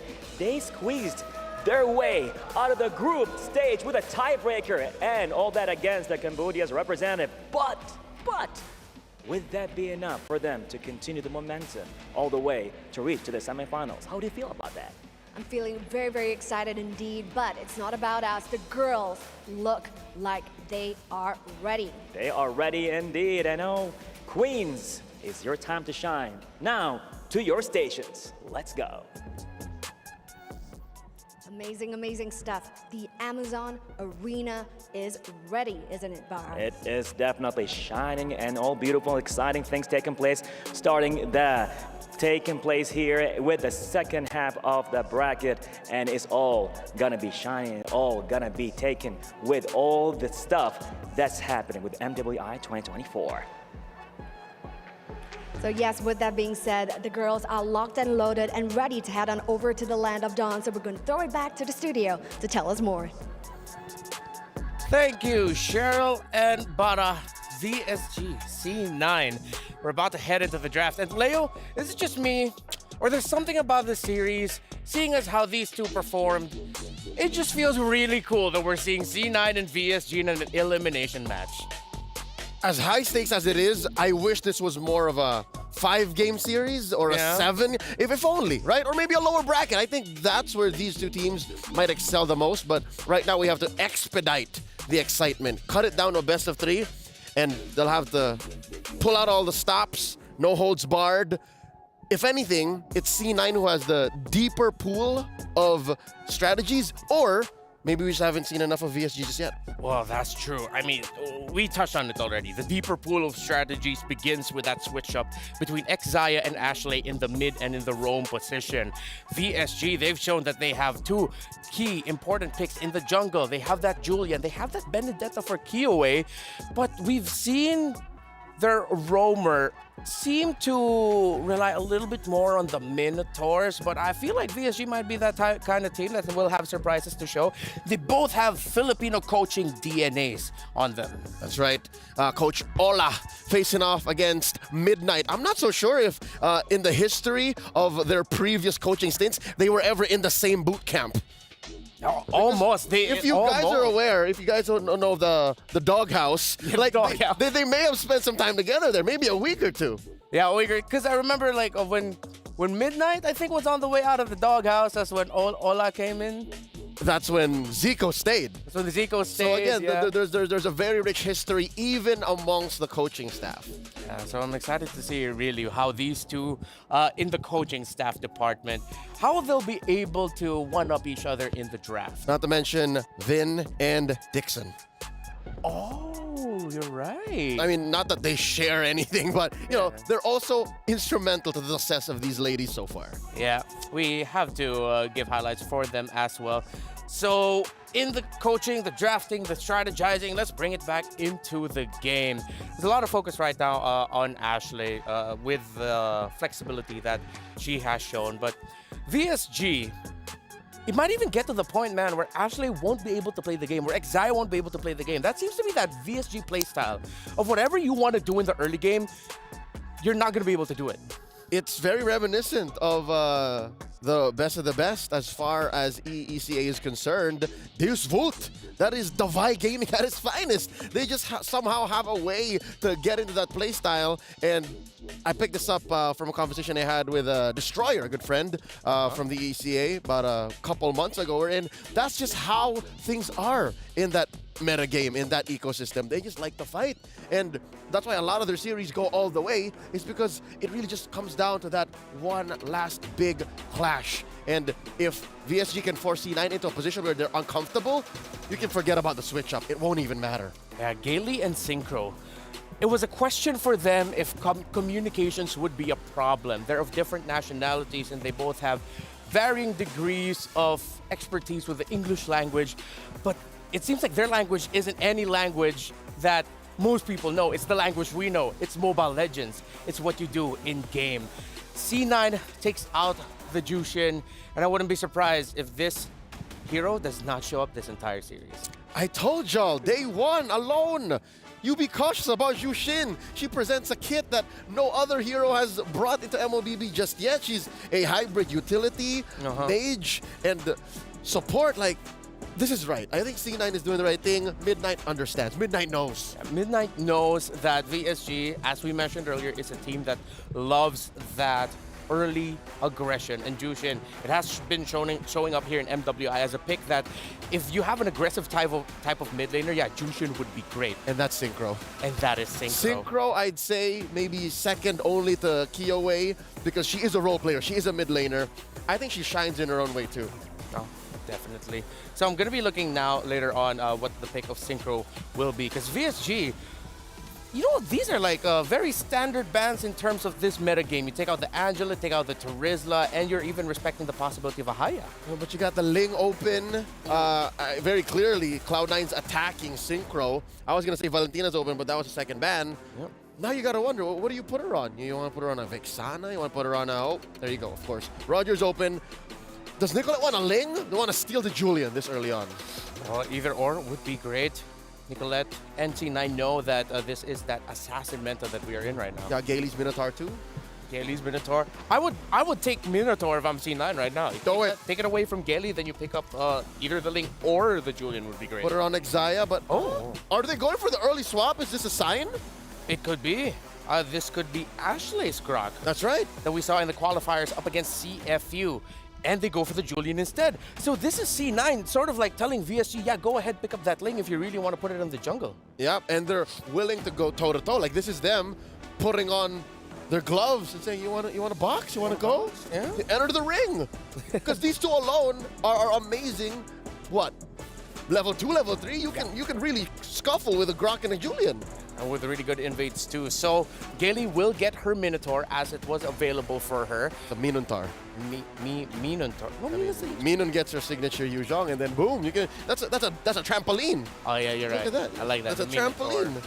It's a trampoline with a little bit of I don't know, breaking your ankles in the bounce house because of the petrify. Yeah. Something like that. Oh, you get the carry for C9. I like the third slot carry here because just the Minotaur and Yuzhong alone, I feel like it's enough to say, yeah, we should pick up the carry.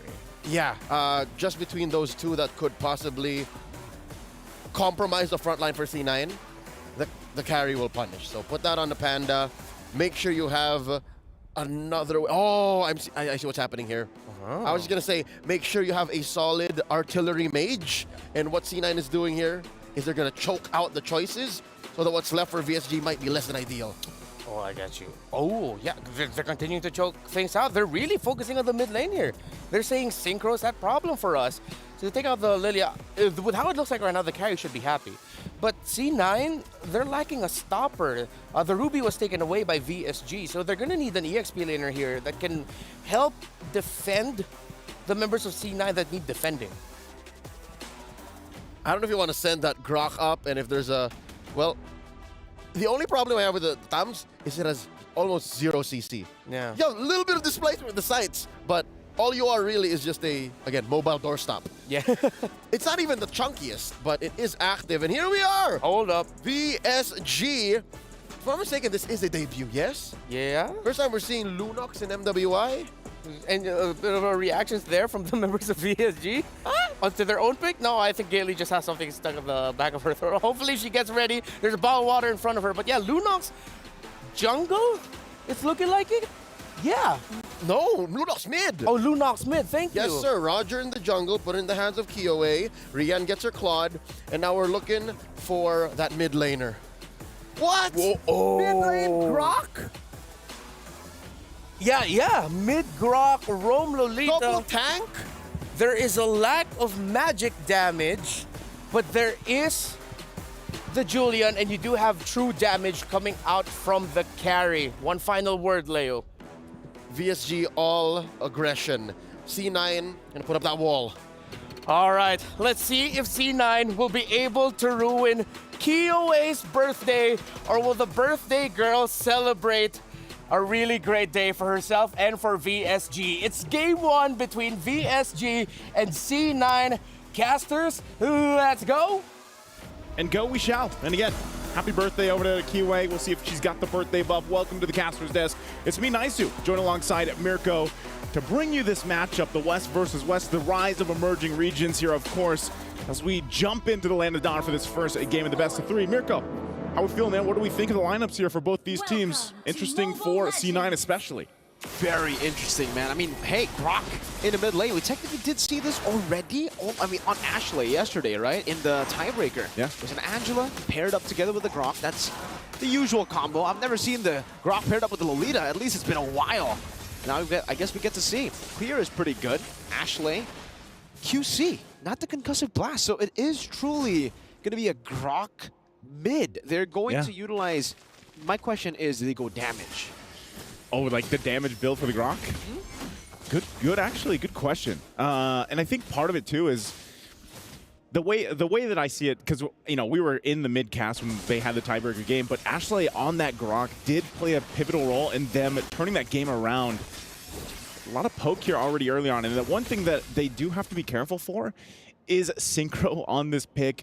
Time and time again, we've seen debut picks, as Eternal like to call it, the DOD, right? The day of debuts is what it's been up to this point. And so far, even with the Loon Hooks, you have to respect the damage. You have to respect those Chaos Bolts once she starts to especially lock in. Even the first item, already is actually quite a big power spike. And I think, if you go the tanky route, which is what we're seeing here, at least with Ashley and Xayah, it could work. It could be enough to be that stalwart for them. But then where are you relying on that damage? Exactly. Panda to farm up. Oh, hold on. Good side damage. Nicolette's still holding on to the sword. We'll be able to use the enhanced sword. Out Jewel going to be caught now. Minin able to dash in front. Petrified. The Furious dive. Getting 2 members. First blood picked up. Ashley. DOT to get it down. And my God. Minin. Double kill. Picking it up top. I'm surprised it's been a while. I mean, yes, I know Yu Zhang popped up yesterday some, but you kind of get refreshed when you look at this STC replay on why Yu Zhang is such a good pick. Look at the dive into the Petrify, Instant. and then the Essence, man. On point, plus the Warcry emblem, so that little bit of boost really does help kind of capitalize on those kills, and that's what I was saying. When you go back to C9's lineup, it's like you have to wait for your damage. Right now, it's just going to be Nicolette. We've seen this so much with the Julian pick, especially in the jungle, but you kind of lack damage. You sacrifice it for that durability, for that front line. And so sometimes it might just be for a VSG to be like, you know what, let's just fight. Let's just duke it out. We have the lineup for it. And then at the whole time, you just let Rion farm up. It's the same for Cloud9, really. I mean, if we take a look at the play styles of Cloud9 throughout this tournament so far in the group stages, and even in the tiebreaker, Panda's just been given carry all the time. She loves playing this carry, and it's all about really non-laning for the carry. She's a really good, carry is a really good pick to just non-lane. You're just there, farm up, while charge on the Kyoe with enhanced chain as well.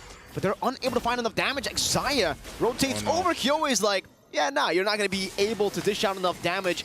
She uses the Lycan Pounce offensively.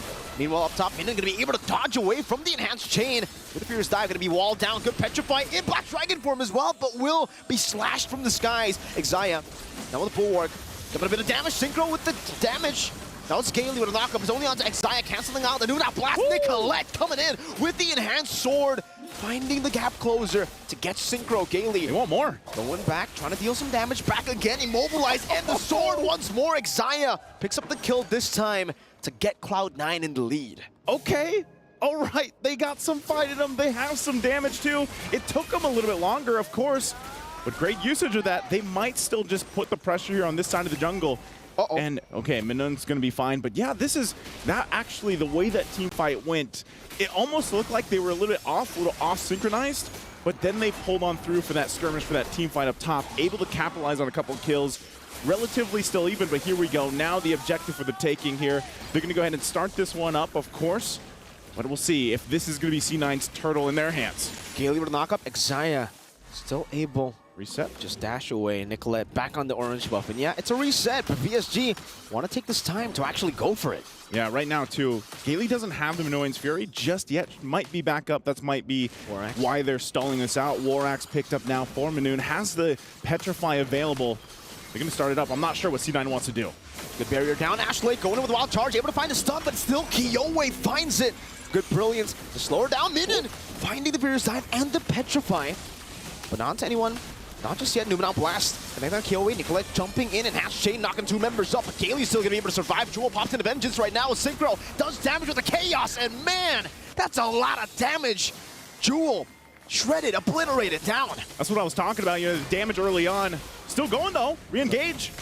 Flicker out from Synchro. Xayah still able to find the kill. Now Kiowe joining the fight with Rian. Coming in again. Kiowe with Lycan form. Xayah to be caught blazing away from Rian. Able to dish out enough damage to take Xayah. But then the blazing duet gets cancelled by Nicolette's enhanced chain. And Rian is still staying in this mid lane, but won't be able to get any hits onto that turret. This is going to be a battle, man. You know, and I hope that this series does go the full distance. You know, the 3 games that we're hoping for, because so far... Ooh.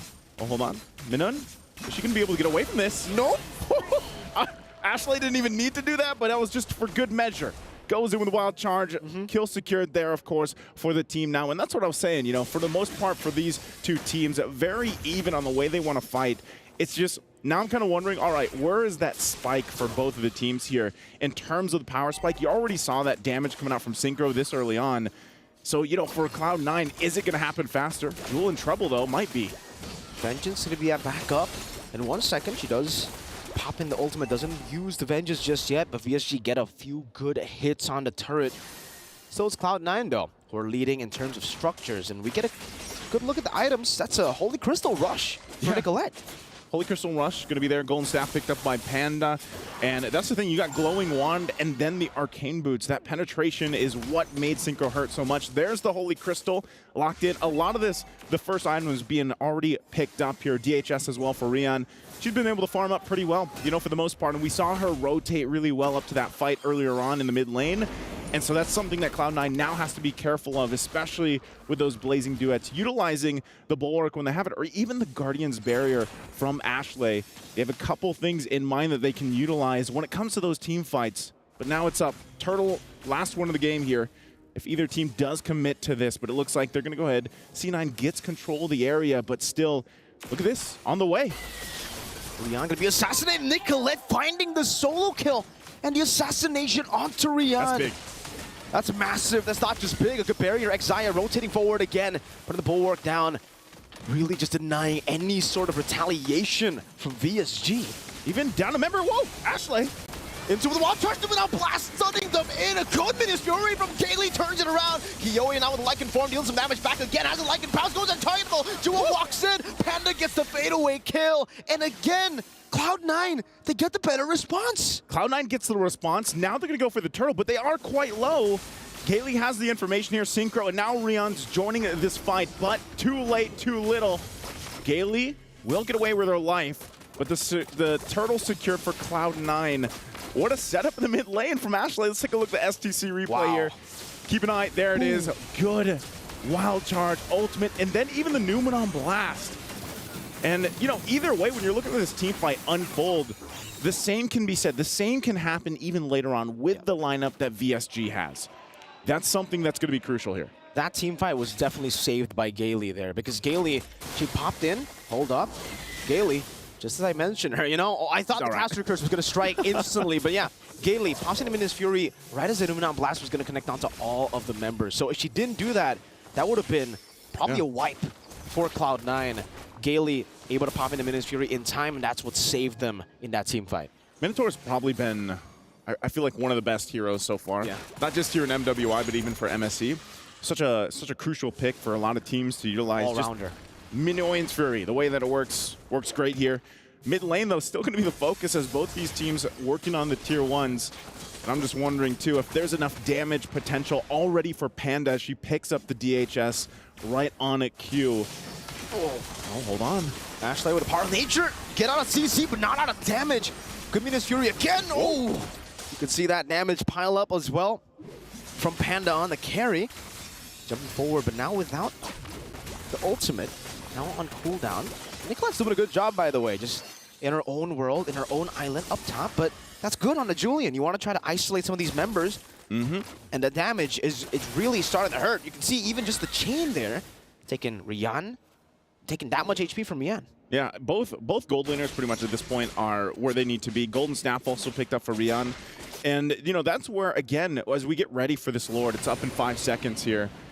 The way you utilize these setups, the CC potential, once Gailey has it, MWI and Fury, and even the Dragon form, as long as Cloud9 plays against that, and vice versa, as long as they dodge that wild charge setup we saw earlier from Ashley, they're going to be good. But look how fast Cloud9's doing the Lord here.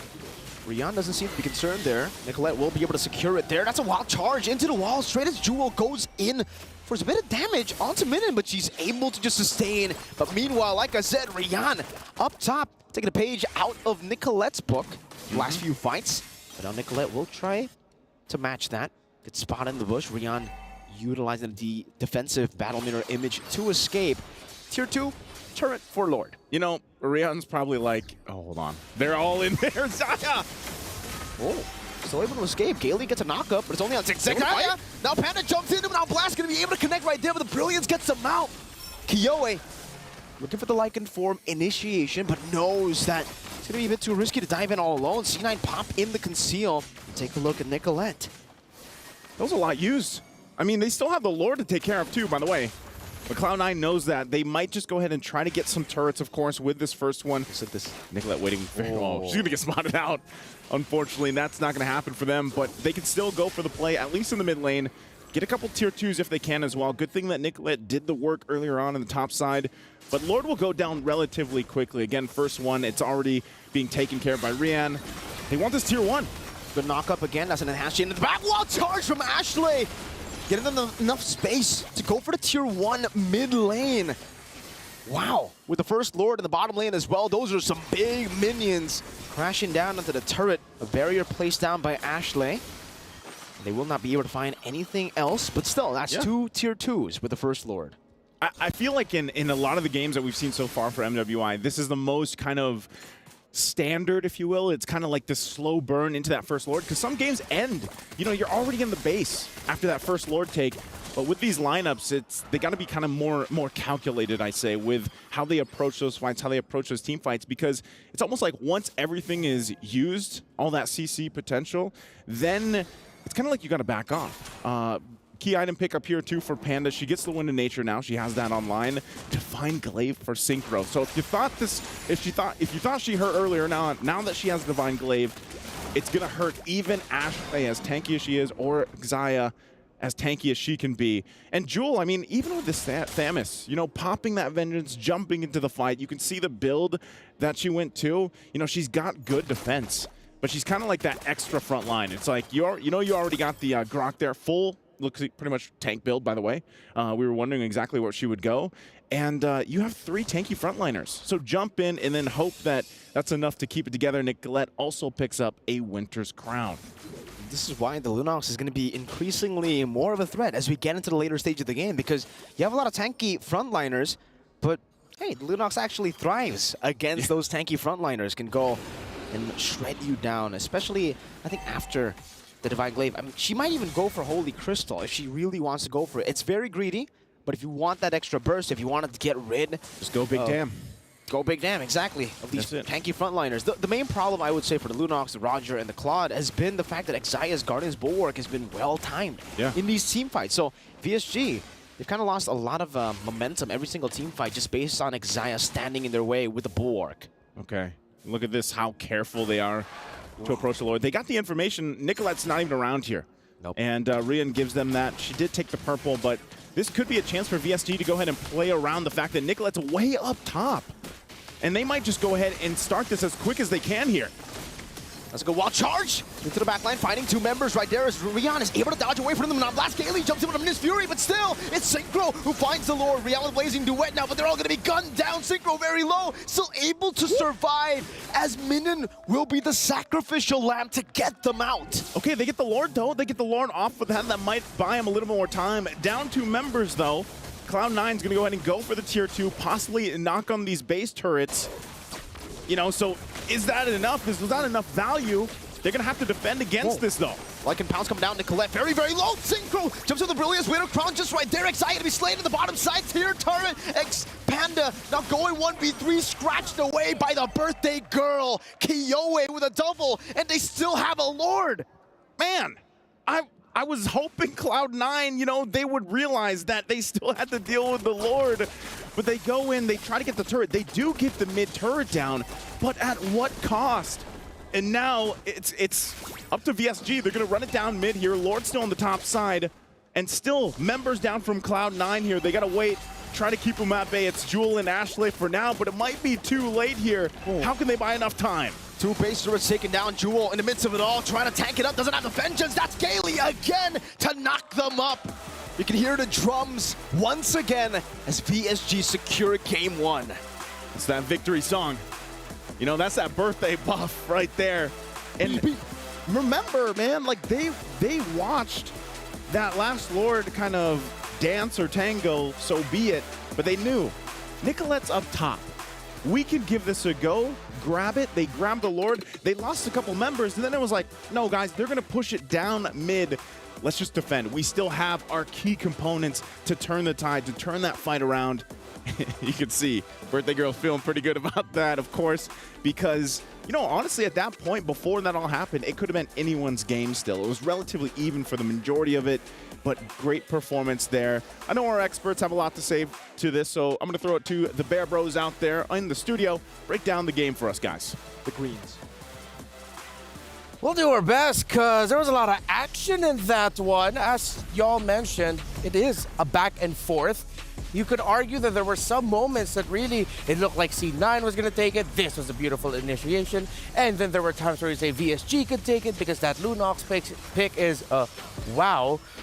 Leo, we were both scratching our heads, but we're very excited to see how this draft would unfold in the game. Any thoughts that you want to mention or want to start off with?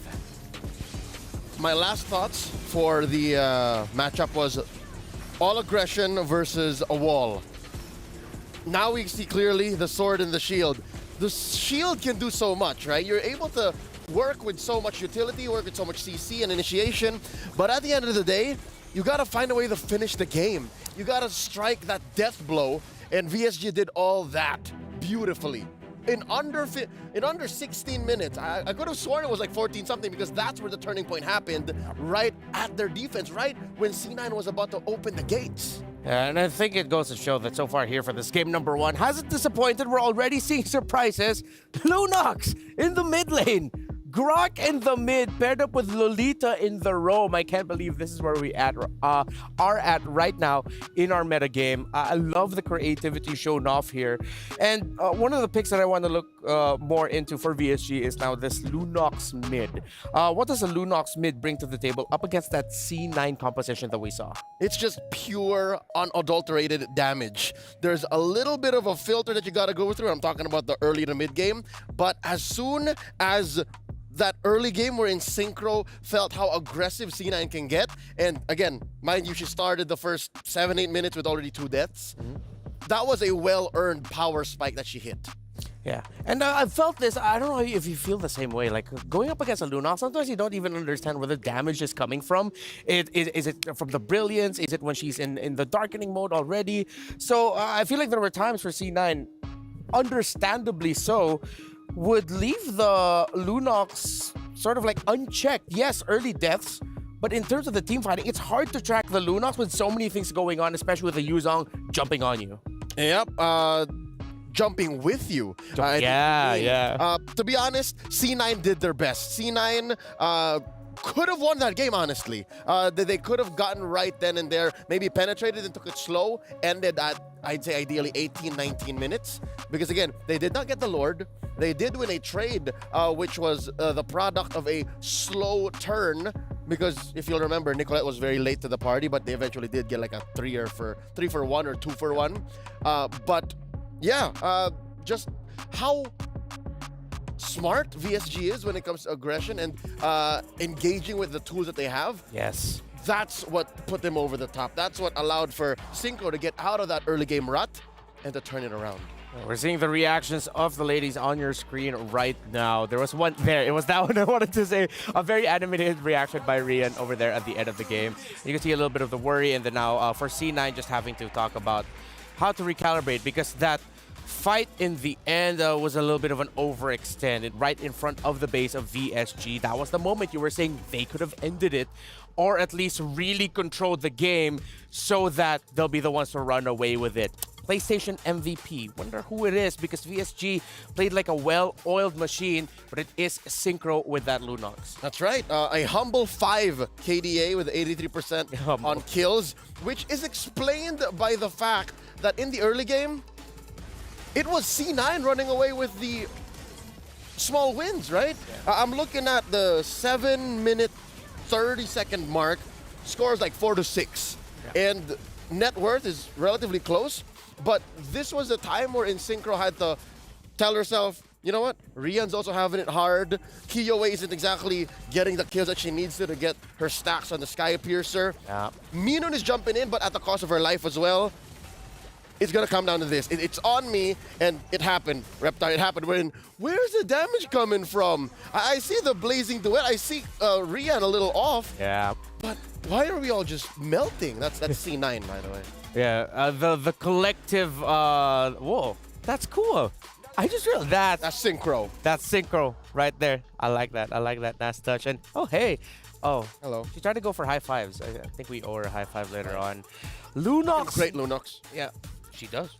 Lunox now, though, then the question is it a one-off? Is it now something that we feel like can continue to show up for other teams here? What's the verdict? I'd say it's a VSG special. There's a reason why they're the first to debut it. There's the reason why, very specifically, they picked it into what C9 would eventually draft. Neither you or me were calling out the Lolita. Neither you or me were, I think I alluded to it when I say, XP Grok? No, you wouldn't. Nope, mid lane Grok.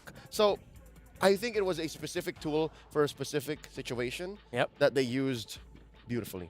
And there's a very specific situation we have here at the Esports World Cup MWI. It's something to do with keys getting crushed, and we have a specific tool for that. Over there in the Filipino broadcast, way back in MSC, we call that Yasi. Maybe for here we'll come up with a different name for that for the press. But yeah, here's a key crushing interview that I got to do earlier. All right, I'm here with Team Falcons Vega. Congratulations! Wow. Very there we go. All right, so Maylene, tremendous performance in this series. How does it feel to crush your opponent's key? It's kind of sad, but also fascinating. Yeah. Oh, so it's kind of sad and also motivating? Fascinating. Yeah. So sad yet fascinating how it feels to crush the key. So you're going to be going up against your rivals in Indonesia, Team Vitality. How are you feeling heading into that match? I feel like help me. We're just going to do our best. Yeah. Just going to do your best. Okay, so do you have any message that you want to say to Team Vitality? Good luck and have fun. All right. Good luck, have fun, and once again, congratulations to Team Falcons Vega. Let's go. Thank you. Team Falcons Vega, again, congratulations to them. And we're going to be seeing a lot more of that throughout the run of MWI. We'll have, if I'm not mistaken, two more today. It is just the nature of the competition. Now, here's something that cool that I love to do, that we love to do here in the English broadcast of MWI. We can go back to a very important moment. Leo got to pick one out. What was that? Let's break it down, shall we? Yes. That's me breaking it down. Let me join you. Let's throw it back to a moment in game about 7:33. This is where the game was relatively close. Check it out. You'll notice that there's a big fight in mid, and this is as scrappy as it gets as a mid-game power spike. You'll notice that Rian just suffered an early death.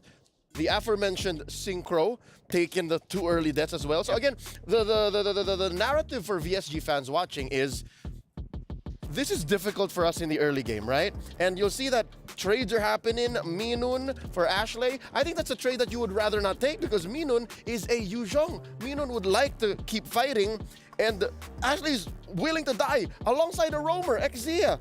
But you go from there, the unimaginable happens. Kiyowei dies as well. So now you think of the remaining 3, Gale, Synchro, and Rian. Funnily enough, you go to the end of the game after this whole trade here. Look at that final clip. Remember the final clip. It's those 3 wreaking the most havoc. So they were the ones all holding out. And Kiyowei and Minun understood that eventually, if we got past this moment, if we got past the utility that C9 was playing with, their aggression via the 2-way or 3-way initiation, all will be well. And that's where they got to eventually at 15-11? 15:05, roughly around that time. There you go. So around 15 minutes. Again, despite VSG being a team for just what, a wee 2 months, they know each other's timers, they know each other's pace. And they know that, hey, if we can trust the process and we walk into battle with the equipment and the tools that we need, we can get the dub. And the dub they did get for game number 1. It's match point now, the draft. We are going to be heading into that in just a bit. Let's revisit it. The last 2 picks there were the Lunox and the Claude.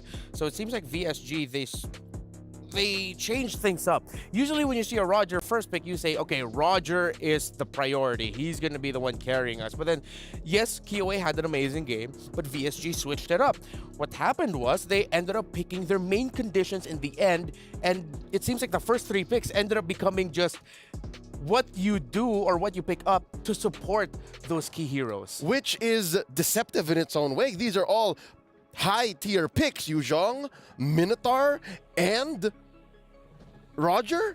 You started with what would seem like your cores, and then eventually, again, it's all on Synchro. She was the MVP, the PlayStation MVP.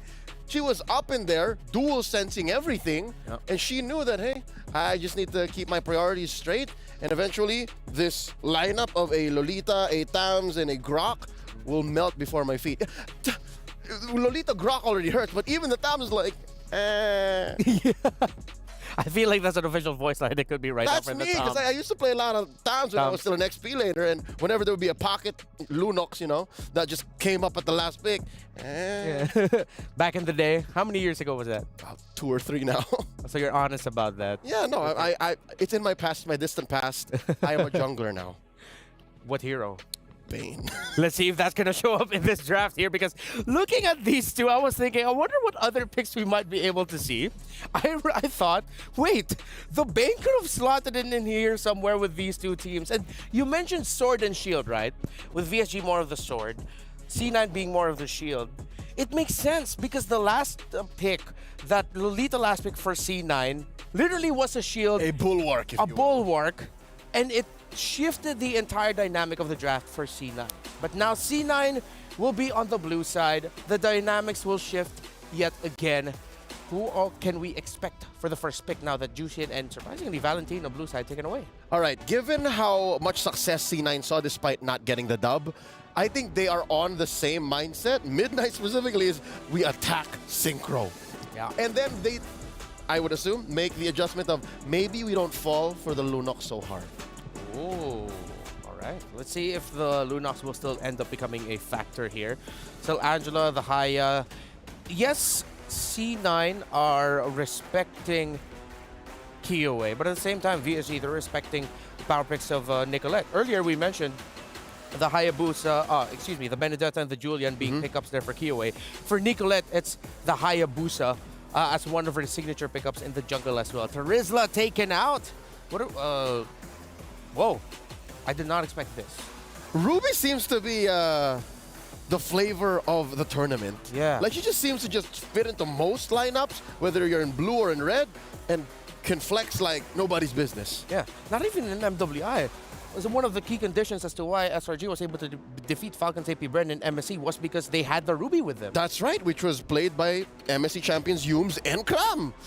Very effectively. So here, you don't even know. You don't even know. Is it Jewel, Ruby, Jewel, or is it Exia?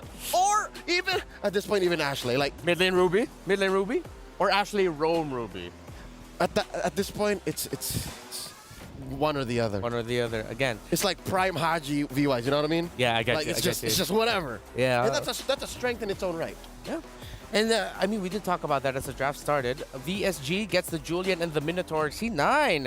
All right, this time they're really just gonna mash up the assassin duo. They pick up the Ling for Nicolette. If this turns up becoming a really great game for her, it's gonna be Nicoling.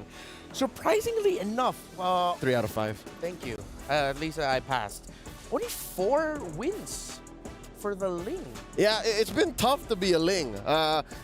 Again, half of the teams in the groups are very damage-centric. Yeah. So when you're a Ling, you're not even afraid of just getting caught up by a CC or a trampoline. You're afraid of just getting blasted. Yeah, just getting caught out. VSG will match the attack type of the carry. They go for dependable basic attack, fast basic attacks with the Claude, DPS. So in terms of the bans here, again, you're going to be asking if you're VSG. Okay, the Lolita makes sense as a ban, but I feel like it's a bit of an overthink. It would not be out of the realm of possibility if they could just go Grok ban too. Just to clear it out. Like, just to really say, no, you're not doing it again. Just to be safe, right? Like, what Coach Ola is saying is that Ruby better go into the roam, but so be it. It's the Fatamis. Odd how these two teams are just willing to let their mid laners stick it through. Yeah. They're just saying, hey, yo, Synchro, well, in this case, Ashley, just hold it down. We'll get to you. Yeah, just wait up. C9, they can take away another EXP laner option. Loyi's open. Loyi's open. The Loyi still is. She is. Loyi, Claude, Minotaur, Julian. Sounds like great picks for VSG, right? How is Loyi getting through? We saw Loyi in the previous series today. Yeah. It feels like C9 saying we have the link anyway, so that whatever split push shenanigans or map presence will get equalized. It'll feel more like if VSG pick up the Loyi, it'll be reactionary to the fact of, it's we open. Need something to match it, and it's open. Yeah. C9 wouldn't mind either way. It's just a safe pick at this point. It's not the best, not the worst. Yeah. She's reliable. Oh! Whoa. Haven't seen him in a while. That man is conditional. If they pick him up. Yeah, no. Who are you finding? Yeah. You can see in the face of his eyes, like, Wait, which? What's the Lapu-Lapu for? Is it a lane duel thing? Are they expecting the rubies going into the EXP? Is it, I don't know, a preemptive attack at the Farsa? I mean, she's still open? It could be.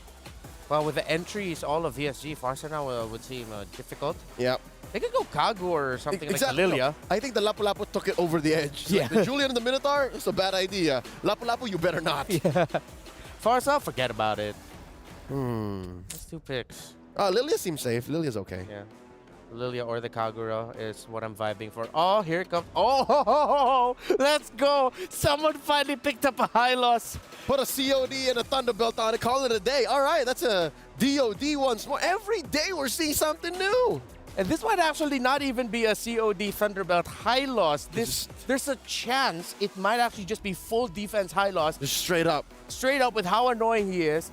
So with the way I'm seeing things, wait, is that a mid lane Esmeralda? It is. It is. Might even be a mid lane Ruby. I love this meta, bro. Midnight, what are you doing? Coach Midnight, here it is. Oh, and here it is again. I hate to say it, but Reptar, look, there's 3 solid targets for the Lunox again.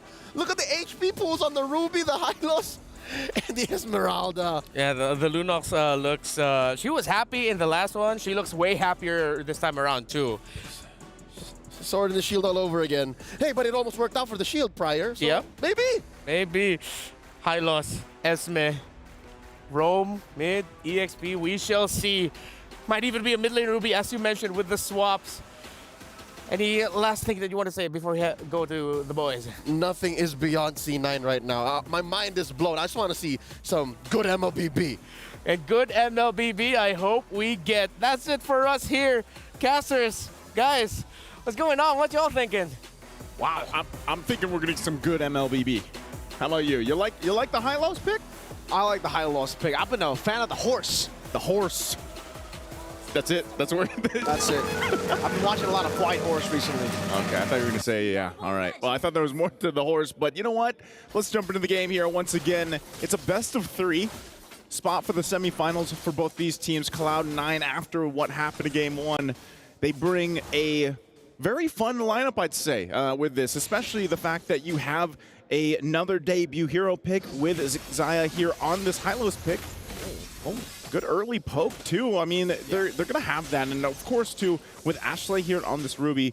A Ruby, typically, we don't see in the mid lane too often, but this is just that dynamic, you know, that C9 has brought to the table for MWI. And the pressure here, though. Okay. Careful. All right, she's fine. But I think one thing, too, you have to respect this damage from this Julian. I mean, Killway's also running the Warcry emblem. And, you know, Julian already does quite a bit of damage alone. You pack in some extra percentage. Again, the knock-up. Oh, the damage coming from Synchro. They might actually be going for this. She has to flicker. Decides, nah, not yet. Nicolette on the Ling, though. Trying to go for the invades already. Already ahead of Kiyoi, actually. Just in the first minute, but Kiyoi will be able to just pick up level 4 as well. But yeah, man, like Leo said, now the Lunox gets a lot of value. Same goes for game number 1, right? The Esmeralda, the Ruby, and the Hylos. I guess now Xayah has a Vengeance, so there's another way to actually turn the damage back around. In game 1, it was the Bulwark. Now it's the Vengeance. Yeah, and look at this. I mean, even the placements that we see from VSG, the way that they also calculated things in the previous game, very impressive. Again, you know, for a lot of people, they might not know this, but they actually boot camped, I believe it was in Bali, like a week before the tournament. And it shows them, you know, that experience that they gained, however long that was for that week. Whatever they managed to do is showing here in the tournament for MWI. And, you know, with the way that they're rotating, even with this lineup, I think, yeah, it's crucial. Oh, Jewel. That's the Chaos Bolt. You see the damage already earlier on. This is what I mentioned even in game 1. I was like, man, you know, she does a lot of damage early on. What more when she gets that first or second item even? They're going to keep them at bay here. They're really forcing them out of the turtle pit. C9 can't even get close just yet, but they still might rely on Xayah here with that Hylo. She has the ultimate available. Everybody's still available on it. And now Xayah's going to be isolated all alone. Gaily pops in the Minnows. Fury smacks the hammer down, picks up first blood. And now it's Minion. Bravest Fighter, that's a stun as well. Used up Jewel, able to purify out of the stun. Gale again on this Minotaur. Just disengaging, but VSG are really just capitalizing on the fundamentals that Cloud9 want to play with. They always position to turtle, and now they get punished. They get punished for even walking up to the bushes near the river. Yeah, it's almost like, I don't know, hold on, Jewel, is she gonna be okay from this? I don't think so, man. Just a few more blades, one last shot should do it. She gets the shielding, but look at the tank of the jungle, the turrets, Kiyoi diving in, enhanced chain. That's the elephant to take Jewel down. It is, and they're trying to make a play here on the bottom side. Not gonna happen, but, you know, going back to it, it's like, you know, you wanna see how are you going to utilize the Hylos pick? You want to kind of, I would say almost better for this lineup to just drop that pathway down earlier, the Glorious Pathway, and let it, you know, you get that speed boost or that reduced movement speed that you can work with, plus that heal, even the Vengeance. So they're going to force Rian out of here. She actually decides to go for the Battle Member image in front of the Blazing Duet too. That's a fadeaway, jumps back towards the BMI. And Gale's right there to get the motivation roar. Well played. Good timing. Well played. Yeah, you're right. For VSG, able to make that move, and they're really good. This is what I was talking about earlier, man. The way that they rotate around the map and that they're there for those moments, those timings. VSG has that seemingly really good timing already. For Cloud9, it feels like they're still really trying to make this lineup that work, and now you already see VSG. Hold on. Good chain into the chaos. Xayah trying to run away with the Glorious Pathway. That's an Imafeta connecting on the two members, bringing them back under the turret. But Minion zoning Nicolette away with the bravest fighter. Kiowe on the purple buff. Jewel trying to look for an opening here. Nicolette gonna be zoned again. Ashley, no, I'm offended. That's a Minus Fury connecting there, but the Tempest of Blades will be used up. Nicolette still isn't able to find the purple buff. It was Kiowe, and she finds a kill on top of it all. This is what's tough, man. You get to a point if you're C9 to be like, all right, things are falling apart in the early game for us, and now our resource, our most valuable resource, mind you, for Nicolette is going to be focused on put the pressure there, and you lose bodies for it. It's too expensive. Nice. It's too much to handle because with this kind of lineup, and especially having a Ling there, I mean, we saw the win percentage in the draft. It's not too good. And 25%. 25%, another objective is going to get taken. So, and there's a reason. Oh, no. Oh, hold on. Again, oh, the immobilization with the chain. The enhanced scythe, and then again, the roamer that's been killing. Where can they make a play for C9? Where can they find their own moment here? Because right now, that's what I was saying, you know, you just get to a point where you're so far behind, and it's tough to find your winning condition at this point. Even early on already, Brilliant's going to be used under the turret, forcing them back. So VSG is just trying to brute force themselves even for these tier 1 turrets. And at this point, you kind of have to think, all right, for C9, what do we do? How do we get back in this game? Because obviously we have lost the early game. And at the same time, we have to protect this purple buff. And that's why you see VSG playing around that. You know, they see this wound and they continue pressing on it because that's all you have to do for VSG to delay it even further because eventually Cloud9 can farm up. But Xayah, well, there's Pathway with Vengeance used up. They're trying to bait out as many resources as possible. Synchro dealing a lot of damage already, and Ashley already used the I'm offended. Now Panda goes for a trade up top, but might be cut off. Minute has the bravest fighter. Doesn't decide to use it. Panda, good positioning back again after getting that turret. All right, 3,000-ish gold is not anything too crazy. As long as Cloud9 doesn't lose any, you know, bodies here from this point on, they can farm up at least for Panda. She can do what she needs to do because you've only got that Berserker's Fury here for Nicolette. Panda has the Corrosive Scythe working on her neck. Dworak's there for Ashley. And that's the thing, man. It's just like itemization-wise, firepower-wise, it's not going to be there for a while. Even with the lineup that they already had, it wasn't going to be the case unless Nicolette had a great start, which is why we see these assassin junglers, you know, play their part so well if they get that early lead. Look at this, Nicolette going to be forced even just to fight for these regular camps for her. And a lot of the times, too, now that you have Gailey picking up the Flask of the Oasis, it's even harder to get through that sustainability, to get through that motivational roar, healing, and this is just going to be another turtle taken here. The chaos now, I mean, at this point, all the neutral objectives are just getting taken out so quick. So fast. The Julian in itself, you know, you can clear really fast with the enhanced scythe. On top of that, you have Synchro. Enhanced chain to be used up onto Ashley there. Minus Fury again. Gailey finding 3. Even the Vengeance is not going to be enough. Now it's going to be Minden with a bravest fighter to the back line. Finding Panda with the last swing. And now it's Rian gunning Jewel down, running away real quick. With the last skill one gets her. The act of thievery, stealing away the lives of Cloud9. I'll take that stack. I'll take that kill. And they take everything in that exchange. VSG. I think at this point, they all have the birthday buff, man. They're playing this game so well, so it's our perfectly. Birthday. It's our birthday at this point. And, you know, when you're looking at this kind of, again, they're just planting themselves in the jungle here for Cloud9. No. What can you do? What more can you do aside from just look and have everything taken in front of your eyes? Panda does get a golden staff, but again, every time that this happens, you're looking at adding an extra minute to getting that playback potential from C9 now. Oh, hold on. Oh. Nicolette? Wait. Oh, gotta be careful. She walked into Dexter there. Oh, that looked close. Gailey, though, rotating over. Pinch poised by Nicolette. No one there to catch her, so it's a good assassination up top onto Rihanna. She gets out. It looked close. It looked really scary. She walked over to Dexter, but it's all good. They get something on the board, finally. At least they get on the board. Good shot of the, what's at stake there, right? The close-up of the keys that have been crushed already, man. For MWI.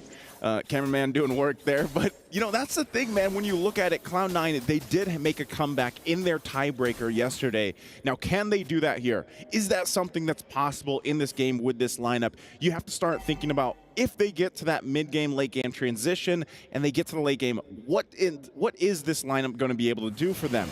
I think even yet, they should just give up the first Lord. They really shouldn't contest it because they're just not in position to go toe-to-toe yet. I mean, even look at the level gaps across the lanes here. You know, at that point, too, you have to be very crucial. I mean, Jules only level 8 to Minun's at level 11. And even with an Esmeralda, you're not going to really be able to be up front like you hope. So it's up to VSG. They might even just try to bait this out, you know, for C9 to have some form of confidence to see if they can turn things around. But honestly, for C9, they need to buy as much time as possible. Wait for that moment. Nicolette?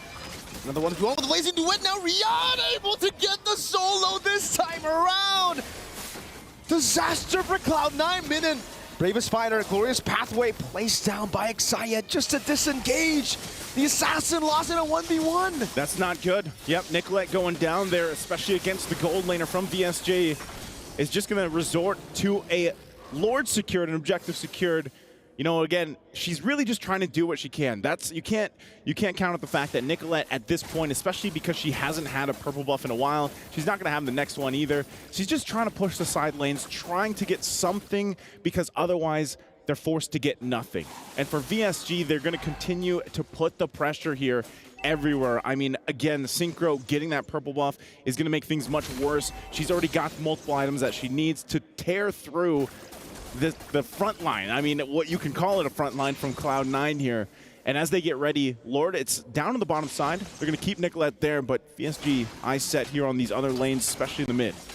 Nicolette sent down there without a purple buff. You can see the rest of the members already going to the mid lane, picking up the tier 2. Kiyoi wants to challenge Nicolette into a 1v1. Enhanced Chain going to be used up there. Nicolette deciding to just finch poise out away from that Lord. But VSG, they've always been really impressive with how they manipulate these waves.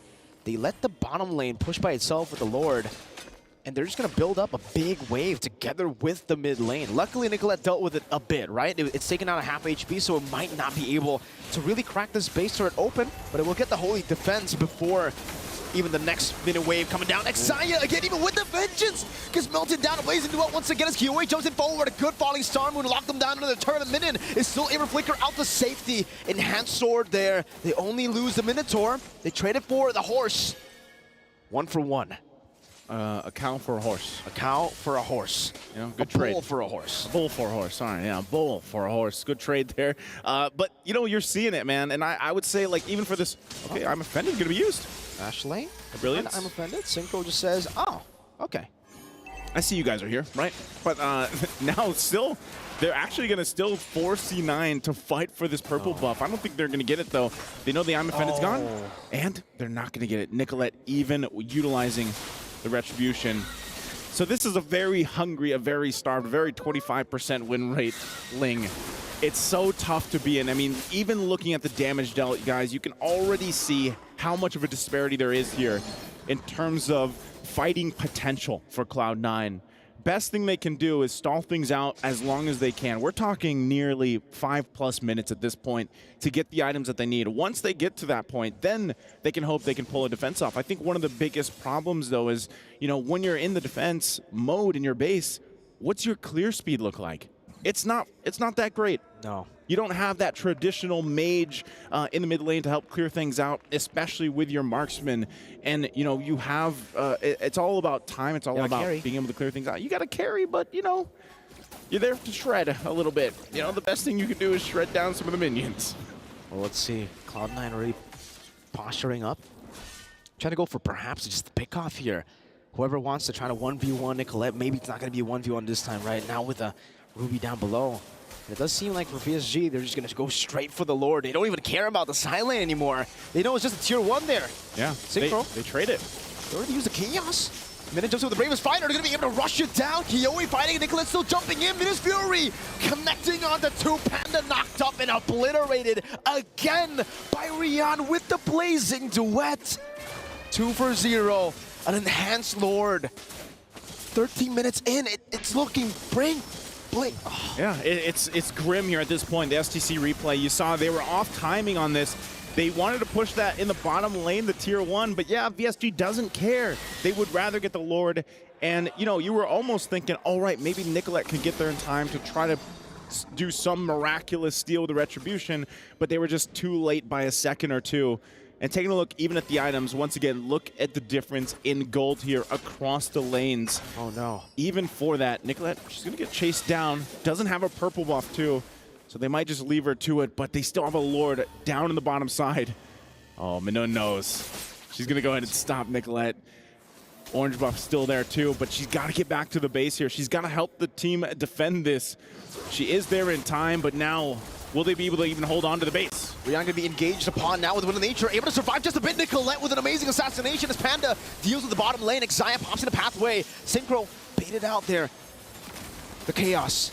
Good stun over to Jewel, still able to survive under the turret. They're able to defend, but they lose a base turret. Now another one in the mid lane with the Brilliant's going to be used up. Again, Panda still able to evade. Now an I'm offended. Brilliant Synchro all the way back for Panda to free hit. It's going to be Jewel in the midst of it all. Caught by the enhanced chain slash again. Picking up a killing spree. Kiyoe, the birthday girl walking forward. Another chain. That's a double. Looking for a triple right now as Xayah tries to soak in enough damage. Another chain with the elephant coming up. But the Temple Blade saves her. I'm offended, bringing her back once again. Winter Crown going to be used up by Kiyoe. Now another chain used up again. But finally, Nicolette finds a shutdown. Looking for a double kill herself. Goes over to the Buy and Blade. Goes to the Finch Poise. Up top she goes to clear the wave. But look at the bottom wave. Minun on the base, trying to go for the crash down. Xayah gonna be knocked out, forced to use the vengeance now, and that's a fadeaway kill from Minun. It's just 1 versus 2. Nicolette versus Minun and Kaylee, and she is able to delay for a bit. Is it enough time though? I mean, Jewel is up, but now Rion's here for the fight. Are they still gonna put the pressure on the base? It's gonna be tough. Again, Temple Blades used up. Into Fury will be dodged away from Blazing Duet. The fadeaway shots now as Panda pops over to Nature, comes back in with the light wheels, but it's not gonna be enough. Panda's gonna be slain. That's a triple. Ashley trying to save the game, finding 2. That's one more member. Minun on the base. The Minun is still there. Play the victory song. VSG has done it again.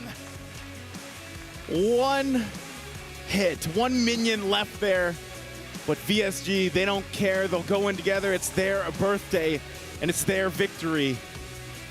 Again, great try there. Great effort for that defense from C9. But it was just too much to get the grounds back.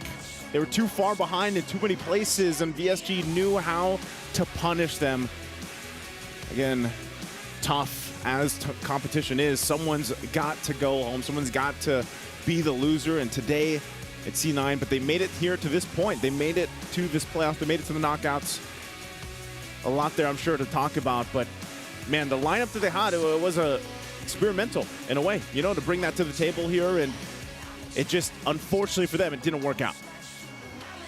Now Cloud9 have been eliminated out of MWI 2024, the Esports World Cup. The run ends here in the knockout stages. Expected Cloud9 to get out of groups in MSG. Unfortunately, that did not happen, and now they did. They did it here. But unfortunately, day 1 of the knockouts, they have to swallow a bitter pill. Yep. Up against another threat from the West. VSG victory song ringing today. Again, I can't wait to hear what they have to say, because that's going to be it for us here on the desk. We're going to throw it over to the stage to hear from them. Hosts, take it away. Thank you so much, guys. And in true dominant fashion, once more, we have Victory Song Gamers taking the 3rd series right here off the knockout stage. Now, we have Synchro right here beside us.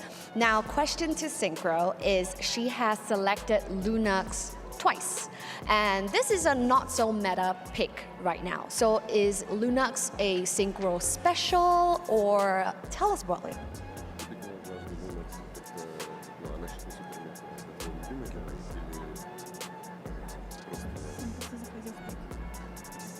Этот герой просто подходил по пику. That's just was good for our pick, that's why. Right, so you guys played it in the ECA for Lunox. So is this like your pocket pick? Is this your comfort pick, and that's why you chose Lunox? Yes, that's why. All right, a lot to celebrate here today. Of course, winning and Kiyoe's birthday. Any plans? Хотелось бы его отметить всем вместе после нашей победы, вернее, которая уже есть. Yeah, we win, and I think we can do this later. So yes, so speaking of today is Kyoe's birthday. By the way, in-game, in the Land of Dawn, you guys were taking everything for Kyoe. Objectives, turtles, lords, the blue buff from Ling. And speaking of gifts from the team, yes, we would love to have our representatives, Ashley from Cloud9, to please hand on over your keys to our representatives from VSG.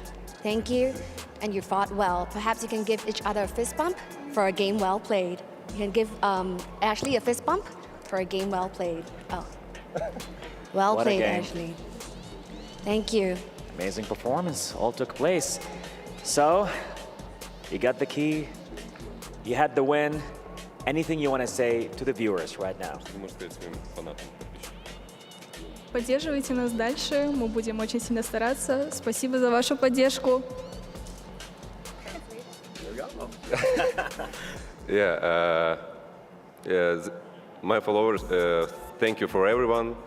Just trust for us. We can show you later what we can do. We can win. They can win. So yes, guys, this is our representatives from EECA VSG. It is not just a birthday buff. They literally have gotten a birthday present for Kyoe right here. Go forth and celebrate. Congratulations once more. And we're gonna throw it back to the studio. Let's go. Woo-wee. C9, thank you for the effort that you showed here in MWI 2024. A unique lineup. Let's start it off there before we talk about, again, the key pick for VSG. C9, it became obvious because they couldn't get a close early game. They lacked the damage. It was more than just the lack of damage. It was the lack of clear execution path. CEP. I just came up with that on We'll make it a thing. We'll make it a thing. Yeah, but CEP. it's mainly because of how layered their approach needs to be for this lineup to work. Again, as happy as we are to see the Hylos, as big a fan as Mirko is of horses, maybe not like this. Maybe not here, not against VSG, who is so scalpel precise with the level of aggression and damage that they have. I think, if anything, this game was much less closer than the first. Yeah. And we also got to see there one member of VSG that I want to highlight. It's not the key pick I had in mind, but it worked out really well. Gailey just getting her Minotaur back. She just showed off here, and so far for the entirety of MWI, her experience, her veterancy. She's been a pro for quite some time in the Philippines. Oh, yeah. Gailey on the Minotaur is just as good as peanut butter and jelly. And, of Pretty course, a walk in a sunny day. It's just perfect. It just fits. Everything that VSG needs to do comes at the flick of a wrist or a press of a button for her. You want CC? Minoan Fury. You want to heal? Motivation or everything comes quick. Yeah, and because of that, now here is our updated tournament bracket. In the semifinals, in the bracket above, you're going to be seeing the classic Indonesian mashup of Vitality versus Falcons Vega, while C9, them out VSG, is now waiting for their opponents. A lot of uniqueness in that series. Before we go off, though, I kind of want to hear what any other things that our casters want to say. So maybe with the picks, the heroes, how are you guys doing? You guys look handsome, all of that. What's on your mind? Joseph, Frederick. Well, you know, I don't know. I guess we were surprised, too, with some of the picks, obviously, that came through. The Hylos didn't work out, I feel like, the way that C9 wanted to, but good effort, I would say. You know, they made it to knockouts, and happy to see them at least get this far. Yeah, I mean, it was still a good run by them. I am a fan of the horse, but I agree with Leo. I think there's a time and a place for the horse, and unfortunately, this time, that glorious pathway wasn't too glorious. The Julian was, though. The Julian Me was inside? glorious. Yeah, you know. Well, I don't know. I think either way, when you look at that lineup, it was like Nicolette couldn't do anything, too. I mean, how many times? I don't know if you guys were surprised, by the way, the 25% win rate on a Ling. Like, what's going on with Ling right now? Completely different to MSC, where Ling was like prio and also finding a whole lot of success. But it's also great responses, I would say, like, even with the Claude to cancel out the assassination from Nicolette on that Ling. Yeah, I mean, good try, though, of course, to C9, and congratulations to VSG. Thank you so much, gentlemen. That's Frederick, and that's Joseph, that's Mirko, and that's Naisu. All right. Thanks they're for clearing cool with it out. They laugh. They laugh. All right. I was scared to drop that. So here right now we have a very special guest. VSG won the game. So who else are we gonna interview? None other than the birthday girl herself. Welcome to the stage here, Kioe. Congratulations and happy birthday. First off, how are you feeling? Happy? Like, walk us through what's going on through your mind right now that you won and it's also your special day.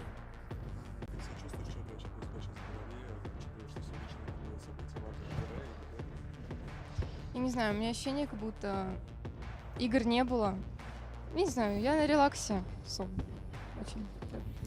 She said that she just feels nothing. It's okay for her. Like, you know, she didn't play any games. Yeah. She's relaxed now, so All right. everything is okay.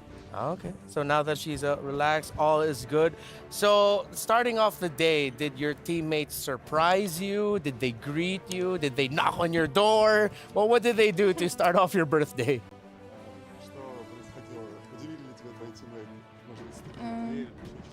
Меня поздравили с утра все мои тиммейты и коуч, и подарили подарочки милые, так что да. She said that everyone in our team congratulated her in the morning, our coach, every player, and gave her some good presents. Anyway, I sent her, you know, Diggy egg in Mobile Legends. You have the Diggy egg?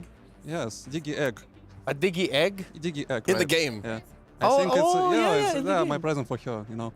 So. Yeah, that's a really good birthday gift. It's perfect. Thank you. Kioe, happy birthday. What a birthday gift from MWI. A win, a top 4 placement in the brackets. What are your other birthday wishes, if you can share them with us for this birthday of yours? Помимо того, что вы выиграли, уже, в принципе, ходите в топ-4, может, есть еще желание в качестве подарков на свой день Себе? рождения, желание, да. Занять первое место на турнире. Вот. И все. И вернуться скорее к своим родителям. Вот. She just wants to get the first place, and also she wants to come back to her family. Oh, so that's all. Now we're seeing your highlights here. At any point in the game, were you nervous that you might lose? Not just in game 2, but maybe even in game 1. At any point, were you nervous?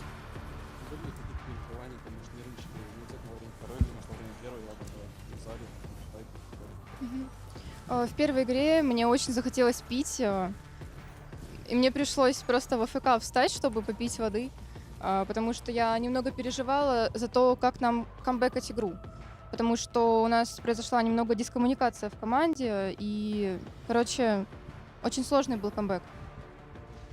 She said that at first map she wanted to drink a lot, and she had to stay AFK to drink to get the water, you know. Yeah. And also they had some problems with communication at first map, some missed calls, and she said that it was difficult to come back, but we see now that it's okay. Yeah, it worked out But very it was difficult, yeah. Oh, but it was difficult in that first game. Yeah, right. Kioe, I want you to be able to appreciate and enjoy your win here, but tomorrow you might be facing one of 2 opponents, that being Omega Empress or GGHG, Gadmin Gladiators Homegirls. Which of these 2 would you like to face off and why? Это я поняла, что он спросил конкретно. Я бы хотела встретиться с Омега. Oh, Omega. Want to face off against Omega. All right. Hopefully we get to see that matchup for you, and that will wrap up our interview and time with you here today. Congratulations to VSG. Once again, happy birthday, Kioe. Спасибо. So much. Спасибо. You didn't teach me that, was it? Thank you. Thank you? Yeah? Thank you, yeah. Did you say it? Spasiba. Spasiba. All right. I want to be able to say it properly too. Thank you. Spasiba. Happy birthday again! And happy birthday. Congratulations. I learned a few more words from Destroyer, but I don't think they're safe for broadcast. Can you teach it to me after broadcast, though? Sure. Really? You can? We'll ask him. All right, cool. So, now, let's see what we got up next. I think, do we have our MVP? Is it your time to shine here, Leia, with the thing here? Oh, I have quite the play, honestly. You have quite the play? All right. Quite the play. I think we'll go with that. Let's go with that. All right. So, we started off the analysis with the what was that? The CPE, the clear path for execution. Check this clip out, right?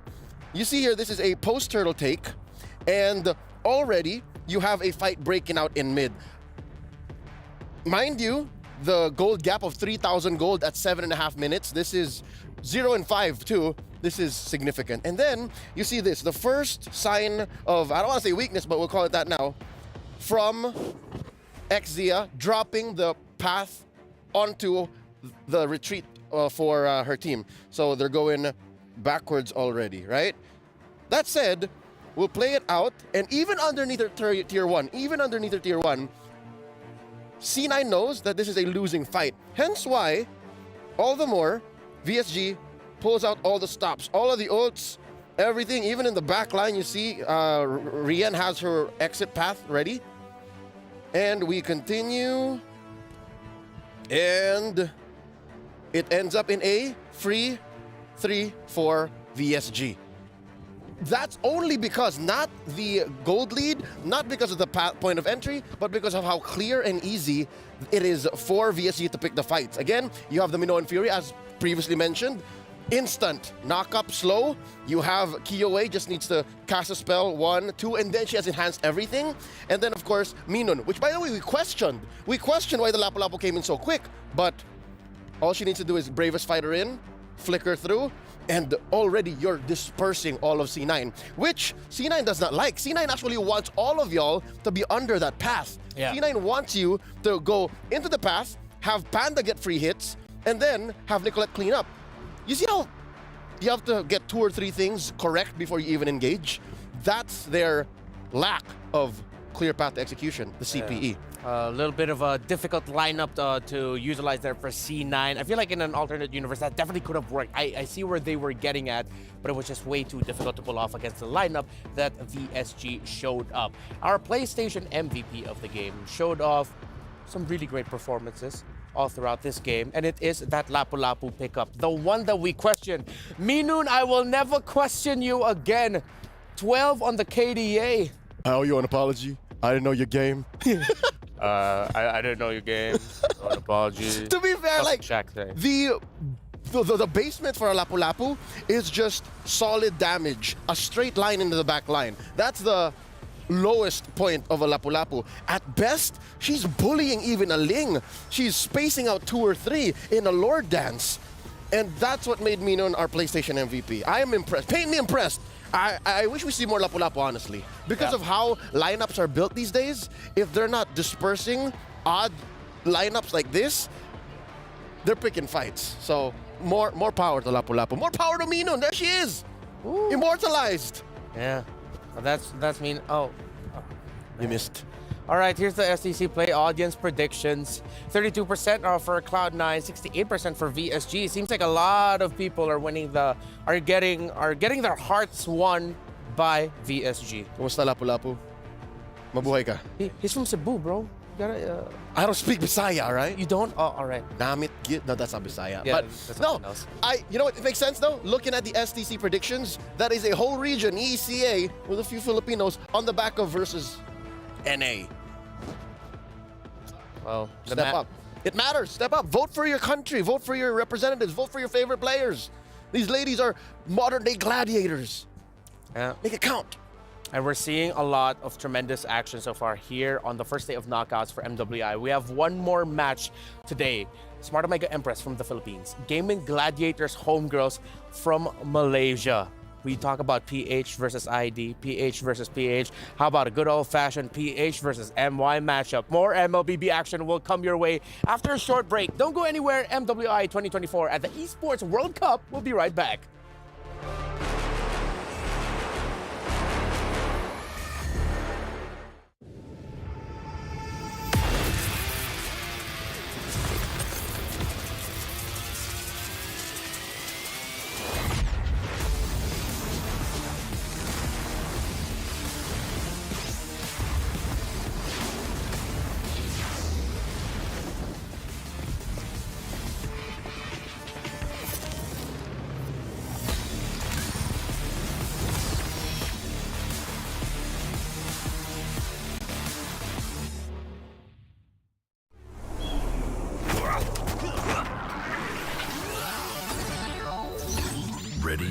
set, go.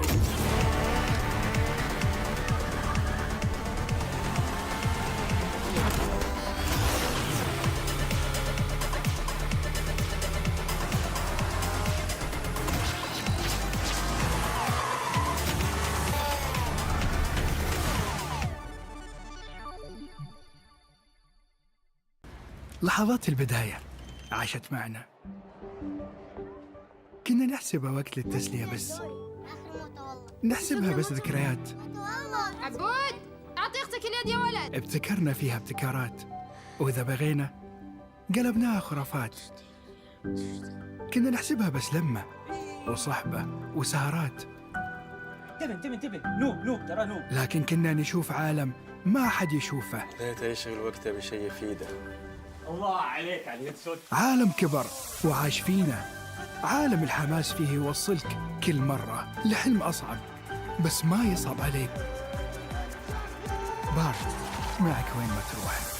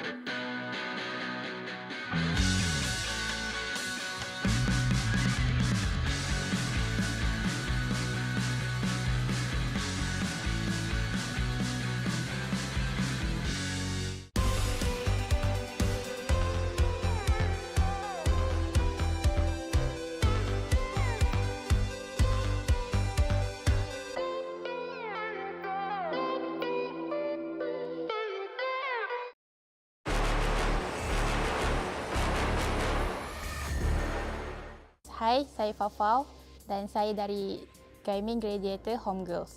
Saya bermain di role Gold Lane. Saya dah bermain kompetitif scene selama 3 tahun. Sewaktu training, tak selalu kami akan sentiasa serius. Kami juga akan selalu bergelak ketawa untuk hilangkan rasa stres dan tekanan daripada game. Untuk SEA Games, saya cuma training selama sebulan. Cumanya training tu sangat padat lah. And training tu membuatkan kami improve lebih banyak dan and resultnya seperti yang kami mampu and bergantung dengan kami punya training lah. Sangat terkejut sebab selama yang saya tahu Malaysia tak pernah lagi menang dalam semua tournament yang besar. So bila pertama kali Malaysia buat sejarah yang baru, Malaysia menang. So saya pun jadi membara untuk tunjukkan yang scene Malaysia perempuan pun boleh menang. Kami rasa sangat teruja dan sangat rasa bersemangat untuk kalahkan tim Vitality. Biggest rival saya Chell daripada Vitality sebab tim dia tak pernah lagi kalah semua tournament. Untuk semua penyokong GGHG, jangan lupa support dan doakan kami supaya kami boleh pergi lebih jauh dan insya-Allah champion untuk kami. Thank you.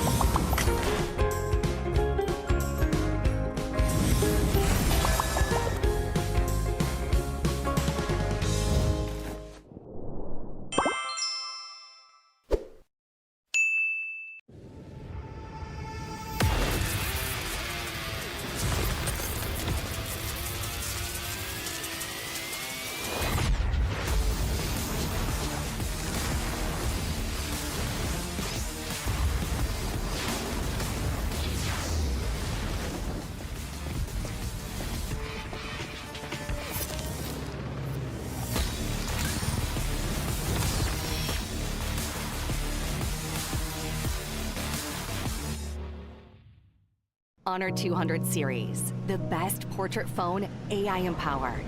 Studio level, AI portrait camera, 3 hardcore portrait modes.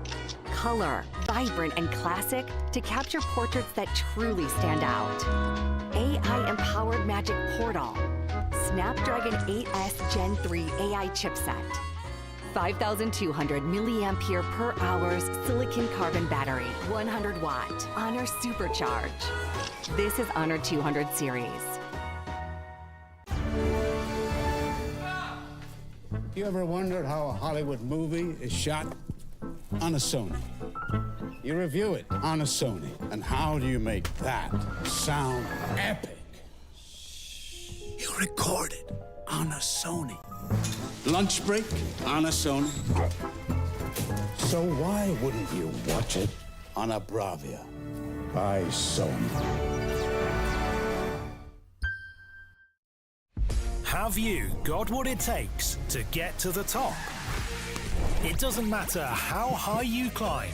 To reach the top, even the biggest champ needs a break. So you can recharge, dive back in, and dominate.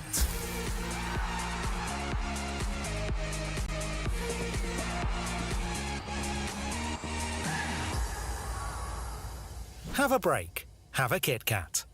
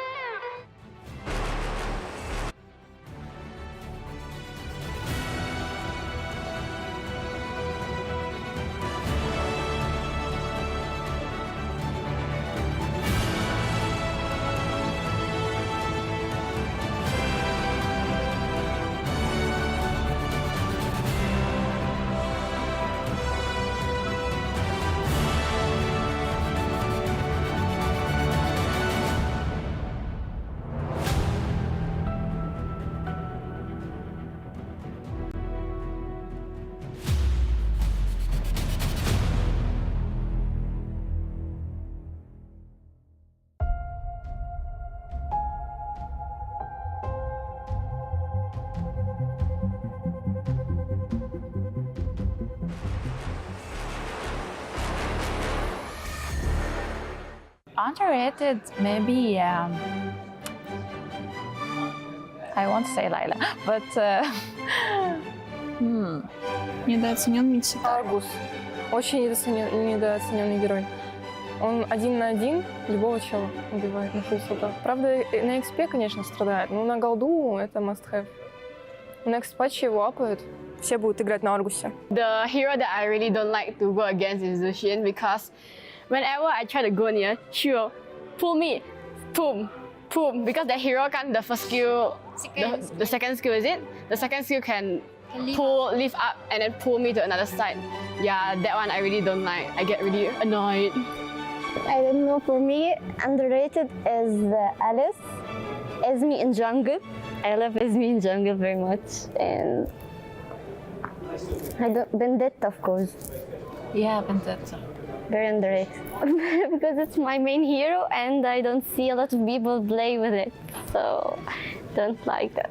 I think the underrated heroes is Zaz. Because he's good. Yes. Because in Malaysia, we really use it. But when I came here and then I tried to play rank and then people all ban Zaz. Yeah, ban Zaz. They ban her. Yeah, but in Malaysia, we don't ban any Zaz. Ну, Дариус считается самый сильный лайнер за счет того, что он берет соло перк, фулл и погнал. Вторым скиллом шотает любого персонажа. Ну, типа, это можно задолжить, если быть умным. I think the hero that they're gonna pick the most is Ling. Because right now he's in the meta and he's already OP hero that he can rotate through the map really fast. Yeah. I think the most hero that people will pick is Terizla, because he is too overpowered in right now, meta. Yeah, probably they ban or pick the heroes. I like K1, but yeah, you know his hair damage now, it's not that good, so I can't play hair now.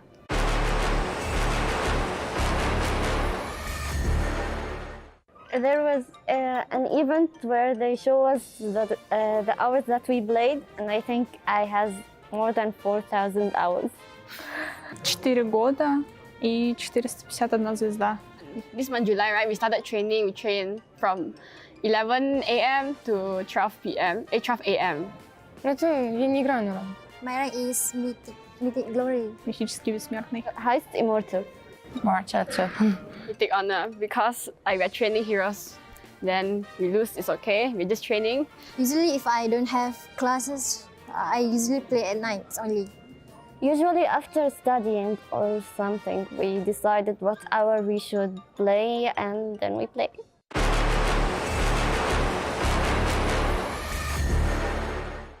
Mia. I'm the first player. Mia. That's Xavier's ulti. no, that's Mia's Oh, first skill. second skill. It's an item. The blood wings. Blood wing. Это крылья королевы. Blood Lines. Крылья королевы. Крылья королевы. Blood wings. Yes, blood wings. Atlas second skill or first skill. First, Lalo second skill. Atlas. It's второй скилл Атласа. Второй скилл Атласа, да. What is this? Yeah. Atlas ultimate. Even I don't know. I'm a wrong one. I don't know. I go. Yeah, but we forgot the name. Paquito. First Paquito. I think first Paquito. Maybe. Because Ой, это Пакито. Второй скилл усиленного. Paquito. Paquito third skill. And the item that gives HB, I don't remember its name, but it's half immortality. Ой, это пояс, да. Защитный пояс. Защитный пояс. As well. Oh. It's the new emblem. But I can't remember his name. Temporal region. Yeah. Это перк какой-то. Какой-то перк. Кубик.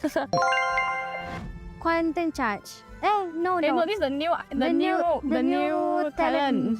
But I don't know what's the name of it. Florian.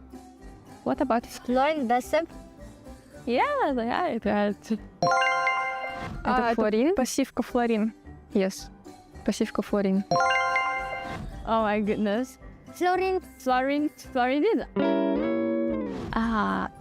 burst is Fury. Brisker Fury? Yeah, Brisker. Криты. Берсерк. Ярость берсерка. Berserker Fury.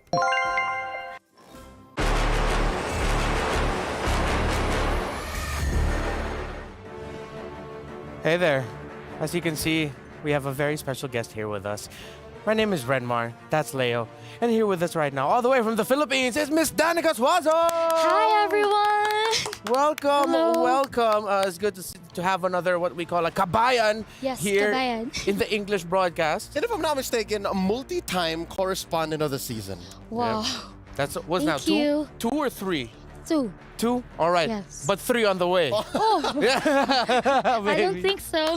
Nah, you're too humble. Pero I have to remind myself we're in the English broadcast here. Okay. It works. Yeah, it works.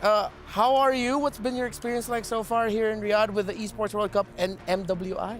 Well, for now, I'm really having a great time here in Riyadh, especially being here, watching live on different teams and countries. It's really a great experience for me. Good to hear. Kumusta naman? How is the weather for you? Because coming from a tropical country, this is one of the first few things you notice, right? Yeah. How is Riyadh weather treating you? Sobrang init. It's really hot, Yeah. but it's tolerable. Yeah. As long as you have water Yes. and lip balm. Yeah. It's good. It's You're a good. beautiful city, right? Yes, super. So far, have you been able to go around and check out the other spots around Riyadh? Because there's some historical places. You can go to a place where you can like ride camels, go to the desert. Have you experienced anything like that yet? Not yet, but I'm planning to go to the Red Sands. I want to take a photo with the camel. Hopefully. Me too. Hopefully you can. Can you bring us? Can we Sama? just go on Yeah, our let's last just go. day? All right, that's it for us here. We're gonna go ride camels. No, I'm kidding. We're not actually gonna do. We can't. We're contracted. What? Yeah. No, Leo. No. Get back. Get back. Get back. All right. All right. But then, anyways, Okay. you're here to experience the EWC. Of Yep. course, you're here to experience MWI. Have you met any of the teams? Yes, I met a lot of teams like Homegirls, Team Vitality, of course Omega Empress, our Philippine team, and yeah, some of them. Okay, having seen the matches so far and having spoken to our representatives, Smart Omega Empress, what do you think of the chances? What does it look like? Who do you see winning the whole thing? Whew. Well, last time I watched the Homegirls and they won against Team Vitality. Oh, wait. But I watched the Omega Empress yesterday. Yeah. And they're really good. And I think, wait. We fell short last MSC, right? We fell short. But I think this time we can get the victory. All right. Okay. So that's the Danica stamp of approval with that prediction. It's Smart Omega Empress who's gonna take MWI. Yes. And who said it? Danica. Swazo. Yes. Well, it's really been great to have Yeah. you here. Do you have any quick message to your fans and your supporters right now before we go? Thank you so much to everyone who's supporting us. And of course, I just want to say that let's support the Omega Empress on today's match, and hopefully we can make it to the grand finals. All right, thank you so much, Danica. Hopefully you enjoy the rest of your stay here with us in MWI, EWC, and of course in the beautiful city of Riyadh. Yes. Because coming up next, we're going to be having our match of the day. It's a big one. It's the Jamil Motorsport match of the day, GGHG versus the prediction of Danica Suazo to win it all, Omega Empress. Just to be fair, it's not just the lovely Danica who wants to see Smart Omega Empress move on. I do. Even the birthday girl, yes, likewise. But even Kiowe sees it that way. I wish that we were able to ask her more about that. But hey, let's never count out GGHG. They started out rocky in their groups and then eventually cleaned house. So I think in this case, without having to jinx it and just to, cut it down the middle, keep everything fair, Malaysia Bole. Yeah, Malaysia Bole. GGHG has a special place in my heart, I will admit, because there was a day during the media day I got to do interviews with them, and all I can say about GGHG is that they are an absolute vibe. They're fun to be with. The Romer, G-Boy specifically, and Fafao together. That's why you saw them in those contests that we had. They just have a really great chemistry, and we've seen that translate in game. Let's see now if your predictions will translate, because later on we're gonna look at your predictions, vote for the next game. GGHG, Smart Omega Empress, Philippines, Malaysia. Well, Philippines for Smart Omega Empress, but y'all already know that. stcplay.gg. Don't forget to predict there, because you get to see the reaction of the players when they get to see your predictions. All right, special mention for the Kabayans, whether you're back at home watching, it being currently almost 9 o'clock. Yeah. And to everyone watching, whether you're of a Filipino blood or supporting Smart Omega Empress, and I'm saying this specifically for them, because GGHG, they're good. Again, Malaysia is on a high right now. They just won MSC. But to the Filipinos, so far, it's been a disappointment. Nobody's predicting for Omega Empress. What's going on? What's going on here? We it's gotta, always like 20%, 30%. We gotta know. We gotta know. But before that, let's see the players, the ladies, roll up. The Jamil Motorsports are rivals. And you're seeing here right now, that is the great jersey. I love it in pink and green. I never knew, I thought would be a colorway that I would love. Froy is making it happen. This is young man in front. His name is Froy. I went to high school with him, believe it or not. And he's making it work. And of course, the lovely ladies, Miss Rian and their players, and Coach King Salman. Coach King Salman. Coach King Salman. Never thought I'd be saying that. Shout out to all the Cebuanos. That is your Smart Omega Empress that you saw just now, rolling in though. Gaming Gladiators Homegirls. All right, even when they're not in game or like with a live mic, they're a vibe. Chiboy just walked right out of frame. She's in a rush. She wants to get in there and dig deep into that player desk. Yeah, with Chiboy, like one of the things that I remember about Chiboy, other than just her great personality, is that she has this really funny clip for the players, like the hype packages that we show off in the screens that you'll see later on. She's just showing off like her jawline. Oh, like, she's looks maxing. She's looks maxing, bro.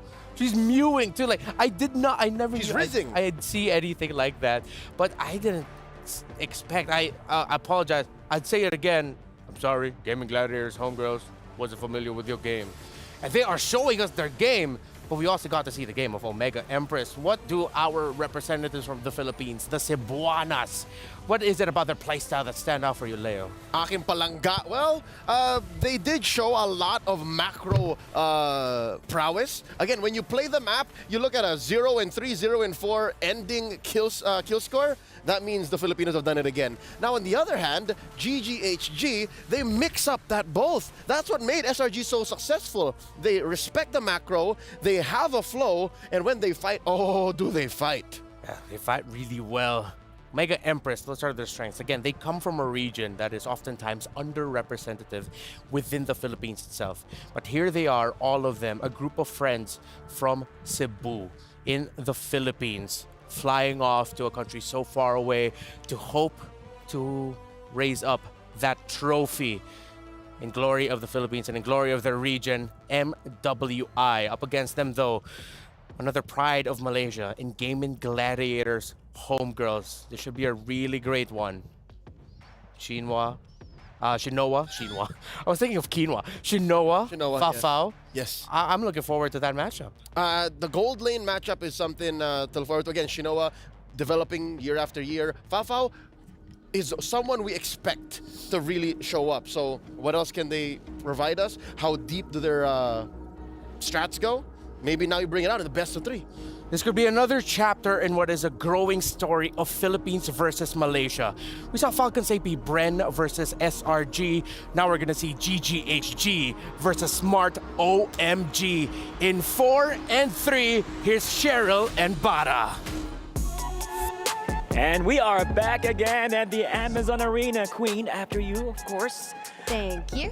Well, this is it. We've reached to the final match. We've seen all the queens battling it out right here, this very own arena for the MWI 2024. وأعزائي المشاهدين وصلنا معاكم لآخر مباراة لليوم. So this is it, the completion of this bracket. It is definitely gonna get all on with our last match here for the day. That's absolutely right. Now, this particular matchup, ladies and gentlemen, blast from the past, a matchup that we have seen in the grand finals of MSC just last week, the clash between Philippines as well as Malaysia. Now, unlike the MSC, we are seeing this matchup right here in the quarterfinals itself, where only one team will emerge victorious and head on over to the semifinals to live the dream of hopefully taking the championship, and that is MWI 2024. Now, with that being said, all the way from the Philippines, presenting to you Smart Omega Empress.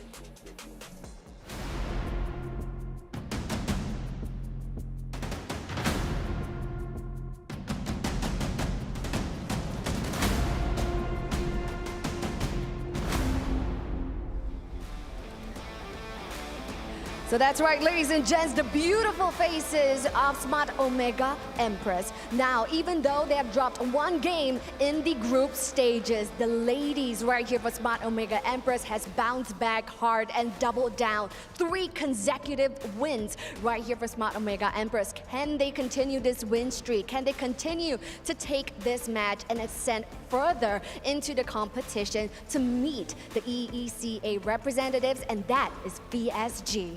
And now for their opponent taking place right here, let's go with Gaming Gladiators Homegirls.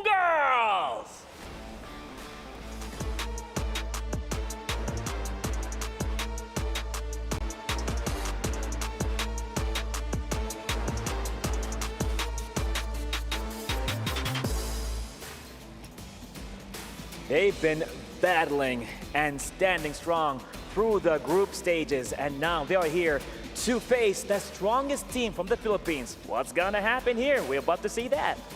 So yes, ladies behind me, queens of your respective regions, this is your time to shine. Please head on over to your respective battle stations.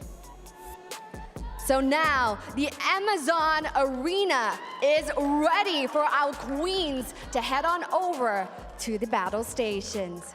And now, with that being said, the queens are deployed.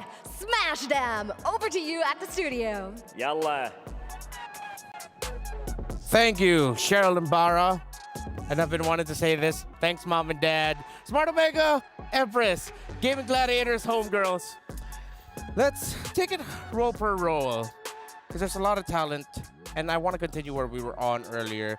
Shinoa and Fafao. That's right. Fafao has been incredibly dependable for Gaming Gladiators Homegirls. There's a lot of action around the mid lane with how G-Boy is rotating around, but that just means that it puts a lot of pressure into the gold lane to do gold lane things. Get your gold and don't die. Where this leads me to think, when you're trying to break down what the matchup might look like, is the jungle matchup. This young lady on the screen right now, Keishi, has stepped up. Again, we followed her career, if you're a fan of a Filipino women's MLBB, and she's always been one of the more soft-spoken members of Smart Omega Empress, and she will be going head-to-head against Quinn. Quinn is the Queen of Steals. She stole so many lords in the group stage that I think now you got to watch out for the Lings, the Hayabusas, more than you would any other matchup here today. Especially since even, I think both of them play a Julian too. Yeah. So those 3, watch out. It's been proven that Omega Empress can be a slow to warm up type of team. The more that matches they play, the stronger they become. And that also happens with their games. The more they're losing in the early game, it seems like the stronger they get in the mid to the late game. If you aren't familiar with Filipino Mobile Legends Bang Bang, there's a team called, well, Smart Omega, the men's team that's been known to have that. And be prepared to hear the term Omega timers a lot here. And that's what I'm going to be looking for in the draft. If Omega Empress will have picks that scale very well to the mid to late game.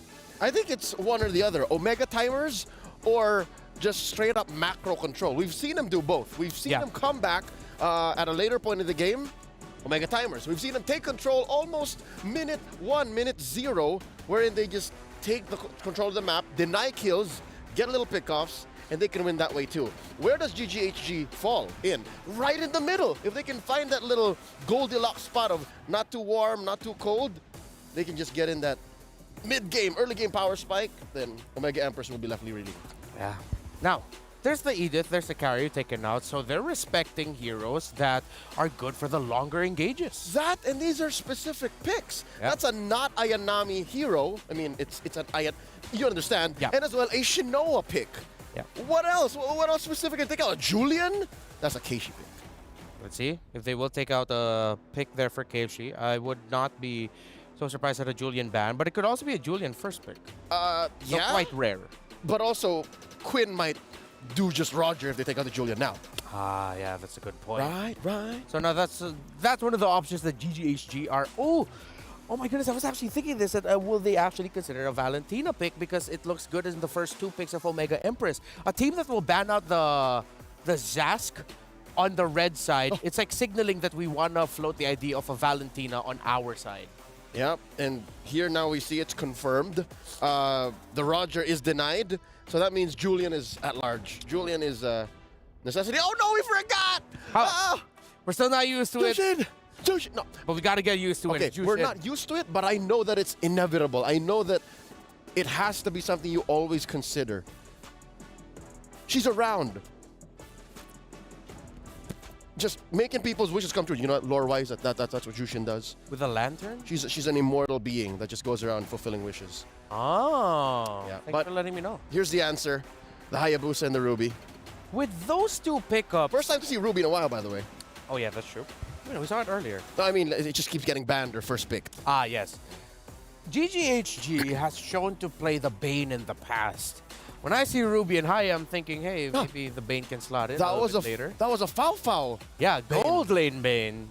Oh. So, I'm not completely turning off the idea of GGHG potentially thinking of picking up the Bane, not just in the 4 foul, but in the jungle too, And it's not still out of the realm of possibility. Look, jungle and gold are open. Yeah. With an R-Lot in the EXP lane, you're gonna... That's your pick to somehow access the backline if ever you need it. And plus, it's a strong pickup that actually has shown great performances with that. With the Minotaur and Jushin, I expect aggression early on here for GGHG. Oh, yeah.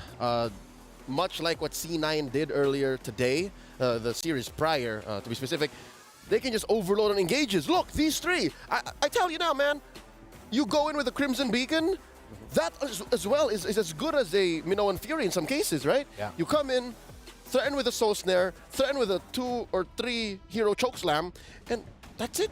These three can engage. Yeah, Omega Empress will have to keep that in check. Because right now the lineup looks like, okay, Ruby can initiate, yes. Hayabusa doing its own Hayabusa things.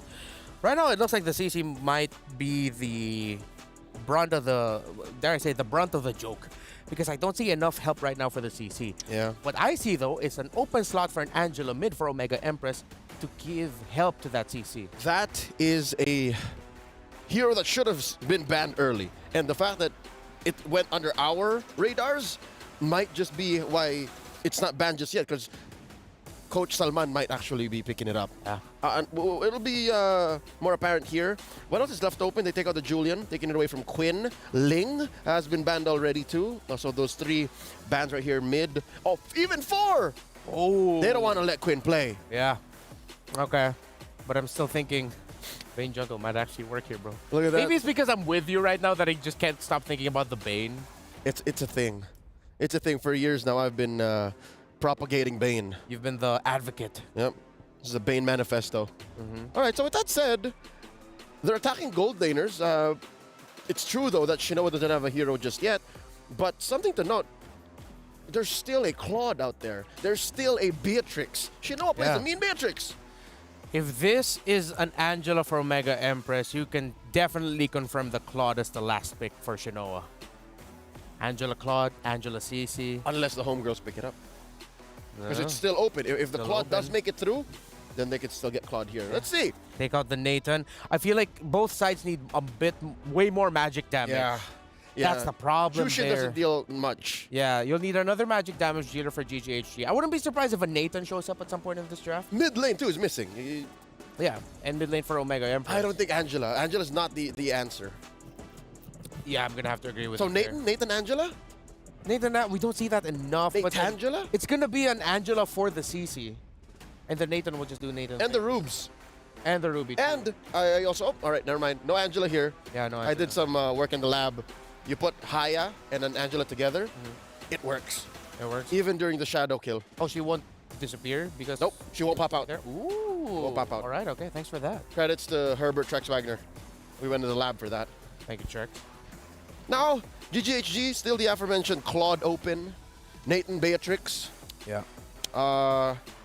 Didn't notice the Harith was left out. Oh, what? I'm glad that you're mentioning the Beatrix, by the way, because you need a lot of those quick basic attack lockdown. Yeah, she's the, again, the straight line. She's the point A to B. Yeah. Simple solution. And there's a Claude, of course. And what's in mid? Oh no, what's in the jungle, rather? I wonder if this is going to be something unique. Come on, just pick the Bane.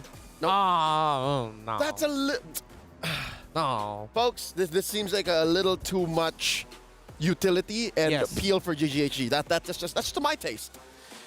Although it does look like this lineup, for the side of GGHG, I will stand by the idea that this could be a lineup that scales very quickly if they get an aggressive early to mid going. Jushin, Baksha, Minnow, that's a lineup that screams, we're going to mess up the mid rotations of our opponents so that our Claude is free to farm. Yeah, they're going to try to go through the power spike on OMGE and quick and win fights decisively. But there it is, the aforementioned Nathan. Yep, they needed magic damage. So, the scaling for Omega Empress, they have a chance to scale surprisingly at early to mid, but it's not as easy compared to what GGHG can do with their early rotation. GGHG basically confirms fights. Yeah. They can win decisively, especially with the amount of CC. There better be a couple of purifies. I'm expecting that much from Omega Empress. We know the conditions. We've seen the picks. Game number 1, Omega Empress versus Gaming Gladiators. Homegirls, let's take you over to our casters. And now you guys are here. And you know what? I actually agree with Leo. Looking at the Homegirls lineup, a lot of utility. Is there going to be a lot of damage? My name is Rafael. Alongside with me is Naisu. And now we're jumping straight into the Land of Dawn. Let's get to it. You know, last match here for the day. I mean, I feel like we're just flying through the knockout stage, obviously, you know, because this is the next one to decide who gets to the semifinals between these two teams here. And already, you know, I think a lot of people, I know Redmar mentioned the whole audience predictions. I feel like a lot of people might even be split amongst this because of what's happened with Malaysia lately. Like, even for MSC, like Leo mentioned, they are on a rise here. And we'll see if the female team can replicate that success going forward. Because if they do beat Smart Omega Empress in this best of 3, that'd be great for them. That'd be great for the region and the story here. But I think they have a lot to kind of handle here, Lafel. I feel like for this one, it's going to be difficult to call because, again, even though I'm Malaysian and seeing what Red Giants did in the MSC, even I can really say that Gaming Gladiators Homegirls can really take this one. Now, I want to talk about the draft here. I kind of feel like the draft is kind of good going up against the Hayabusa because you got the healing coming in from the Minotaur, and mostly all of them are pretty tanky. Like, even the mid laner is going to build up a Clock of Destiny. Yeah. So this Hayabusa, the real target is going to be Fafao on this Claude. And as long as Fafao is able to take care of herself, or Chiboy is able to hover around her to make sure that whenever she does get Ogi Shadow killed, she'll get healed up. Once the Flash of the Oasis is done, it's going to be difficult for this Hayabusa to really do anything. Yeah, I think Minotaur has just been, he's been the pick. Yeah. He's been the guy. I was going to say the guy, but he's been the animal, you know, to bring to the table. He's the, well, as Mirko said, he's the bull. He's the bull. He's the bull to go, and he fits in so many different team compositions. I think that's what makes him so good, but also the healing, like you mentioned. Even pre-Flask of the Oasis, like you still can't count it out. We've seen it so many times actually save, you know, members that were running away, especially when it comes to these first objectives, the first turtle even. But yeah, once that Flask of the Oasis comes online, it's very helpful for the overall sustain of a team. As everybody pretty much tries to get this level 4, we still have Keshi, of course, working on her buff. They might have to give this one up. I don't think she's going to get there in time to contest this turtle here, as it looks like it's going into the hands of a Quinn. Just like that, gets the objective. Let me just say as well, while Chiboy is running away, for our analysts, honestly, for Gaming Gladiators Homegirls, this draft is a very comfortable draft for them. Fafao can carry with the Claude. The Baxia is basically Queen's hero, and Chiboy on this Minotaur, like you said, it's the pick. So honestly, besides the Jushin, this is basically what Homegirls has been using for months, maybe even years now. You know, we haven't even talked about the elephant in the room. It's Jushin. Like, so many times when she's picked up, it's like, how do you handle her? How do you handle playing against the whole flare concept, being dragged back, you know, getting those stacks off really easily? There's the pull, though. And the Eternal Guard going to be dropped down, and now Chiboy could be in trouble, but with the heal, she gets away with 1 HP, and now still going to be going for the fight. Amore could be in trouble with this one as she gets dragged back by the flare, and the first blood now secured here for GGHG. And there we can see a bit of the strength coming in from the Jushin. Using her Crimson Beacon, she's able to move around quite well. Noble, Keishi built up the Sky Piercer here, but I'm not so sure whether it's usable for this one. I kind of prefer for something like a Hunter Strike or even a Blade of Hephaestus, just so that you have a little bit more damage in the early game here. I feel like, you know, it's just such a cheap item. Yeah. 1,500 gold, you might as well grab it early on and see how that goes, because you can see she's going to work on the next, but I think you kind of rely on the fact that you can pump out some damage. Already, look at this. I'm Offended going to be landed too, and now they're going to try to keep this Tier 1 turret alive, but the flare brings Murray back again. It looks like she's going to be okay. She's able to survive the exchange, but man, talk about escaping just by a thread. Smart Omega Empress, they got to respect the damage that's coming across from them, you know, but they're still keeping it relatively easy. Going back to the point, even with Keshi picking up the Sky Piercer first item, they should have relatively good capabilities of managing the damage, you know, early on, especially with Amore. She died earlier on. She was the first blood, but you can't count out, too, the Eternal Guard utility. And that's why they're going to go ahead and start up this turtle. Second objective for Smart Omega Empress. They'll go ahead and try to cap this one out, even it out, but the fight is going to go. But Keshi will already secure the turtle. I'm not sure if they still want to fight this out. Eternal Guard going to be dropped down. Look at the damage and the knockups. Quinn able to get a kill, but Chiboy also on Amore. It's only 2, make it 3 that fall for Smart Omega Empress. They couldn't get anything out of it. GGHG might have lost the objective, but they win the team fight. This is where they really use their utility. I kind of feel like that's really good, because right now we're going to look at the STC replay and look at Honey throughout this entire fight. This is so rare that we see a mage being the pick-off hero. She's the one that can isolate a target. Like, look at this. She was even able to go to Keishi and take him down. Like, the amount of crowd control coming in from the Jushin as well as the Minotaur makes it so that Smart Omega Empress, they don't want to commit to the fight, but they didn't have a choice. This is just like, I don't know, Odette 2.0. Yeah. You know, a different kind of Odette. Odette deals damage. This one deals stacks. Yeah. And utility. Utility, yeah. Like, I mean, the way that you play kind of Chow. It is. And the fact that you can even flicker forward and then, you know, get those stacks faster and then drag them in, because you can drag multiple targets. Multiple targets, yeah. As long as they're in that little radius of the flare. And also Flask of the Oasis was just picked up by Chiboy here, so she's got that now. A little more extra sustain that we talked about leading into this. You can see, I mean, the good kind of gold lead that they built up, all just based in the last couple seconds or last couple minutes. Gotta say as well, despite having a Hayabusa, honestly, Fafao has been having an amazing time in the lead. I wouldn't necessarily say it's a golden experience, because I kind of feel like she didn't really have the time of her life, but still, not yet. Good. Not yet, no. She's getting there, you know, but turret is going to go down. First one there for Smart Omega Empress to get. There's the drag with the flare. This is what we're talking about. Not Ayanami could be in trouble. She pops the Vengeance, though, returning a lot of that damage back. She's trying to escape. She's going to get dragged again. What do you do against that? Time and time again. And now bring it to the mid lane. Not sure if they're still going to re-engage this, but yes, you're seeing this, the power of the Jushin pick. It makes it so that you don't have a choice. Where do you go? That makes it unfair. It's like, legit, I don't want to. No, Mom, no. No more. No. I want to pause the game. No, you can't come here. It's like, yeah, it's unfair. It's one of those catching mechanisms where it's like, for example, catching heroes, they can do it once every, say, 20 seconds. This is like, what, 3-5 seconds? Okay, pull back then. Okay, pull back then. Pull back then. There's probably going to be a change on that. There's got to be. It's probably going to be a nerf. Yeah, maybe a little bit longer until you can activate it again. I'm not sure, because it's just more mana usage.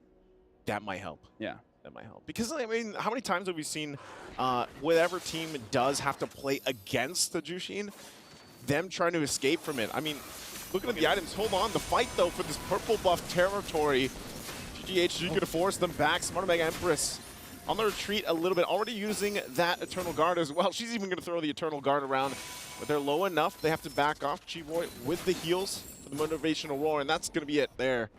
So again, as we were saying, you know, the power of that pick is showing here. The thing is, I feel like the Hayabusa can deal with it.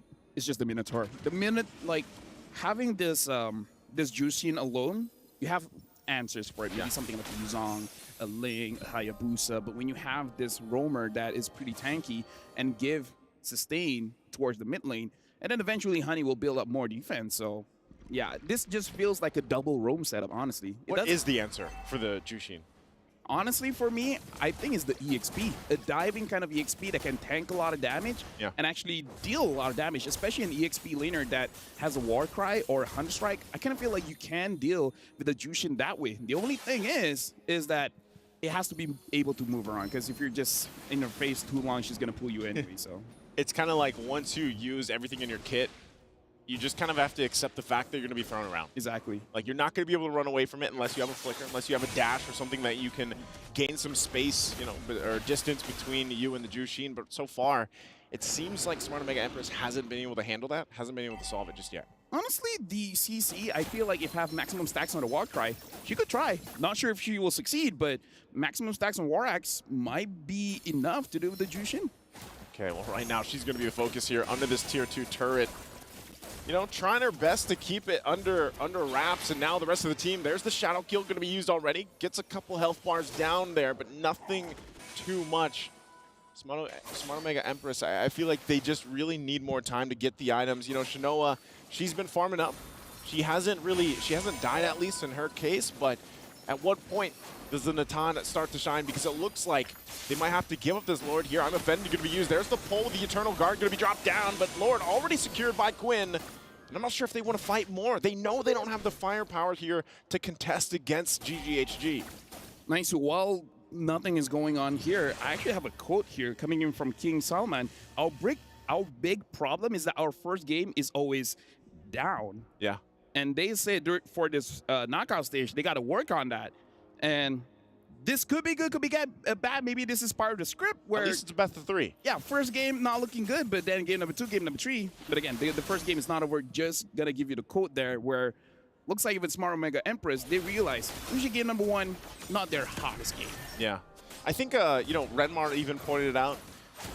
Smart Omega in general, even the men's teams that we have over there in the Philippines, they're known for like a certain timer. They call it the Omega timers. Now, even for the female team here, for the Empresses, you know, they have their own timer. And I think in a case, it's like, yeah, their first game for some reason, it's kind of like they're downloading the script. They're downloading the play here against their team they're facing. And right now that's been happening because they're going to lose these turrets as the Lord approaches the base. And look at this, Murray just continuously getting dragged in. I'm going to be used into the Eternal Guard, forcing them back a little bit further. And still down in the mid lane, Quinn's going to be able to get away, but they hold on to the base turrets for now. Honestly, that's probably the best thing Smart Omega Empress can hope for. You know, when you're down like this, at least get that defense. Hold on to your base turrets. How you deal with the Minotaur is isolate him away from his team and then kill him first. The thing is, they don't have a way to do that here, especially when you look at the lineup. You have an Arla, you have the Minotaur as well as the Jushin. They can actually protect the Minotaur. Looking at the itemization here, his full item is just the Flask of the Oasis. The rest are just the second-tier items just to have a little bit of stats. It's like a Chop Suey. The Chop Suey? Chop Suey build. Yeah. And then honestly, the Arla as well has been stacking up with the Thunderbolt. So this lineup is a little bit too tanky. That's why I was a little bit worried about the Hayabusa, especially the first item, Sky Piercer. I kind of feel like Sky Piercer is okay if you can confirm the kills. If, say, in your opposing side, there's 3 squishy heroes, like the mid, the jungler, as well as the gold laner. But when the opposing side is tanky for everyone except for the gold laner, I think it's not that great. Oh, this might be a moment to proc that Sky Piercer, and there it is. Chiboy's going to be the one to fall into the Shadow Kill once again, but the Blazing do it on the backside, forcing them back a little bit further. The flicker out from Murray, too, will keep her alive, but look at this. Final Slash going to be used, and not Ayanami will fall as well. Again, it's a 1-for-2 trade here. Smart Omega Empress does get Chiboy, but man, talk about a tough fight in the mid lane. Like I said, this is how you deal with the Minotaur, right? You have to isolate the Minotaur. This one is more on Chiboy. Her positioning was a little bit off, and that's how they got the kill. But then afterwards, just because the difference in terms of gold as well as EXP made it so that it didn't look that big of a mistake. Homegirls was able to initiate a fight and still get something out of it. So a bit of a mistake coming in from Chiboy. But Smart Omega Empress, now they seem to understand they got to deal with the Minotaur first, and then start thinking about the rest of the team. I think that's part of it. Once again, they're going to go. I'm offended, already going to be utilized, and this should be another kill. Chiboy will go down again right before this Lord is going to be the focus. So down a member. I'm wondering if Smart Omega Empress can go ahead and play with the advantage they have. They still have to keep an eye on these side lanes as well. You can see what Fafa is trying to do, trying to put pressure there on the bottom side. Like I said, at least for Smart Omega Empress, they held onto the base turrets. They can keep it kind of under control for now. They might be looking for Asha here. She goes in. Look at the damage coming out from Hani, though. She gets the flicker out from Amore as well, and now she's going to be looking to drag in more members, and you can't escape from this as Murray goes down as well. The power of the flare, dragging them back and forth. Now Smart Omega Empress might just have to watch this Lord take. Well, I'm pretty... Oh, hold on. Keishi wants to go in. Keishi wants to make a play, but they're too tanky. It's not going to happen here. And it looks like the Lord is going over to Gaming Gladiators Homegirls. This Jushin is not going to see game number 2 or game number 3. I don't think so. And maybe that's what it takes. You know, maybe that at that point, you let it slip through game 1. But I don't know, man. Like, at this point, you've seen it so many times. Have so much success throughout MWI alone. We didn't get a glimpse of her, you know, at all during MSC because she couldn't be played. But here for MWI, it's been a nuisance for any team to go against it, because even when you have a good initiation, you set things up, once she joins the fight, someone is going to kind of have to be that sacrifice. Someone is going to have to be the one to get dragged around and stay back and just pretty much die, you know, because at that point, how do you escape it? Even a Winter Crown here picked up for Quinn. And now this is a big play. This is a big moment for Smart Omega Empress. Can they stay in the game here? The Lord making its way down the bottom, nearly 15 minutes in. We'll see how they play this out. Yeah, honestly, this Jushin can force out mistakes, but Mireille probably could do something with the Unoffended. Maybe could force an initiation coming in from Gaming Gladiators and make a mistake. Queen right now taking a little bit of damage coming in from Not Ayami, as well as the Lord comes in, but they're focusing on mid. Okay. Turret's going to go down finally. Mid as well. Still the top's up there. Blazing Duet going to be used, and then the Winter's Crown. Keshi couldn't get the shadow kill off that she was looking for as Amore falls, and Lord still up here. Murray's going to be next, and she can't escape Ash. And now it's just a few members left of Smart Omega Empress. They want to fight back. Keshi waiting for the shadow kill to be back online, but she's going to find Ash, and now looking for Quinn as she picks up the kill there. So far, so good. It's a double for Keshi. Good news, bad news. Good news for Homegirls. They were able to get all of the inhibitors. Bad news is, honestly, there were moments where the minions was already in the base. They could have just ended it there, but not Ayanami pulled them away and able to delay the game, which is something that Smart Omega Empress really need, because once Natan has his items, which looks like is delaying the Holy Crystal, maybe that's why we're not seeing a lot of damage coming in from Smart Omega Empress. Oh, 12,000 and 9,000. You know, you said she didn't have the gold lane experience earlier. I think we can say, you know, she had it in a way at this point now, even though she hasn't any kills, I think Fafao going in with the Blazing Duet and then just popping the Winter Crown is enough of a distraction to worry and then be like, oh, wait, we have to also worry about Hannah. Yeah. At this point, it's the Blazing Winter. Blazing Winter. Yeah. Crowning that one. Blazing Winter. But either ways, right now 11-4, because Shinoa is delaying that Holy Crystal, instead opting for a Divine Glaive as well as the Wind of Nature. I don't know about the damage output of Shinoa at this point, and not Ayanami is going to get caught out, and you know she's going to get pulled. Oh, that was some distance on that one. She brought her through the wall. And that's what I'm saying, LaFell. What do? How do you escape it, right? Even with the Vengeance alone and some of the itemization that not Ayanami has, look at this. I mean, that was after she got sent through the wall. If it was me, once I'm caught, I'm just going to spam the emotes. I know I'm going to die anyways. It's like, well played. Yeah, you know. I don't know. Again, there's got to be something done, but right now that's another Lord just going in the hands here of GGHG. And with a fully exposed base, this is going to be even more difficult for Smart Omega Empress. How do they do this? How do they approach this defense here, LaFell? Okay, try to imagine this. I'm imagining. Right? 5 men, I'm offended, right? That's first step. Wait, why are you starting there? I thought it started with mindset. Mindset. This is where the real game happens, all right? 5 men, what did I say again? I'm offended. And then 5 men, Eternal Guard. And then at that point, Shinoa uses her ult, and then first kill, and then bam, bam, boom, bam, bing, Savage. That's how you do it. We'll see if you have the foresight here for this one, if it's going to be a 5-man or not. But I thought you were just going to say it's all in the mindset, as now the Lord is in the mid lane, looking to close out this game number 1 here. GGHG goes in full force.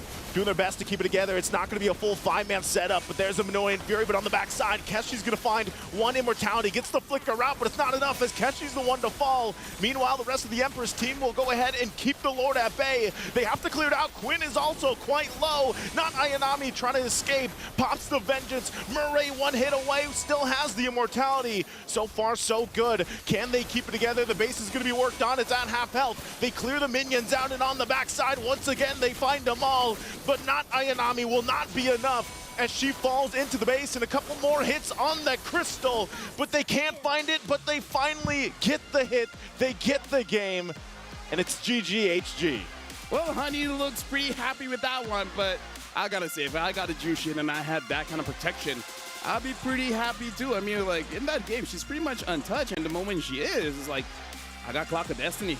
Get me down below 50%, I'm regenning back up. Yeah, it was a good, valiant effort, I would say, to go ahead and defend at that point, almost the 20-minute mark. You know, almost 19 minutes in for that one. But it just, again, 6-0-9 for Hanny.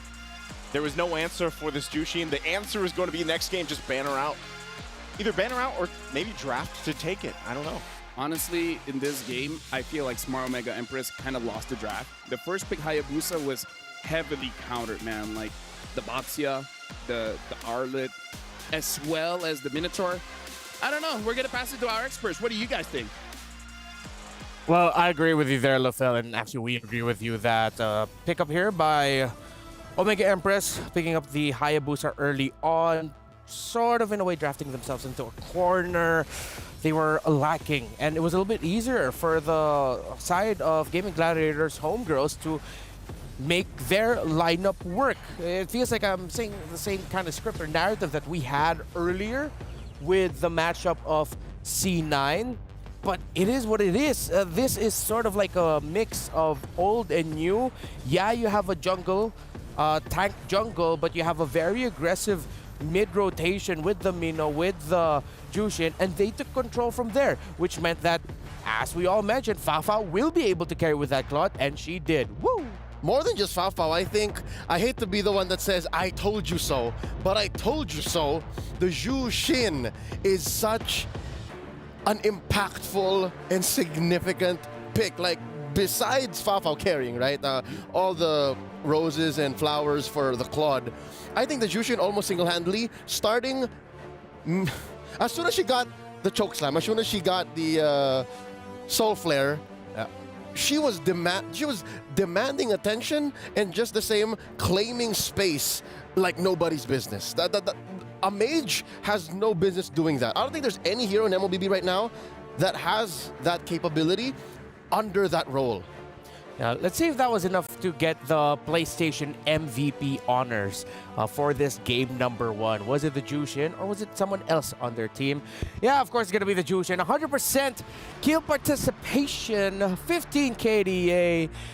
There's a reason why this hero, once she came out, it took some time, but just like her kit, it takes time until you feel it, but then people realize you don't need time. Just be aggressive early on and make sure you maximize Lantern Flare. You know what the time is? What? About 3.5 seconds. That is from 0 to a choke slam. That's what it takes. Like, if you have no stacks, and then you get that Lantern Flare on, not even using Crimson Beacon, without the ult, it's 3.5 seconds.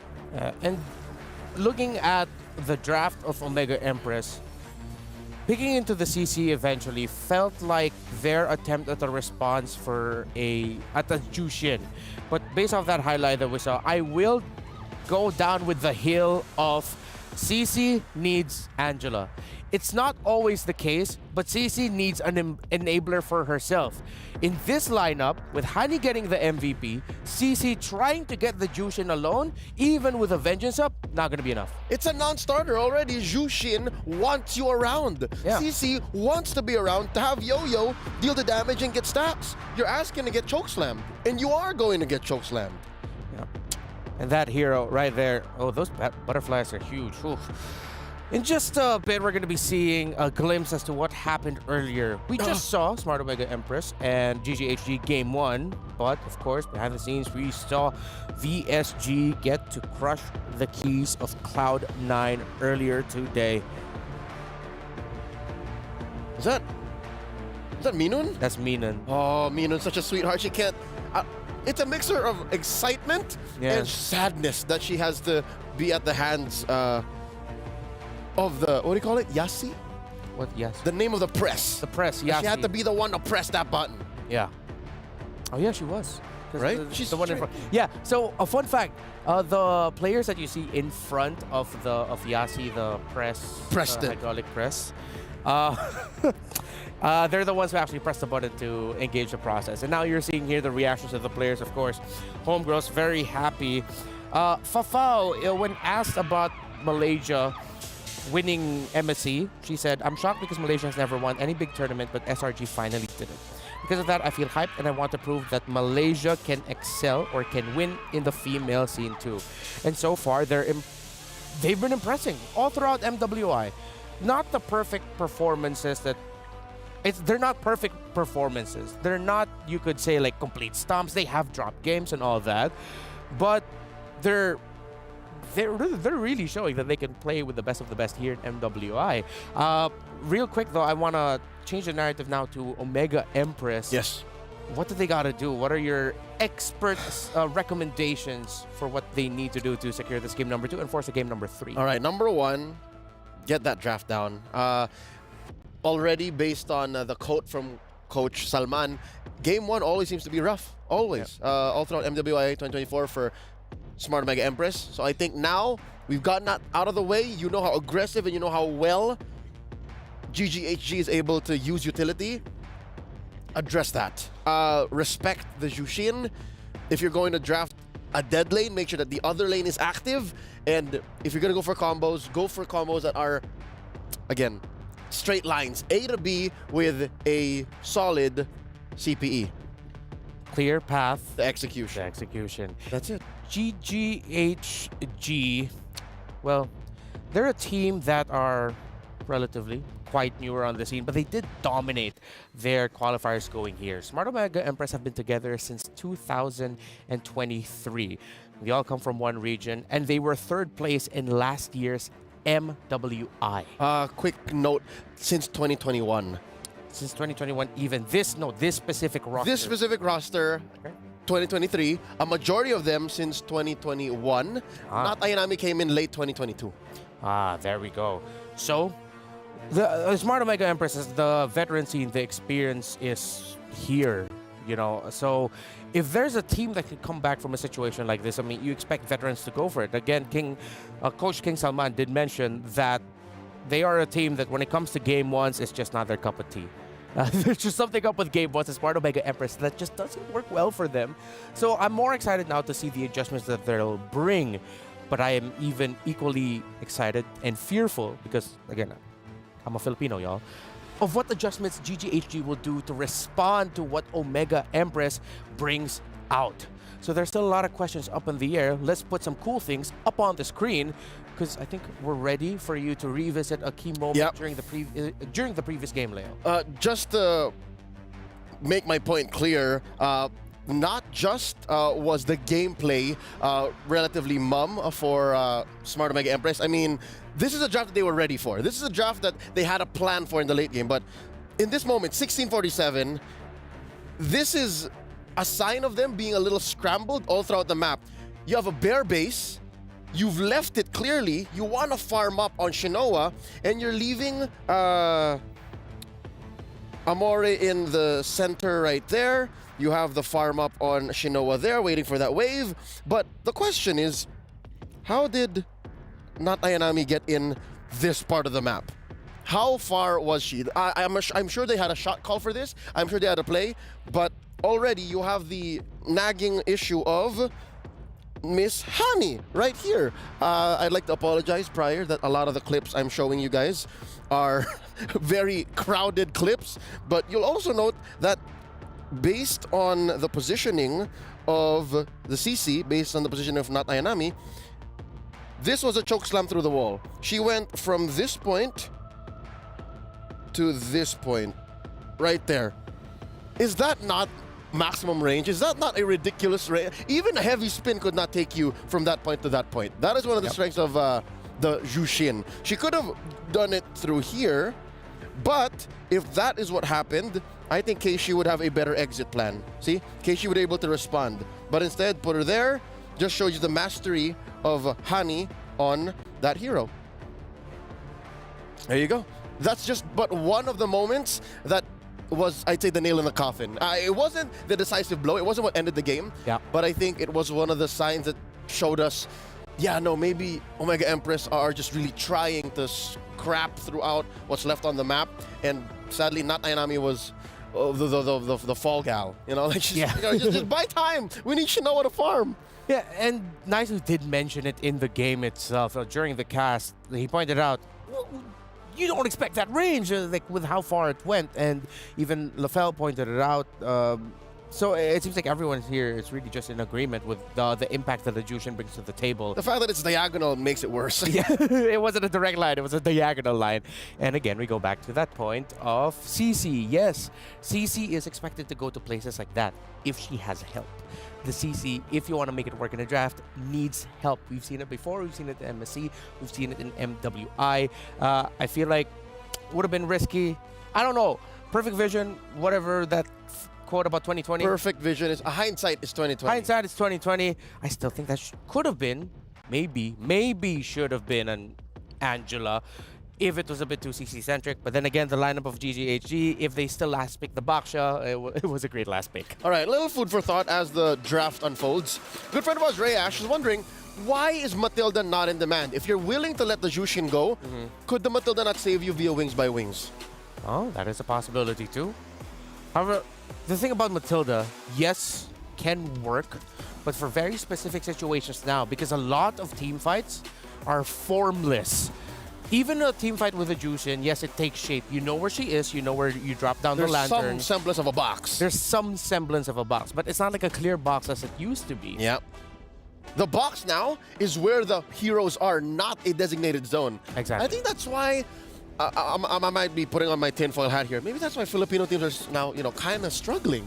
It's because we're so used to boxes being in certain places that now it's in your face.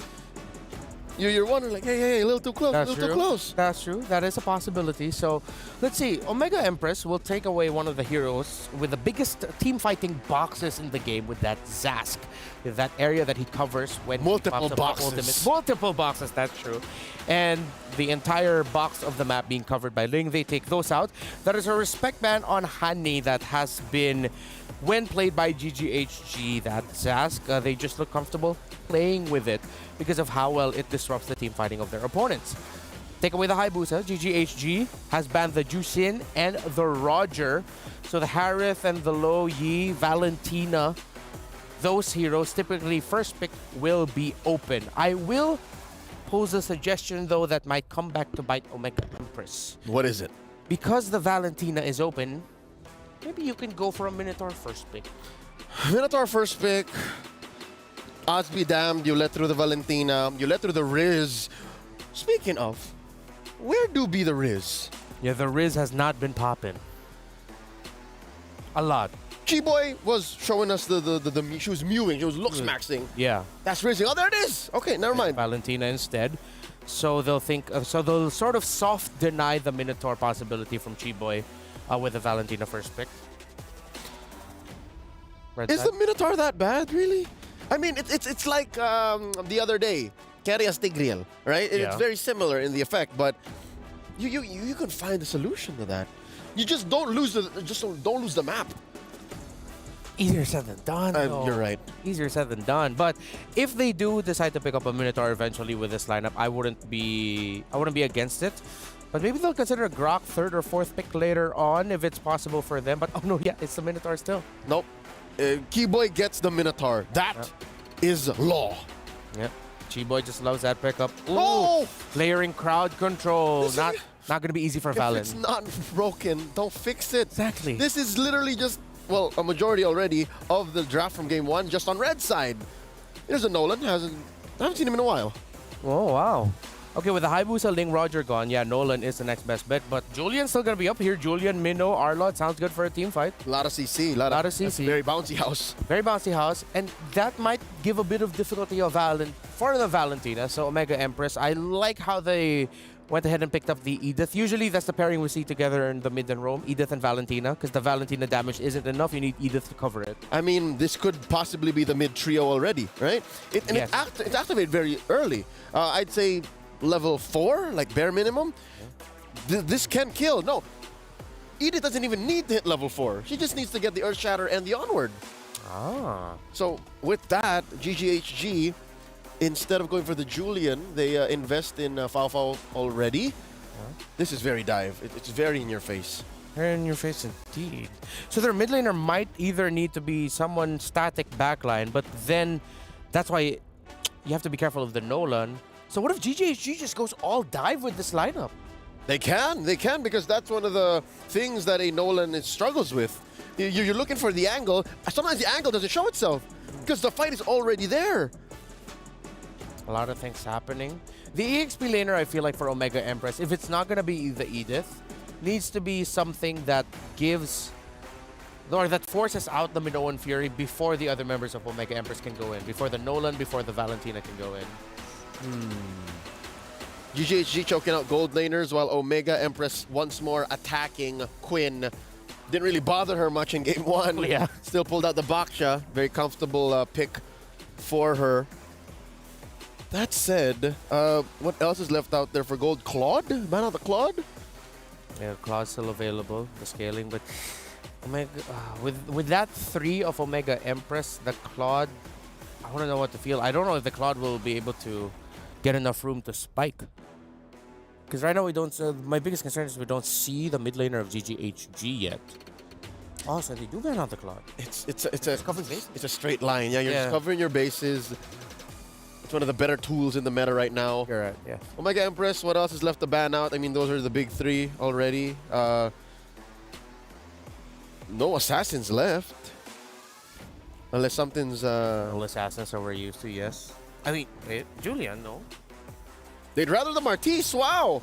They'd rather give the Julian. They're saying, Julian, come through.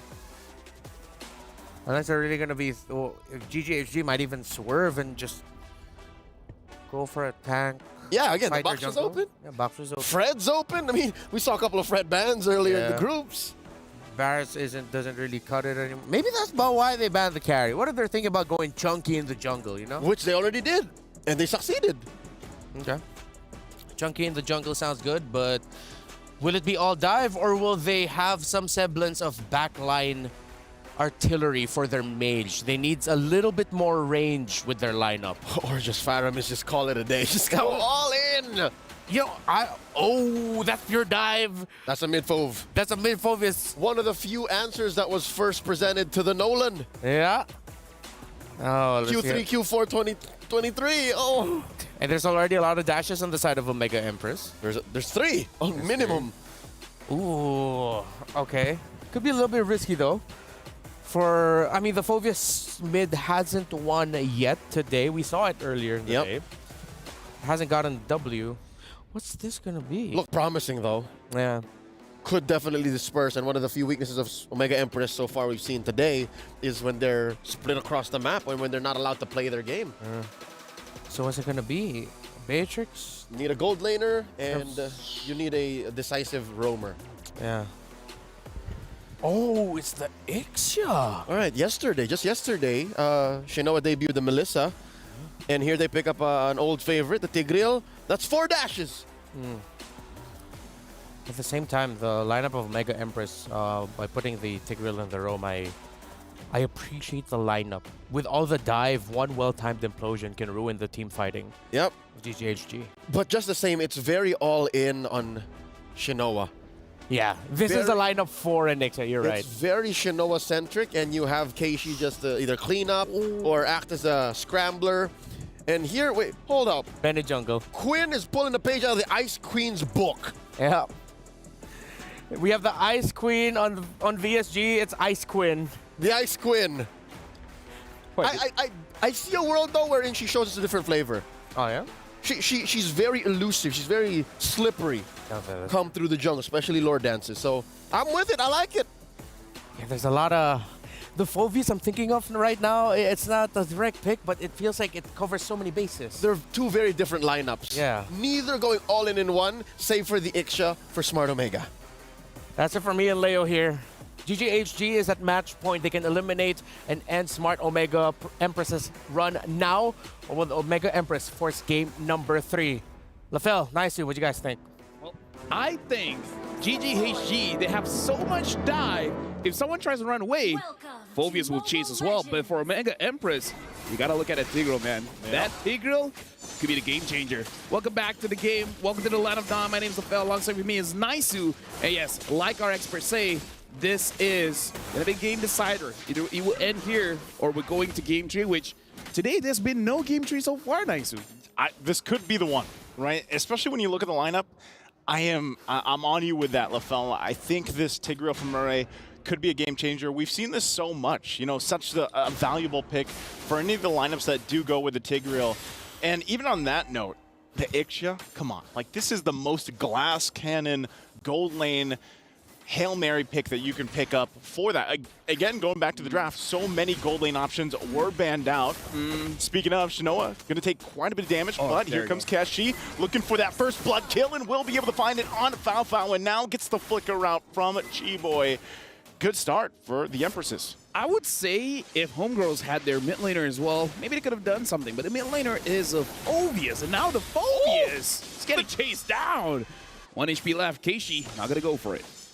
Okay. I didn't know if she would be able to get away, but she does. So you can tell, definitely this early on, LaFell, Smart Omega Empress wants that game 3. They want to take this lineup, start fast, start strong, and then get to the next one.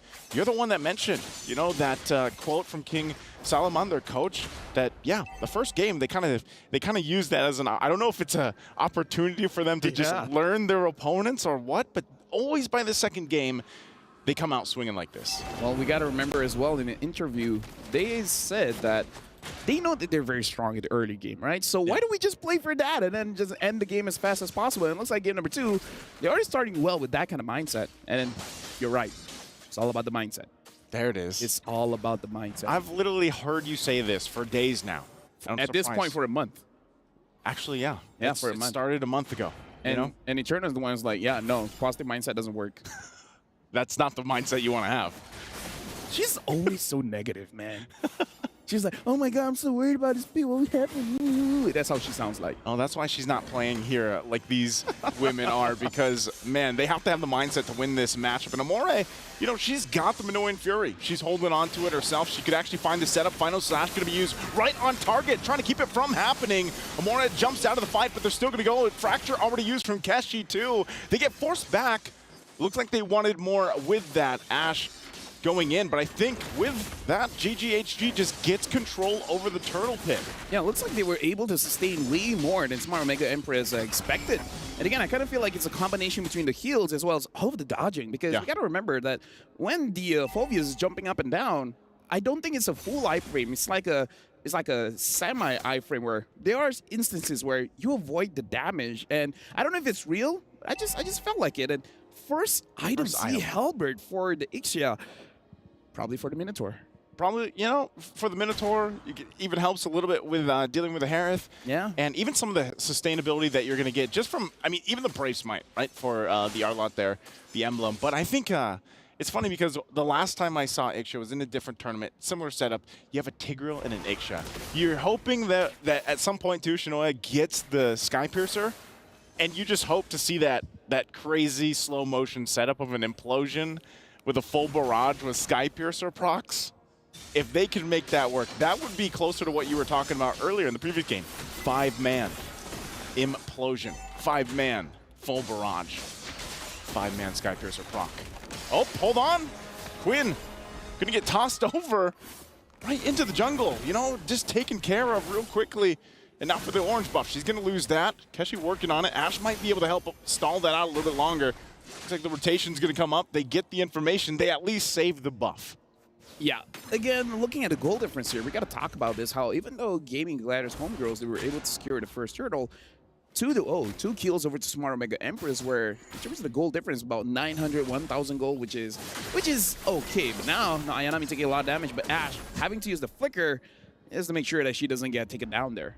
Whole lot of ankles getting broken there. A lot of flickers being used, obviously, for that exchange. But yeah, I think that's part of it too. If you want to look at also the power spikes or the timings here for both of the teams, who has it faster here? In terms of the power spike, I actually do feel like Smart Omega Empress, Shinoa takes time, but everyone else, like Amor, Keishi, and Mirik just needs level 4, same as not Ayanami. So I kind of feel like they have the power spike advantage. To be fair, Honey only needs the Clock of Destiny, but it's about your opponent something. There it is. Once again, the damage is going to come through. Demonic Force already popped. Getting the airtime that she needs, but still staying strong. And now they're going to force Smart Omega Empress back. Demonic Force being too much. Not Ayanami trying to get out, scoots out, but not enough as she goes down to Quinn. And even with the setup, with the implosion, it was not enough. And so that'll be another objective secured, but they trade it across the map. Tier 1 at the bottom side, that's Turtle in the hands of GGHG. If I could suggest, Mirai, don't look for anyone else. Just look for Chi-Boy, because we saw that counter engage hitting on to 4. Yeah. 4-woman knockup. It's about as good as you can get it if you can't get that 5, you know, at that point. So for Murray, even when you find those setups, that setup potential, even utilizing the flicker early on, sometimes you still got to be very cautious in that counter play, that counter punch with the lineup that we've seen so many times, especially with the Minotaur locked in here for Chi-Boy. So they'll kind of get, I guess this is more like a check, you know, you were building on that momentum early game for Smart Omega Empress. You go in for what looks like to be a good team fight, a setup, but then you kind of get just checked, you know, and that's exactly what GGHG did. And also you saw, Chi-Boy just picked up the Flask of the Oasis. We talked about how that is such a good item, even in the previous game. This is going to be a rare moment for me, Naisu, but I'm going to say it here. All right. Don't go for 5-man implosions. Don't go? Just go for 1. Just go 1. This time they're going to go for 2. There's the knock-up again. A Demonic Force going to be used. Ash and Fafu joining the fight. Shinoa also on the backside. Goes in with a full barrage. Looking for targets here to lock onto, but gets thrown into the wind. Ash there already using that final slash. And now, once again, they drag it a little bit further under the turret. Murray trying to keep alive, but they're just going to go full sending it under the turret to fight him out. A flicker going to be used by Shinoa. Can she outplay it a little bit further? Looking for another kill. She gets a double kill. Can she get the triple? She's waiting for time to get here. She heals back up. She gets a triple. Maniac. How does she do it? And now she gets the Savage. What an outplay. What an outplay from Shinoa. I did not thought that was going to happen. But like I said, you don't need 5-man implosions. Just do 2 and then get a Savage. Sometimes less is better. Now, we got to look at the STC replay here to see, like, homegirls, they were very ambitious here, which you can't understand. Look at Shinoa. She's so low. But look at that healing, right? The healing coming in from her own kit. And maybe this is why she grabbed the CA Halberd, just to make sure that those extra heals, it's not going to happen. And not Ayanami, that was a key onward. That onward was savage-able. Like, because of that, they got a Savage. Oh, man. What a play. You can hear the crowd love that, too. One bad thing, though. What's that? If she dies, that's a huge shutdown. That's a lot of gold. That's a lot of gold. That's the only thing that we got to preface here. So that's on the list now for GGHD. They're like, yep, all right, we got to go ahead and shut her down. Is that the first Savage of MWI? I think so. Right? I mean, I know we've seen Maniacs. We've seen Maniacs. I don't think we've seen Savages. I think that's the first. So there it is. And also with that, like, she gets the Corrosive Scythe. I'm wondering what the next item she's going for, too. Demon Hunter Sword? Yeah, Demon Hunter Sword. But even with that, I mean, now they're going to... This is the thing. Mid lane, they're going to find it out. Full barrage already going to be dropped once again. Demonic Force might not be enough for this one. They're trying to get the positioning. Final Slash going to be used, too. They finally get Murray, but look at this in the mid lane. They're going to be shut down a little bit further as she does fall. And Demonic Force from Hanny is too much. But here comes not Ayanami. The shield is there, the stun. And now Ash will help disengage. Talk about a swing back. Momentum continues to go back and forth, but GGHG wins that team fight. Okay, she went for the one-person implosion. Okay, get two. Get two. All right, no, we see the middle line, right? Don't do 5, don't do 1, do 2. But Again, that's the big shutdown goal, right? We just said it. We literally just talked about it. You're on desk, LaFell. You got to be careful what you say. I would like to give my apology towards the management of Smart Omega Empress. I only have one thing to say. I'm just doing my job, man. Hey, you're stating the facts. That's what they had to do. They knew after the Savage, we got to get the kill. They got it. Now the gold's there. Obviously, also Skypiercer being picked up here by Kashi. So all this leads into a relatively even take for the Lord. You know, itemization-wise, it's pretty evenly distributed.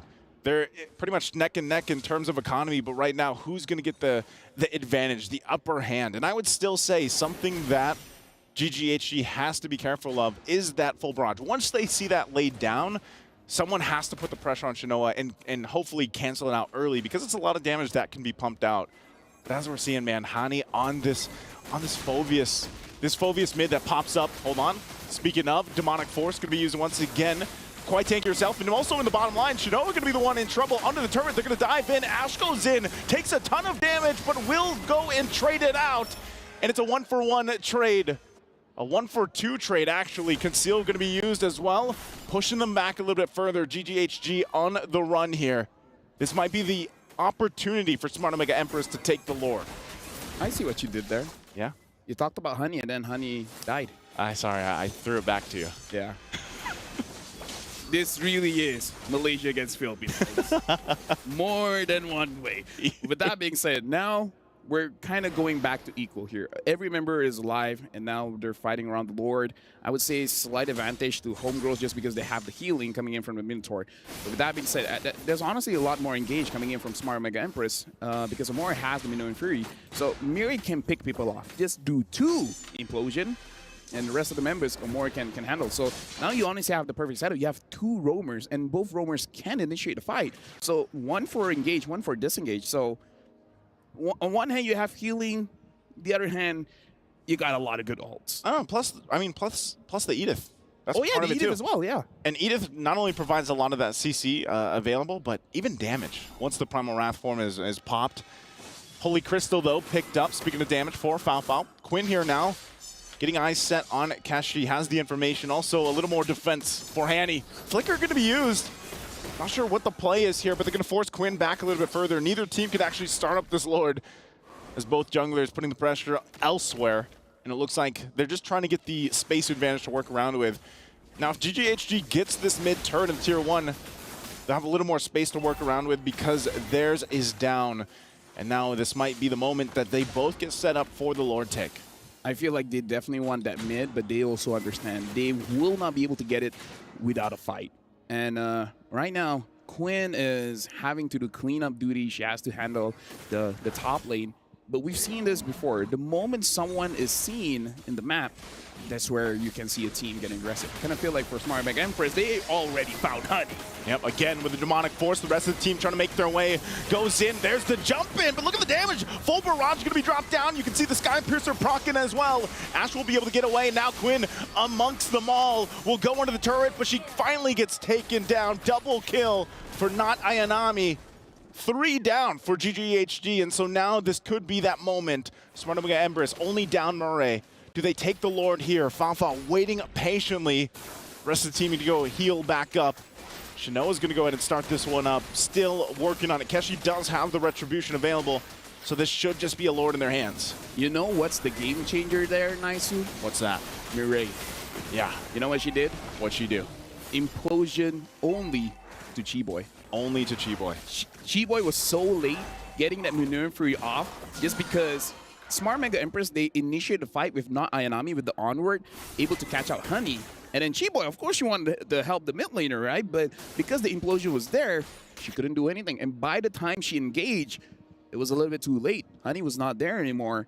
And then at that moment, Homegirls went in a disadvantage because all the timings were not right. Yeah. So shout outs to Mireille. That was an amazing play coming from her, making sure that Chi-Boy didn't impact the fight as she wanted to.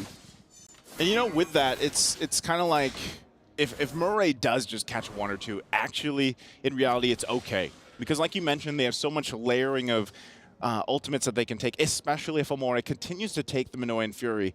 She might be searching for that now, too, to set up for this Lord push. as it makes its way down the bottom side. GGHG trying to keep this together, trying to keep as much of their base together as they can. The Earth Shatter going to be used still at any moment. Not Ayanami could force a situation with that onward. She has the flicker available too, but they're just going to get that one turret for now. Might take the discipline route. Everything, again, what they're facing is this match point from GGHG. More now having the Fury, so again, a lot of initiations here. Queen having the Blade of Despair should be able to deal a lot of damage, but I kind of feel like damage isn't her problem, it's survivability. Can she survive this gank? Oh, good eye for an eye. Good eye for an eye. Good usage there. Able to go in. Ash, though, with the final slash, going to find Murray. Implosion, going to find 2. There's the knock-up 2. Quinn jumps in the backside. Shinoa tries to flicker back, but she's got everybody on top of her. She tries to get away, but she will fall. 3 down for GGHG. It's only Shinoa that went down. Hani could be the next one. She has tons of health and shields, but they battle it out. Faofawa as well. They're on the retreat, though. Smart Omega Empress happy with the 3 they got. Right now, it does seem like Homegirls, if they want something, they got to trade something. And that's something that they really do not want, because Queen was able to get Shinoa, but because of that, Queen herself was taken down. And this is not good, because when you're the defending team and you're losing members, you're losing map pressure. And when you're losing map pressure, you're going to lose turrets. And they might lose the mid one here. They're going to go for it. Look at the damage coming out once again from Keshi. Demonic Force going to be used again. Hani trying to hold the front side, but won't be able to escape as she finally falls. But at least for now, GGHG holds on to their base turrets. 2 of them. They only lost that one at the bottom side. And now where does Smart Omega Empress continue to put the pressure? 15 seconds from the Lord coming up here. Are GGHG in a position to contest this Lord once Hani is back alive? If she responds and then goes to the Lord, sure, but I don't think Smart Omega Empress is going to give the time. As we see, the Lord is getting rushed down immediately, so Honey doesn't even get time to respond for this one, so they got to protect the base. Now, the problem is, look at the wave clear. There really isn't, right? You have the Phobias. Yeah. It's not a heavy enough, what do you call it? Damage, clear speed? Spiky ball? Yeah. Spiky ball, ironclad. Yeah. Something. Are you talking about his chain, his weapon? Yeah. What's this called? Isn't like a, I don't know, it looks like a mace lantern. A mace. Okay, sure, let's go with that. The mace, lantern, flare, bomb. Not the flare lantern. It's not enough to clear the minions, right? Yeah. The one that can really clear is Fafao, but Fafao needs to be in the Zalman Force to actually clear it, but... Quinn could, kind of. She will die for it. Maybe use the Electro Final Blow. Yeah, she can, but she will die for it, right? Because the moment Ayanami sees Quinn, Quinn is going to take it down, so it's very risky. See how they kind of go with that risk. Mid lane turret's going to fall here. Lord makes its way to the base. G-Boy also picks up an Immortality. She knows she's going to have to play that front side, especially into Amore. And there's the onward. They're going to find Ash. They get the flicker out. Still Lord going to be worked on. Primal Wrath going to be used. They have to fight for it. Going to force a situation. A full barrage going to find multiple members. The knockups too. Multiple immortalities will be popped. The final slash going to be used. But it's Cheap Boy that falls. Keshi looking for another. Multiple people so low here. But so far they can't find Shinoa. As she'll be able to pop off once again, looking for another, looking for the cleanup here. As Smart Omega Empress stays in the base. They approach to Shinoa, full health, full locked in, goes in, tries to clear the wave, and that's Ash gonna fall, and Quinn's gonna be next. But the tower lock is there as Quinn takes a couple shots, but it won't be enough. And we are going to game 3 as Smart Omega Empress takes game 2. And again, Mirai is, I would say, the disruptor here. But we gotta talk about not Ayanami on the Edith. Honestly, that Edith looks like the control to make sure that homegirls, they don't move around. Yeah. Like in this game, Quinn did not have a good game. Chi-Boy in the early, sure, doing quite well, but the moment they shut down the Minotaur is all good, is GG. And speaking of that, we're gonna throw it over to our experts. Isa pa para sa Pinas. For the sake of fairness, lagi sa to untuk rakyat Malaysia. One more for both. It's down to a BO1 in this best of 3. And yeah, it comes on the back of a savage 5K for Shinoa. I'm gonna get her name right now. Shinoa. That Ixia. I didn't expect it would be an Ixia that would be the salvation of Omega. So far, Shinoa has debuted successfully most out-of-meta heroes in MWI. And I understand why Chiboy is responding this way. Yeah. It's because she was still in the mindset of game number 1. She was still the same Minotaur that was always putting herself up front. And Omega Empress has successfully downloaded that fact. They know that, okay, whoever we find, Hani, Chiboy, sure, whoever it is, let's burst them down. And key to that is to maintain their resources. They held on to their battle spells. They held on to their core damage dealers, and they deployed successfully. It took a while, again, 18 minutes, 30 seconds, but eventually they got there. What do I mean by their core damage dealers, right? It's not Amore. It's not even Ayanami. Sometimes it's Ayanami, but it's not Ayanami. Yeah. It's mainly Shinoa and Keishi, which, by the way, makes it such a lethal back and forth for GGHG. The aforementioned Savage, yes, but also the fact that Keishi is such an inevitable force. Nolan gets to places much faster than you expect. Yeah. She can go through walls much faster than a Hayabusa can with the Quad Shadow. So if you're smart in your placement, which I think Keishi is, because she's so disciplined in controlling the map, then you end up with this kind of formula. Again, it's not just a one-woman show, not just Shinoa. Keishi did amazing as well. Battle spell conservation, that's one thing that you mentioned there that stood out for me. And maybe it's because she was able to conserve her flicker at the right time that the PlayStation MVP is Shinoa. You needed that flicker for this Ixia, and you needed to maximize it. The draft that GGHG had with the Phoveus, the Minotaur, the Arlott, and the Benedetta, I really thought that would be it for this Ixia, but it wasn't. Yep, this is once more a replay for, honestly, a nomination for Play of the Day. I'll say it now, a savage for Sheen Perez. Shinoa here. We'll break it down later, all right? We'll break it down on a more cerebral level, but she used her kit so well, and I think key to that was, I don't know if you agree with me, but her first item, Sea Halberd, it allowed for that fight to be much shorter, and that's what they needed to do. They needed to shorten the time that the members of GGHG would fall so that Ayanami could follow through, and there would be windows of doubt for GGHG for the Savage to eventually unfold. Yeah. And one thing that... Oh, hey there, Ixia. How you doing? Hello. Hey.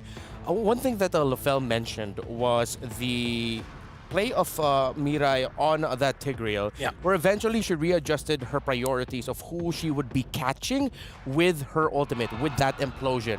And there was a moment we saw early on where the first major play that GGHG countered was the implosion strictly just for the Phoveus that has Purify. Eventually that was adjusted, that Mirai said, all right, I'm really gonna conserve my implosion and make the most out of it. Once those Purifies are gone, once that Nolan has bursted this Phoveus, I will be able to use my implosion. And it helps that there are literally 4 sources of CC that could pull out the Purifies. Yeah. Again, battle spell conservation. If you're able to force out the Purify from Hani early so that she can continue demonic forcing, then all the more Keishi and Shinoa's job becomes easier. If not, then that's when you force out the implosion, and then it comes through, and then you layer it with maybe another Earth Shatter, another Onward, because I think some people forget there is a stun in Shinoa's kit. There's a stun in the Ixia. Yeah. So if you're able to get that through while you're in full barrage mode, then even a Zaman-forced Harith, even a Harith hopped up on time magic will have to lay down and take a dirt nap. And that is it. One more game to decide the fate of these two teams. Omega Empress and GGHG have taken each other to the limit. But before we continue the story of these two squads from the Philippines and Malaysia, let's go on over to Eterna, who's with Maria. Hey everyone, it's Eterna here with Maria once again. We're backstage. It's nice to see you. Nice to see you again. Rachel Malati. Rachel I Malati. love her name. Yeah. Beautiful. Yeah. Yeah, that's my real name, guys, for those of you who don't know. Surprise. Anyway, yeah. I think earlier on you mentioned that you met GGHG before, Yes, and yeah. you had a small talk with them. Do you know what the overall vibe is right now with them? Anything that we should know on the broadcast? You know, after they won against, not one, draw against Team Vitality, at least they scored one game. It feels like they win this tournament. It feels like they are really confident they can go through anything. But when I asked them, like during the post game press conference, okay, how to avoid this overconfident thingy, because you just scored 1-1 against the best of the world, the best team in the world.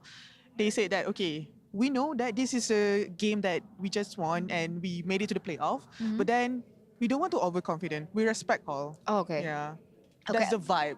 Like, we can win against the world, but we need to respect everyone. Yeah. So morale is high. Super high. Okay, that's good. Like because super high. after Vitality, it's Smart Omega Empress. And people like to say, you know, Smart Omega Empress is the vitality of the Philippines. Okay. Right? How do you feel about this matchup? Do you think that they can go through? Oh, obviously. Like super confident. Super confident. Because this is, okay, you know MY is a short name for Malaysia, right? Yeah. I want to start hashtag campaign, this is my era. I love that. Yeah. This is I the love beginning that. of my era. I mean, technically, it Yeah. still could be possible here at MWI. Yeah, they just show us against the Vitality. And yeah, and you just said Smart Omega is the Philippines version of... Yeah.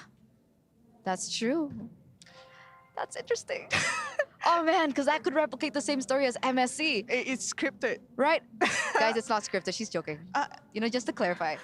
She's joking. No, you're joking, right? No, I'm joking. Yeah. So Yes, yes, I'm she's joking. joking. Anyway, do you have a message for GGHG for their next upcoming battle? Just do your best, believe in yourself. Like all the Malaysians supporting you, even right now because of your recent winning. The government also stated that they gonna give all supports to the MLB team.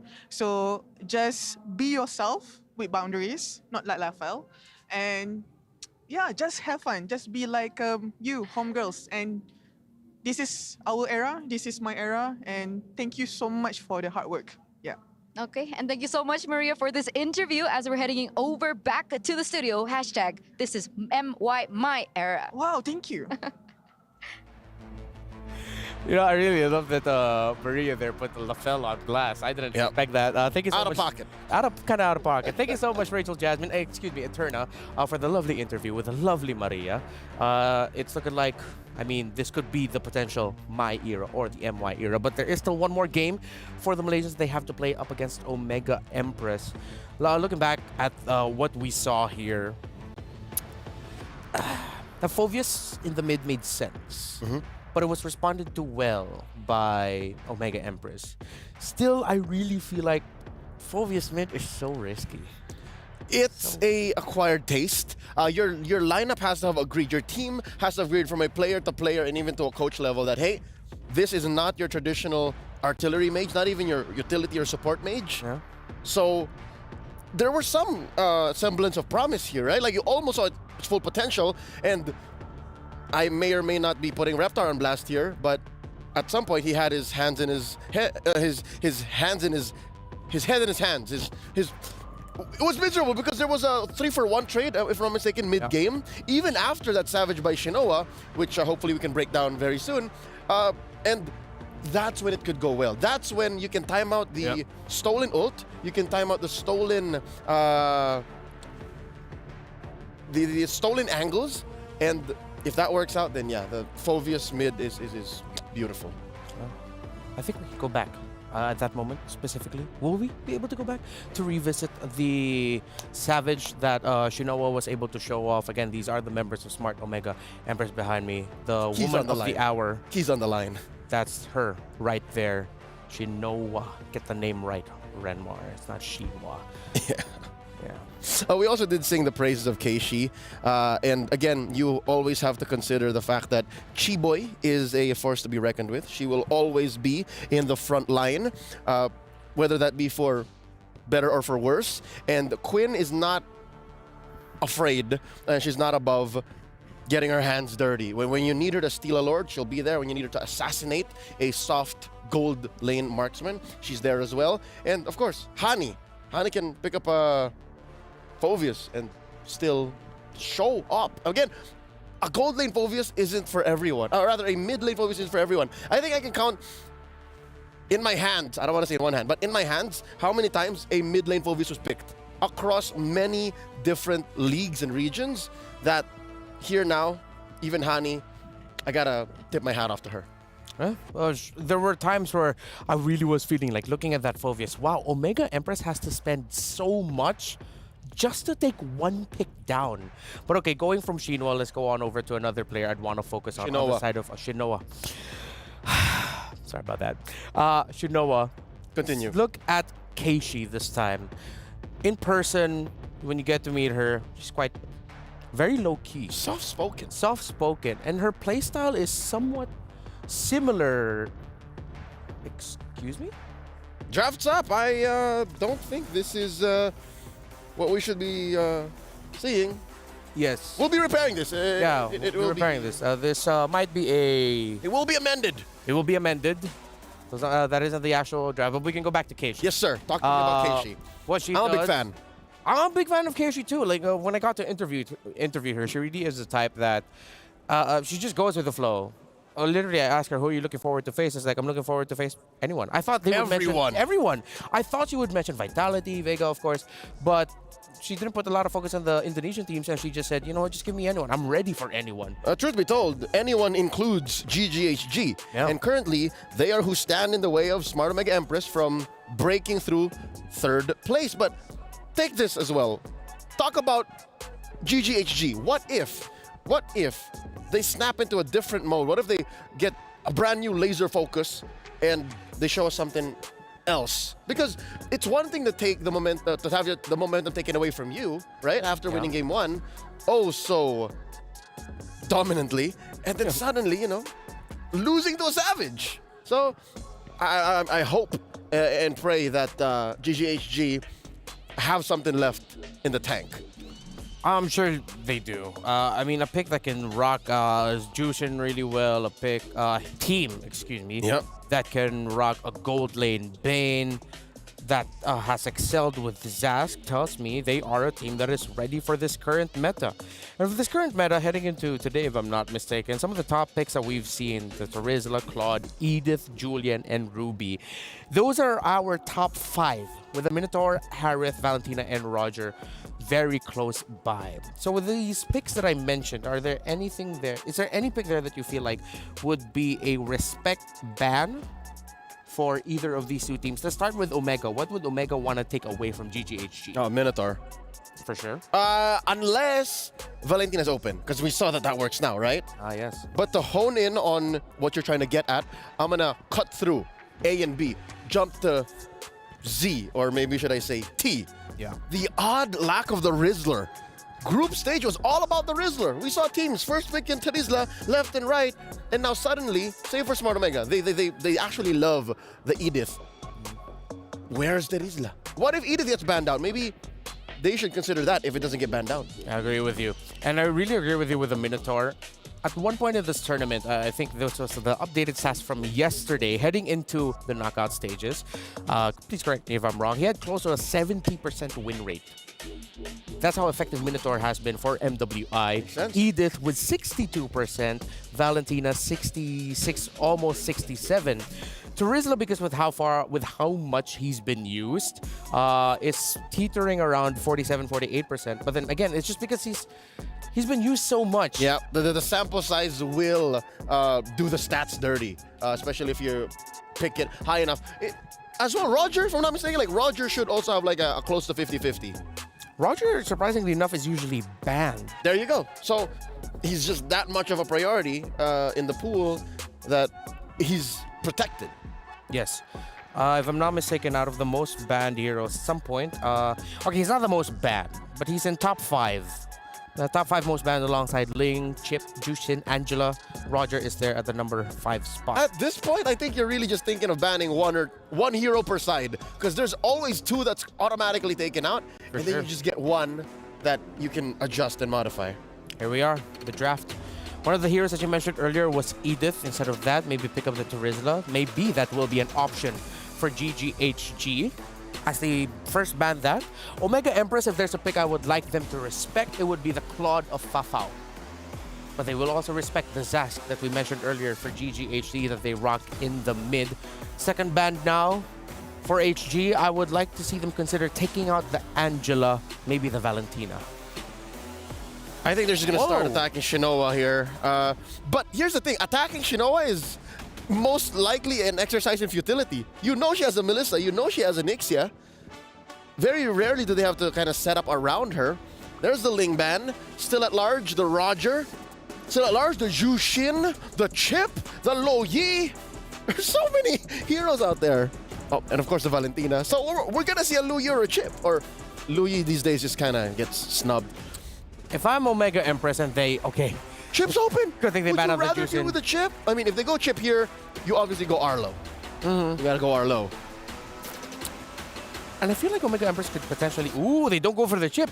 So Chip, LY, Arlot, all open. Yep. Harith still open. Would Mirai do Chip? Would you get 2 power picks with 1 pick right away? You rush Chip Harith? Lo Yi Harith? Okay, Lo Yi Chip. Lo Yi Last Chip time I saw too? that, it was a little disgusting. Yeah, but I still lean towards the idea that it can be a little bit overkill. So they go for... Whoa! Do they just snub it entirely? Whoa! Yeah, they're snubbing Chip, Lo Yi, Harith. They just go ahead and pick up Nolan and Minotaur. I mean, we did talk about the win rate of Minotaur. Now at 69% and counting. Nice. Picked 16 times. Yes. So I mean, at around 10 or 11 wins. It's easy. Again, if not for the Valentina, the Minotaur would have single-handedly and dominated the game. Chi Boy is notorious for that. So, with that said, no Valentina on the board. How does GGHG respond? Do they pick up the Arlo this early? Do they pick up a Tigreal this early too? Because again, I think the Tigreal is great against Keishi. Yeah. It's great. Ruby's also out there still. I'd rather the Ruby than the Tig. If you're going to pick up the Tigreal, could be later. I would like the Ruby now. Oh, but this is also really great. You pick up the Lo Yi, self-sustaining, great crowd control. So this needs to be a lineup by Omega Empress that isn't so honest. It can come from different angles. They have the Nolan, but their EXP laner or... No, yeah, their EXP laner needs to be coming off, needs to be able to come off from an off angle so that you get the Lo Yi out of position to maximize her rotation dispersion. All right, there's the Arlo going into the hands That's it. of not Ayanami, which is a solid answer to Lu Yi as he is an answer to the Chip, right? Yep. Like as long as you know where the angle is coming from and you're able to relocate, you can just final slash whoever comes through. And what's scarier about this is there's no way out. The shortcut, you can kind of go through the portal. With the diversion, it's all in. So for Omega Empress, are you gonna commit the last ban now that you've taken out the Tigreal into the... Commit the last ban on Ruby or commit the last ban on Tigreal? On Terizla. Or the Chip. Or the Chip. Still possible. Part of me is still okay with giving the Chip though. Don't know why. Both teams too. Both teams too. This is... Yeah. What is this? Bizarro world? Are we, like someone, what's going on? Claude is gonna be open for Fafao. If this Roger... Oh, wait, no, excuse me. Roger will be going into Confirmed. the lane. Confirmed. So, this is a clear green light for Mega Empress to go, hey, let's give Shinoa a winning lane. Actually, no. It's not. It's because they have a great babysitting roamer. Yeah. So they can go for like at least a 50-50, a 40-60 at worst. So Mega Empress are taking away backline divers. Oh, they can steal... Oh, wait. No, they cannot steal the Terizla. Yep, no more. Oh, wait. GGHG can still play it. Yeah, that's why I was thinking that Omega Empress might consider taking it away because you have the Hayabusa already in the jungle. The Terizla would be great unless they want to go full aggro and just pick up an EXP laner that can clear waves pretty fast. Which I think they won't need because they have Lo Yi. Lo Yi clears waves pretty fast. And here's a nice deep cut from about 30 minutes ago. Yeah. The Ixia, the Savage earning Ixia. Oh, Omega Empress might be stuck with a Nathan here. Beatrix too. Or Harith. But up against a Lo Yi. Yeah. Might be tough for a Harith, yeah? Up against Oh, you can just Purify. Just pick up the Purify. Okay. As long as you... I think mid lane is going to matter too. You want to have a vision enabling mid lane. Like, you want to make sure bushes are clear. So what, Nova? Huh? Nova? Or Faramis. Oh, okay, yeah.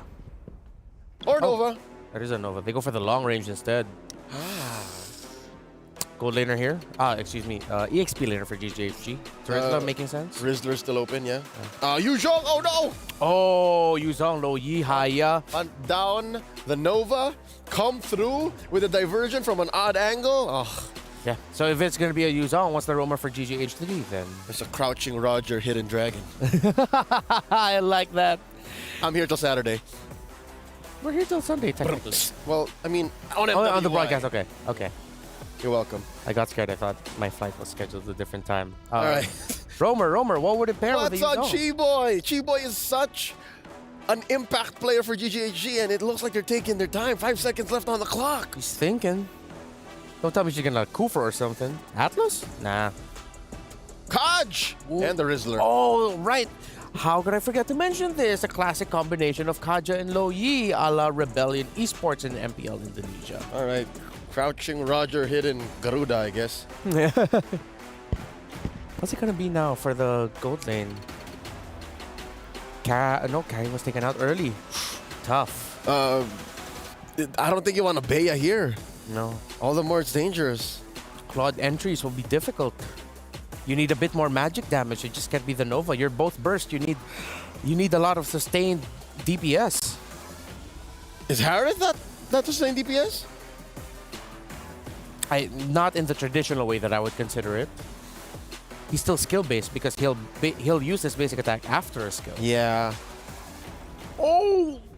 This works! This works! This works! Get away! This works! This works! But again, still, you have to get it in the practice. And if I'm not mistaken, if you time the getaway well, Shadow Kill can't even get to you. The melee mains right now are very happy. Representation for them. Miracle's going wild. Miracle's going wild.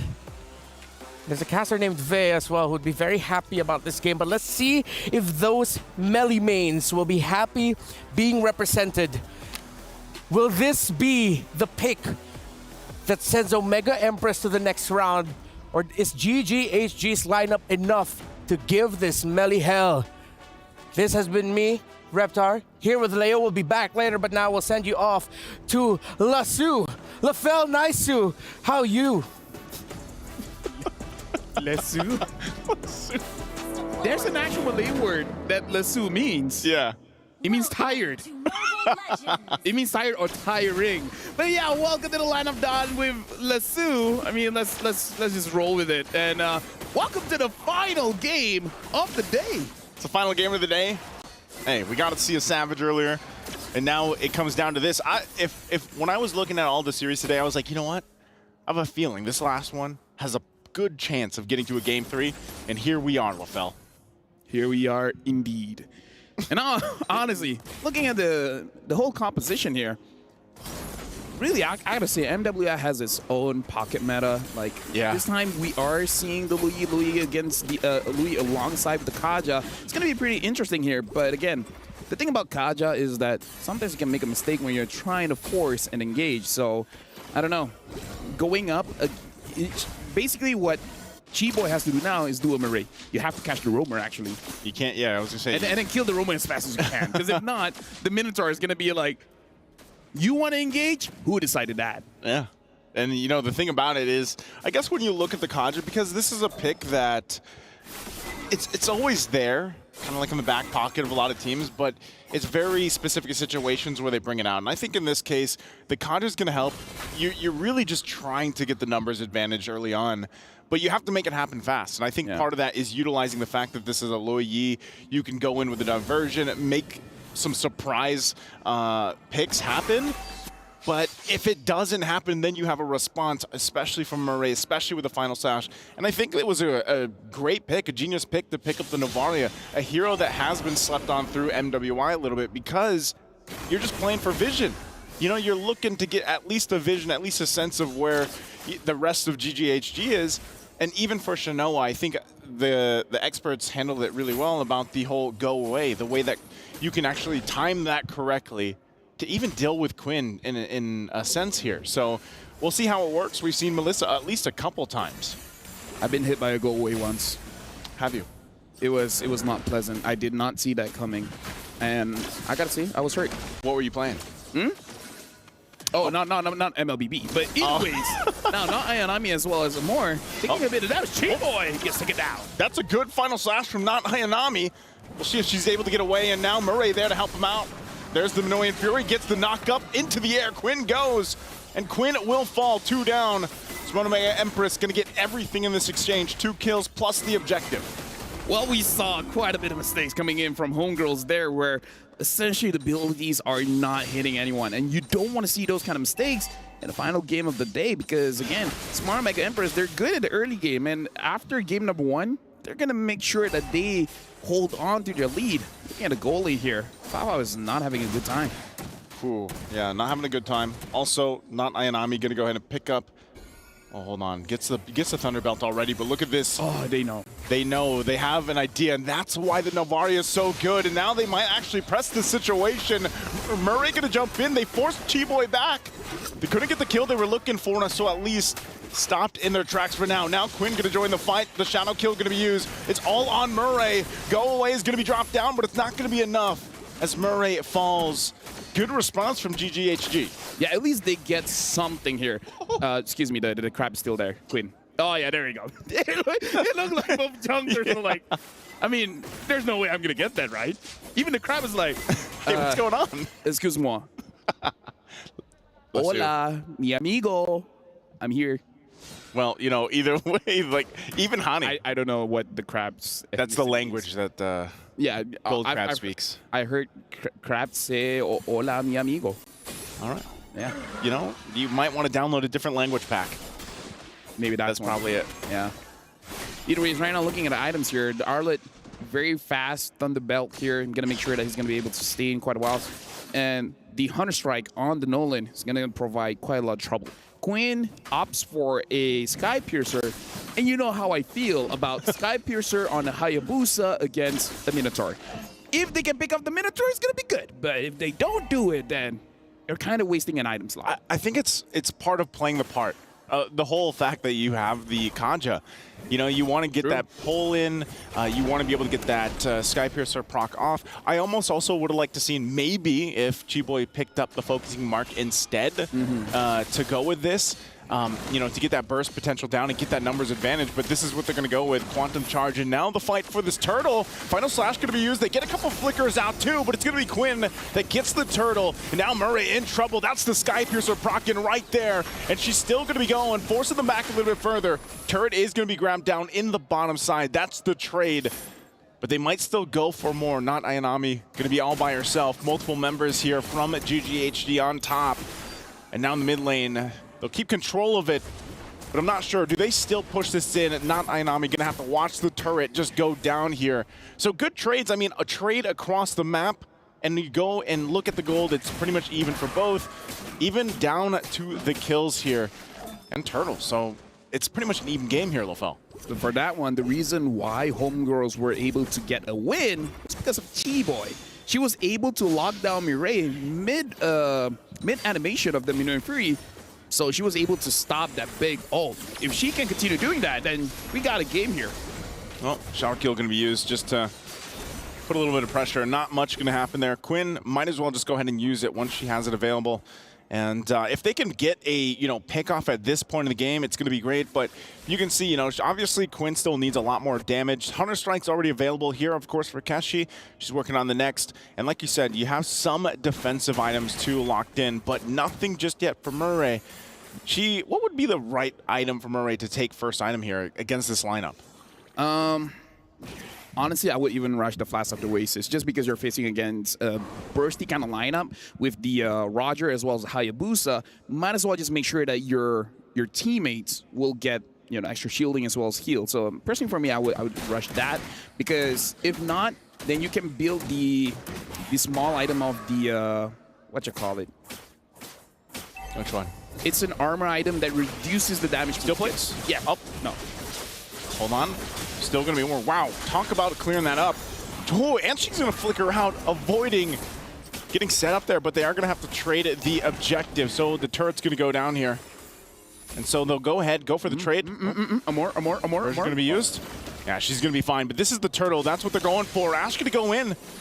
Flickers on in, forward, but fighting for it once again. Murray not going to find the connection. She's looking for it. Quinn will somehow get the turtle. Ash going to be the one to drop. Murray going to be next. She goes down there. The rest of the team on the back end, and they'll get zoned out. But there it is again. GGHG somehow getting that turtle, getting the exchange. Do they get more? Not Ayanami jumps in to keep the turret alive. I'm gonna say that was overextending. Personally, for me, that was a bit more aggressive than I wanted it to, but they made it work. You know, like they trusted Ash. Ash went in. Oh, now Honey still survives. Honey still survives. Good try there with the final slash, but not Ayanami. Not gonna be able to get that one. They trust Ash. They trust her. Even I was like, okay, Ash, you already missed your ult. You're still moving forward. You're taking a lot of damage. And still, she says to Quinn, is like, trust me, you need the right mindset. If you think you can get the turtle, you can. You can. And she did.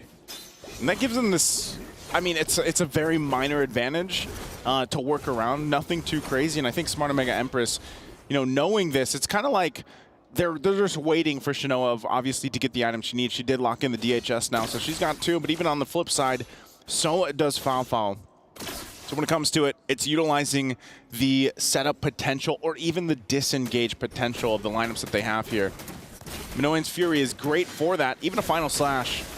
But they go in once again looking for the engage. Go away, are we going to be dropped? And now Ash can't get in range. And now still fighting for it. Not Ayanami going to pick up a kill. Gets the stun with the Vengeance, but the shadow kill on the backside. Looking for the right target, and Quinn won't be able to find it. Not Ayanami giving the call, going in once again. The Vengeances are going to be there. Murray jumps in, and she gets away, but not Ayanami going to be the one to fall. And they go back again, not wanting to overextend. But I don't know, man. Would you say Smart Omega Empress comes out with that win? They initiated and they got good targets. It would be better if Homegirls did not trade, but the fact that Homegirls did trade, I would say it's pretty even. We're going to look at the STC replay here where we see Marie able to catch 2, and because Ash understands that she's not going to get away anyways, might as well try to engage. And Quinn tried to go to the back line, try to get Keishi or more, but again, because everyone's so clumped up, they're all looking good. Not Ayanami, tried her best. Fao, I feel like she wanted at least 2 kills there, but again, there was not enough damage just yet. Endless Battle is great, but it's not enough just yet. Right now, what could be great and enough, more than enough, is whatever team gets this Lord here. This is where you always start to see the Novaria especially start to shine. Once you get those shots in, the damage is going to be there. There's Ash jumping in with a flicker, forcing Shinoa back a little bit further. Could be a trouble as Ash going to be the fall, but also not Ayanami will be going down in the exchange. Murray could be the next target, goes in with a quad kill. The quad shadow won't be able to go in any further. Once again, fighting for this space, fighting for the Lord here. G-Boy in the front of the fight, but it's going to be a reset. Yeah, definitely, because Homegirls, they got to be careful because the Minotaur is still there. The Minotaur is still healing. Shinoa as well as Keishi can deal a lot of damage. So I feel like for Homegirls here, you don't want to overextend. You got your advantage. You get away. If you get a catch, that's amazing. Looking at G-Boy, still having the ult, you can pull someone in. Preferably pulling in the Mireille. The thing is, do they have enough damage? Fao just completed her... Okay, looking at items here, having Wind Talker and this battle as well as the Malefic Roar, you have enough damage to take down Mireille, especially when Mireille does not have any armor at all. So it's a good time if you want to catch her out. So it's really on both roamers at this point. Whoever engaged first has a higher probability of winning. Yeah. Quinn also doing top of the damage here. You know, she's doing work on this Hayabusa, and I think anytime you see the Hayabusa drafted for these lineups, for these compositions, it's such a... You really have to be able to use the mechanics really well. You know, the shadow kill timing, a lot of times we've seen her just use it early on for the pressure, but even her placements with the quad shadows has been really good, playing against the amount of crowd control that this lineup has for Smart Omega Empress. So, you know, this is just a showcase of how close this game is. Again, it's come down to this one game for both these teams to move forward to the semifinals, and it's going to be Smart Omega Empress that just gives it a go, but here comes the diversion. They're going to be too late as the Lord is secured. Unless something can happen, Conceal going to be used. Chi-Boy might pull, not Ayanami. Is that the right target? They're going to force them to fight. A final slash, going to find 2 targets. And now still working at, she's going to fall next. Keshi trying to join the fight, but Murray falls as well. They still have the Lord. Do they want to fight this? Fao can't get the kill on Shinoa. She's trying to run away, but it'll be too late as Fao falls. So it's a 1-for-2 trade, but the Lord goes to Smart Omega Empress. Yeah. I feel like, yeah, just a little bit too late. I feel like Smart Omega Empress, they saw Quinn down at the bottom, and then they just called it. It's like, we got to do this now. while all of this is going on, STC replay here, I feel like the targeting coming in for Homegirls is a little bit off because it looks like they're going for different targets here. Fafao is going for the damage dealers. Everyone else was cutting back. Not really their fault because all of their HP was so low. Yeah. It's more on Fafao being a little bit too aggressive here. But something I do have to say is 30 minutes in, and I don't know why, Ash only has one item. Kind of doesn't make sense. I don't know why Ash only has one. Like, I feel like we've seen the item pop up quite a few times. I don't know if it's a bug or something, but why does she only have one? I feel like at this point, the minimum you should have is two because you're the EXP, you're not a robot. Yeah. Interesting to point it out. Yeah, just one item. Yeah, she's only got the Dominance Ice. I mean, she picked up the Fury Hammer probably early on just for the lane. The thing is, their gold is not different. 5.4, 5.9, 500 difference, but looking at the Arlet is going to finish the third item first. Right? Yeah, interesting. I mean, it looks like they have, what, 2 conceals? Oh, Quinn, wow, she just deleted. Diversion going to be used, but they won't follow up on that. So with this, once again, it's just going to be put the pressure on the bottom lane. That's the game plan for Smart Omega Empress. Want to get as much territory as they can. And now eyes set on the base turret here. 4 members for GGHG. Is it going to be enough to hold on a little bit longer? Base turret still standing for now. Not Ayanami on the front side. They're going to jump in. Murray there too, looking for this kill on Ash. Ash Immortality going to be popped. There's the final slash. The Chi-Boy will fall, and now Ash could be next. They get the stun. It's a double for not Ayanami. And now they're going to take the disciplined approach and back off. They still have a tier 2 in the mid lane to work on. Right now, Homegirls is definitely in a bad spot. Looking at STC replay here, it does seem like Chi-Boy is not going to have a good time trying to force a fight because now with the map pressure that they have, Smart Omega Empress, they can initiate. Mireille can do whatever she wants at this point. And looking at the management here, they're not really pleased with how the game is looking so far. Well, at least for Homegirls. Yeah, for Homegirls. Smart Omega Empress team looking really confident at this point. Look at that, Hanny just deleted with a combination from Keshi. 5-0-4. This pick really paying dividends here, and now I'm going to work on the Lord. Not sure if GGHG can really turn this around. Conceal going to be used from Chi-Boy. There's the jump with the penalty zone, and Quinn going on the backside too, going to force them back a little bit further, even with the go away. But Quinn will find Keshi. Final slash going to be used. Chi-Boy going to be next. Chi-Boy will go down. She's out of here, but Quinn still there. Not Ayanami going to try to keep her here at bay. Quinn goes in with a quad shadow. And once again, Lord's still going to be taking. Smart Omega Empress will be able to secure the objective. Fafao jumps in. Quinn, what left can they do? The final slash won't be able to connect. Oh, but the shot from Amore will find the mark. But Honey's still around. Homegirls, they really don't want to let this Lord go. They're like changing shifts at this point. It's like, okay, now it's my turn, now it's your turn, now it's my turn, now it's your turn. Make sure they don't get the Lord, but looks like they don't have much say for this one. The Lord is going over to Smart Omega Empress. It's going to be the trade right there. Again, a very messy fight for them to go in and secure this, and Hani really trying to do her best. She has quite a bit of damage too. A little bit longer if she could have, but Quinn will get a kill on not Ayanami. So once again, Smart Omega Empress, they get the objective. They get ready for this push into the base for GGHG. Could this be it? Could they defend? I feel like they can defend one more time. Just a feeling, but the moment they're able to take down Fafao, I feel like that's it. Because I feel like Fafao is the saving grace for Homegirls right now, even though her KD is 2, 2, and 3, but she's been able to juggle this team fight quite well. Going in and out, dealing enough damage to make it so that Smart Omega Empress doesn't fully commit to any kind of engage. But again, that Minotaur is a problem. Mireille, 0, 4, and 12. Again, Chi-Boy hasn't been finding the right targets, having to force to pick up not Ayanami instead of Mireille or even Keishi. Comes down to this. At this point, this could possibly be a game-ending Lord for Smart Omega Empress. They went through it in Game 1. They had a game for themselves with a Savage in Game 2, and now for Game 3, looking to clutch this one out. Ash on the front side, trying to keep it at bay. The mid turret's going to be the focus. They go in with a shadow kill, but it's not going to be enough to pump out the damage they're looking for. There's the final slash and the Minoan Fury with the flicker combination. G-Boy in trouble, one hit away. They will be able to get it. Lord's still going to be worked on, and now running from the backside with Smart Omega Empress still looking to cap out the game, and they will do it. They'll force it in. It took them 3 games, but they'll send the homegirls home and go forward to the semifinal. And with that, homegirls have been eliminated. Good job for making it this far, but again, we heard people talking about it. This is basically the vitality of the Philippines. Pinas na Malakas, they're moving through. That was good. Very well said. Thank you very much. What a game. What a series. I'm glad that when we got to get to this last match of the day here at LaFell, for us, LeSue, we got to see 3 games. Because with everything at stake, of course, this is how you want it. You want it to go to the distance. You want to see these girls put their best showing on, and that's exactly what they did. Even for GGHG, man, they held up a good game. This was a relatively close game 3 even. Oh, yeah. And Smart Omega Empress just comes out on top of it. Again, there's no other way to end the knockout stage.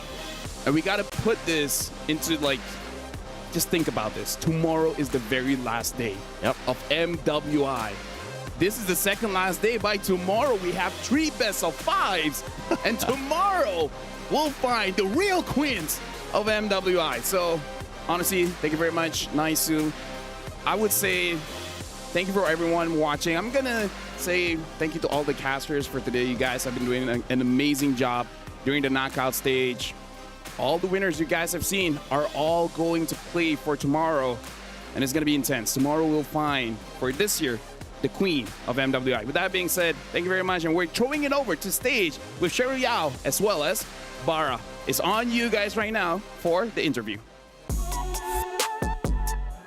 Ladies and gentlemen, what a way to wrap up, the final day with a full best-of-3 series.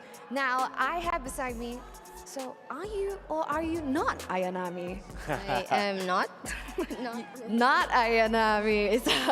So it was just a trick question. Now, when it comes to Smart Omega Empresses, you guys usually have a rocky start, but you guys clean it up afterwards. And very similar to the Smart Omega boys, which were once called the Comeback King. What happens? For us as the female counterpart, I'm not really sure, but it's always like that. Even last year's international tournament and SEA Games, we lose the first game against Indonesia, and then we cleaned it up. But then what happened next, and also yesterday is what happened. Our first game was a bit rocky. We didn't play that well, and then we cleaned it up afterwards. It's always like that for us. I don't know why. You don't know why, but you gotta find a solution, and a solution fast, because make no mistake, right here at MWI, not just you guys are looking for the championship. Every single team all has the dream to be the queens of Mobile Legends Bang Bang. And speaking of which, I do have another question, and that will be coming from Bara. Well, now pretty much, first of all, great performance and all.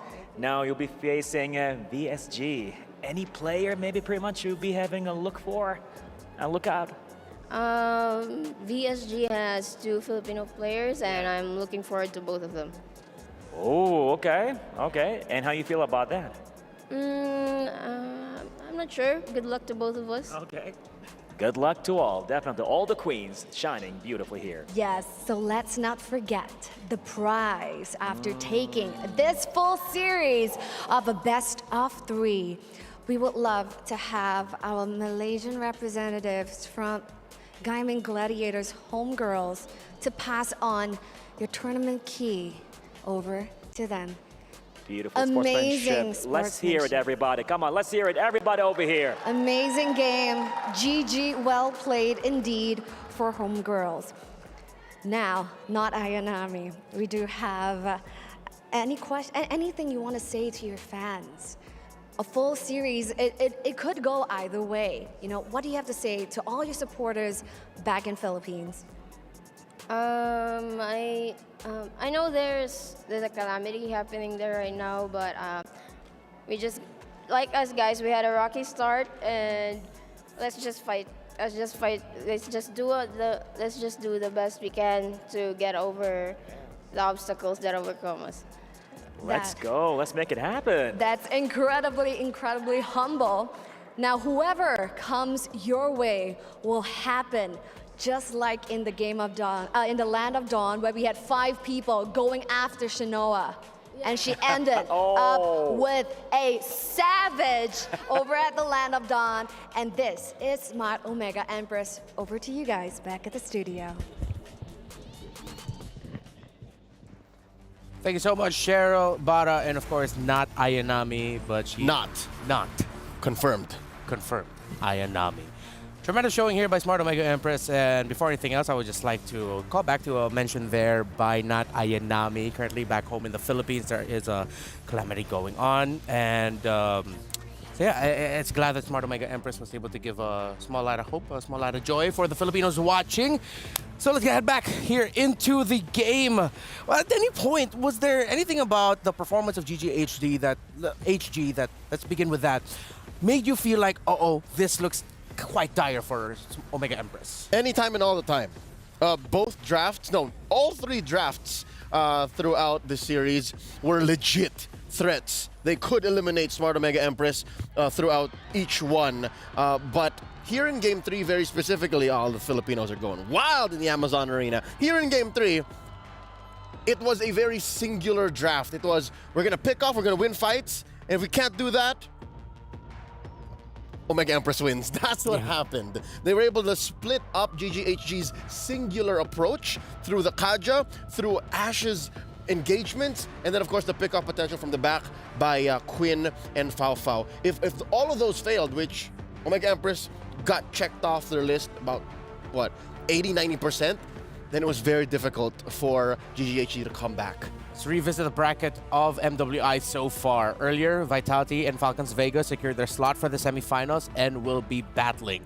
Now, Omega Empress will face off against EEC Ace VSG. The top 4 of the tournament have been locked in.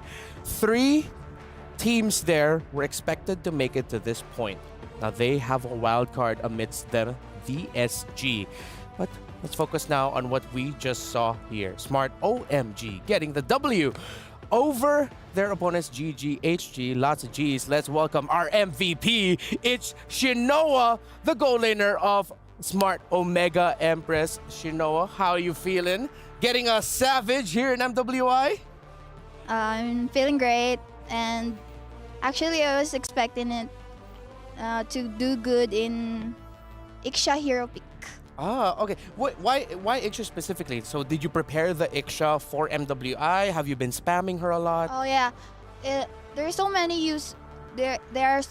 using Harith, and I think it's a counter.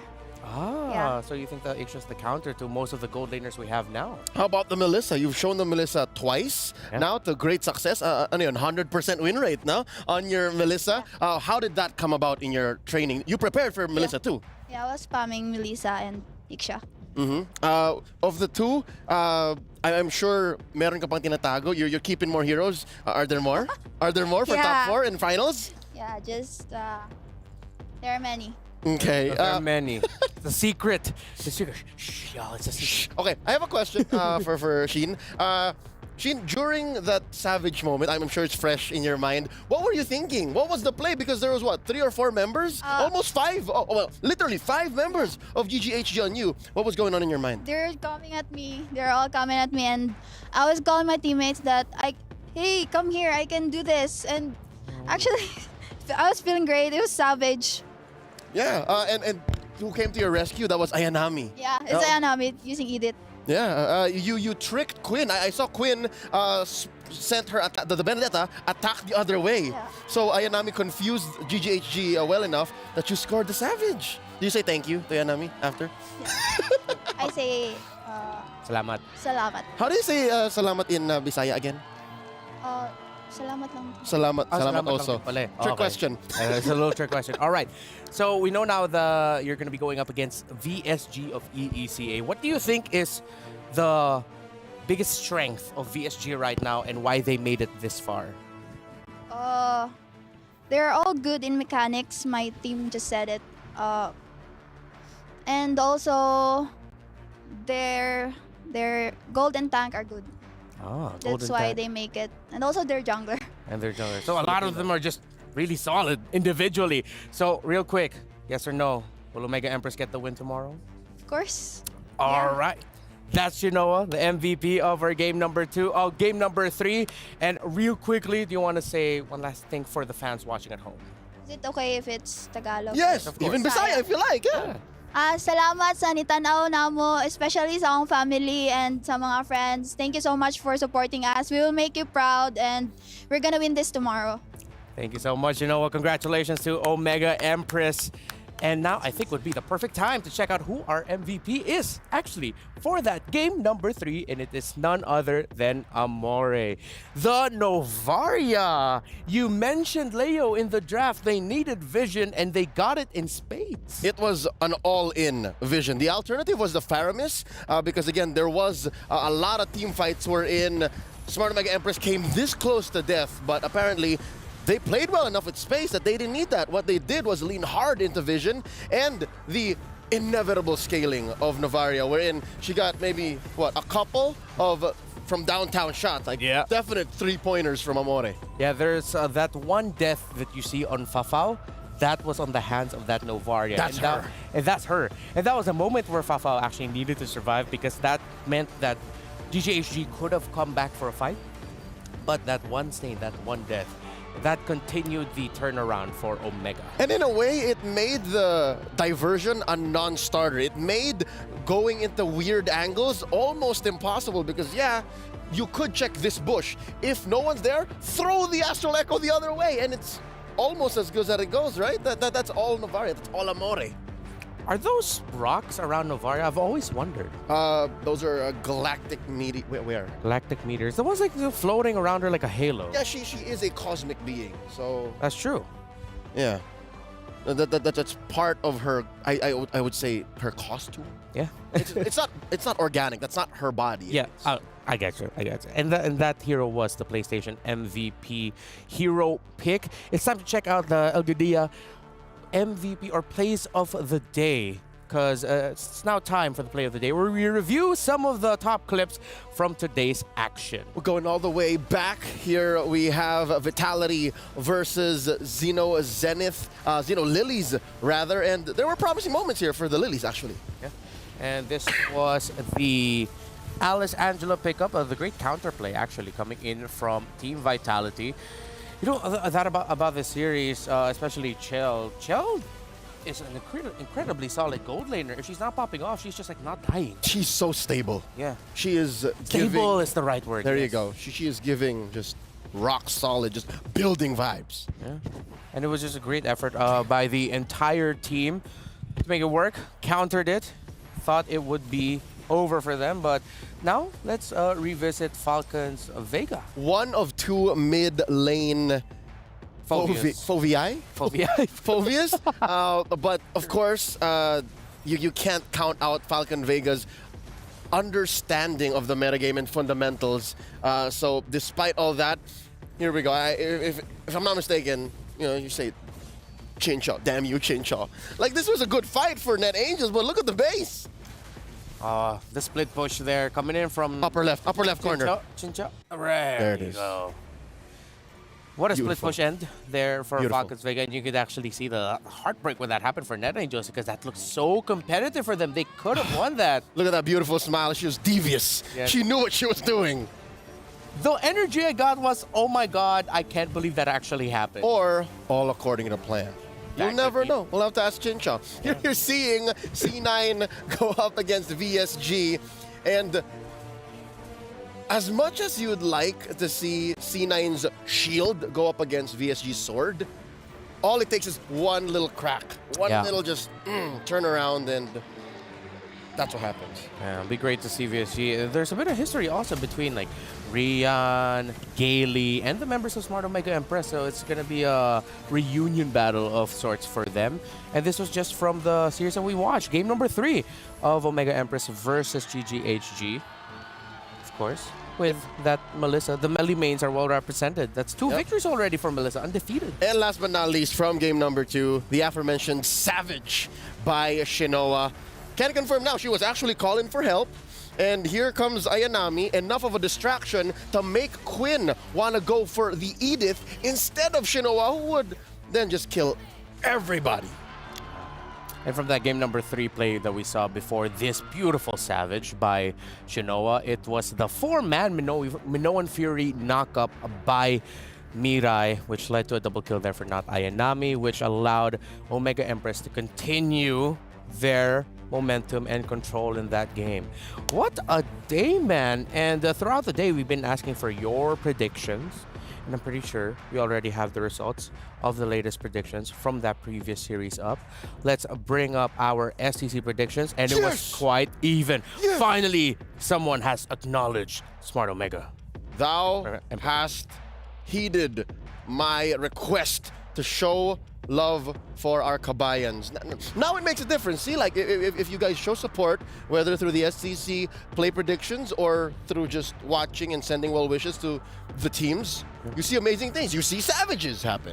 Yeah, but what I also feel like is with those predictions, this is a perfect time to acknowledge the rising star that is Malaysian MLBB esports, not just on the men's side, but on the women's side as well. Of course. GGHG's roster don't have the same amount of playing time and experience as the roster of Smart Omega Empress does. Some of them has been doing this for so long, and they've been doing this as this entire group for a whole year now. Yet they take it to the wire. Yet we see a game 3 that really could have gone either way. So kudos to GGHG, to the homegirls, the Gaming Gladiators. We hope to see you guys very, very soon.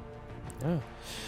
Now, I know that in the game right now, there's a lot of skins. There's a bit of a fair for the youth. The youth fair is here with incredible bonuses and exciting events. You can grab multiple permanent skins for free, just like Sylvana's Classroom Charm and its painted skins Classroom Glam. Both skins I do not have, and I'm jealous of anyone who does. More exciting events will be revealed, so watch out. Do you have those skins? Yes. You do? Dude, I've been spamming Bane and Jushin. How can I not have the skin? All right, you go. Pretty, by the way. For a skin you get for free, you feel like, hey, I should be paying diamonds for this, but thanks, Moonton. All right. Thanks. Okay, yeah, you have the skin. You have the skin. Do you want to say the thing? The next thing is scheduled. You know, you be the one. You have the skin, so you be the one to say the you sulk over there, Reptar. Ladies and gentlemen, folks around the world, do tune in. Tomorrow we are coming to a conclusion. MWI 2024 ends through a back-to-back-to-back best of 5. That's right, starting off with Vitality versus Falcons Vega.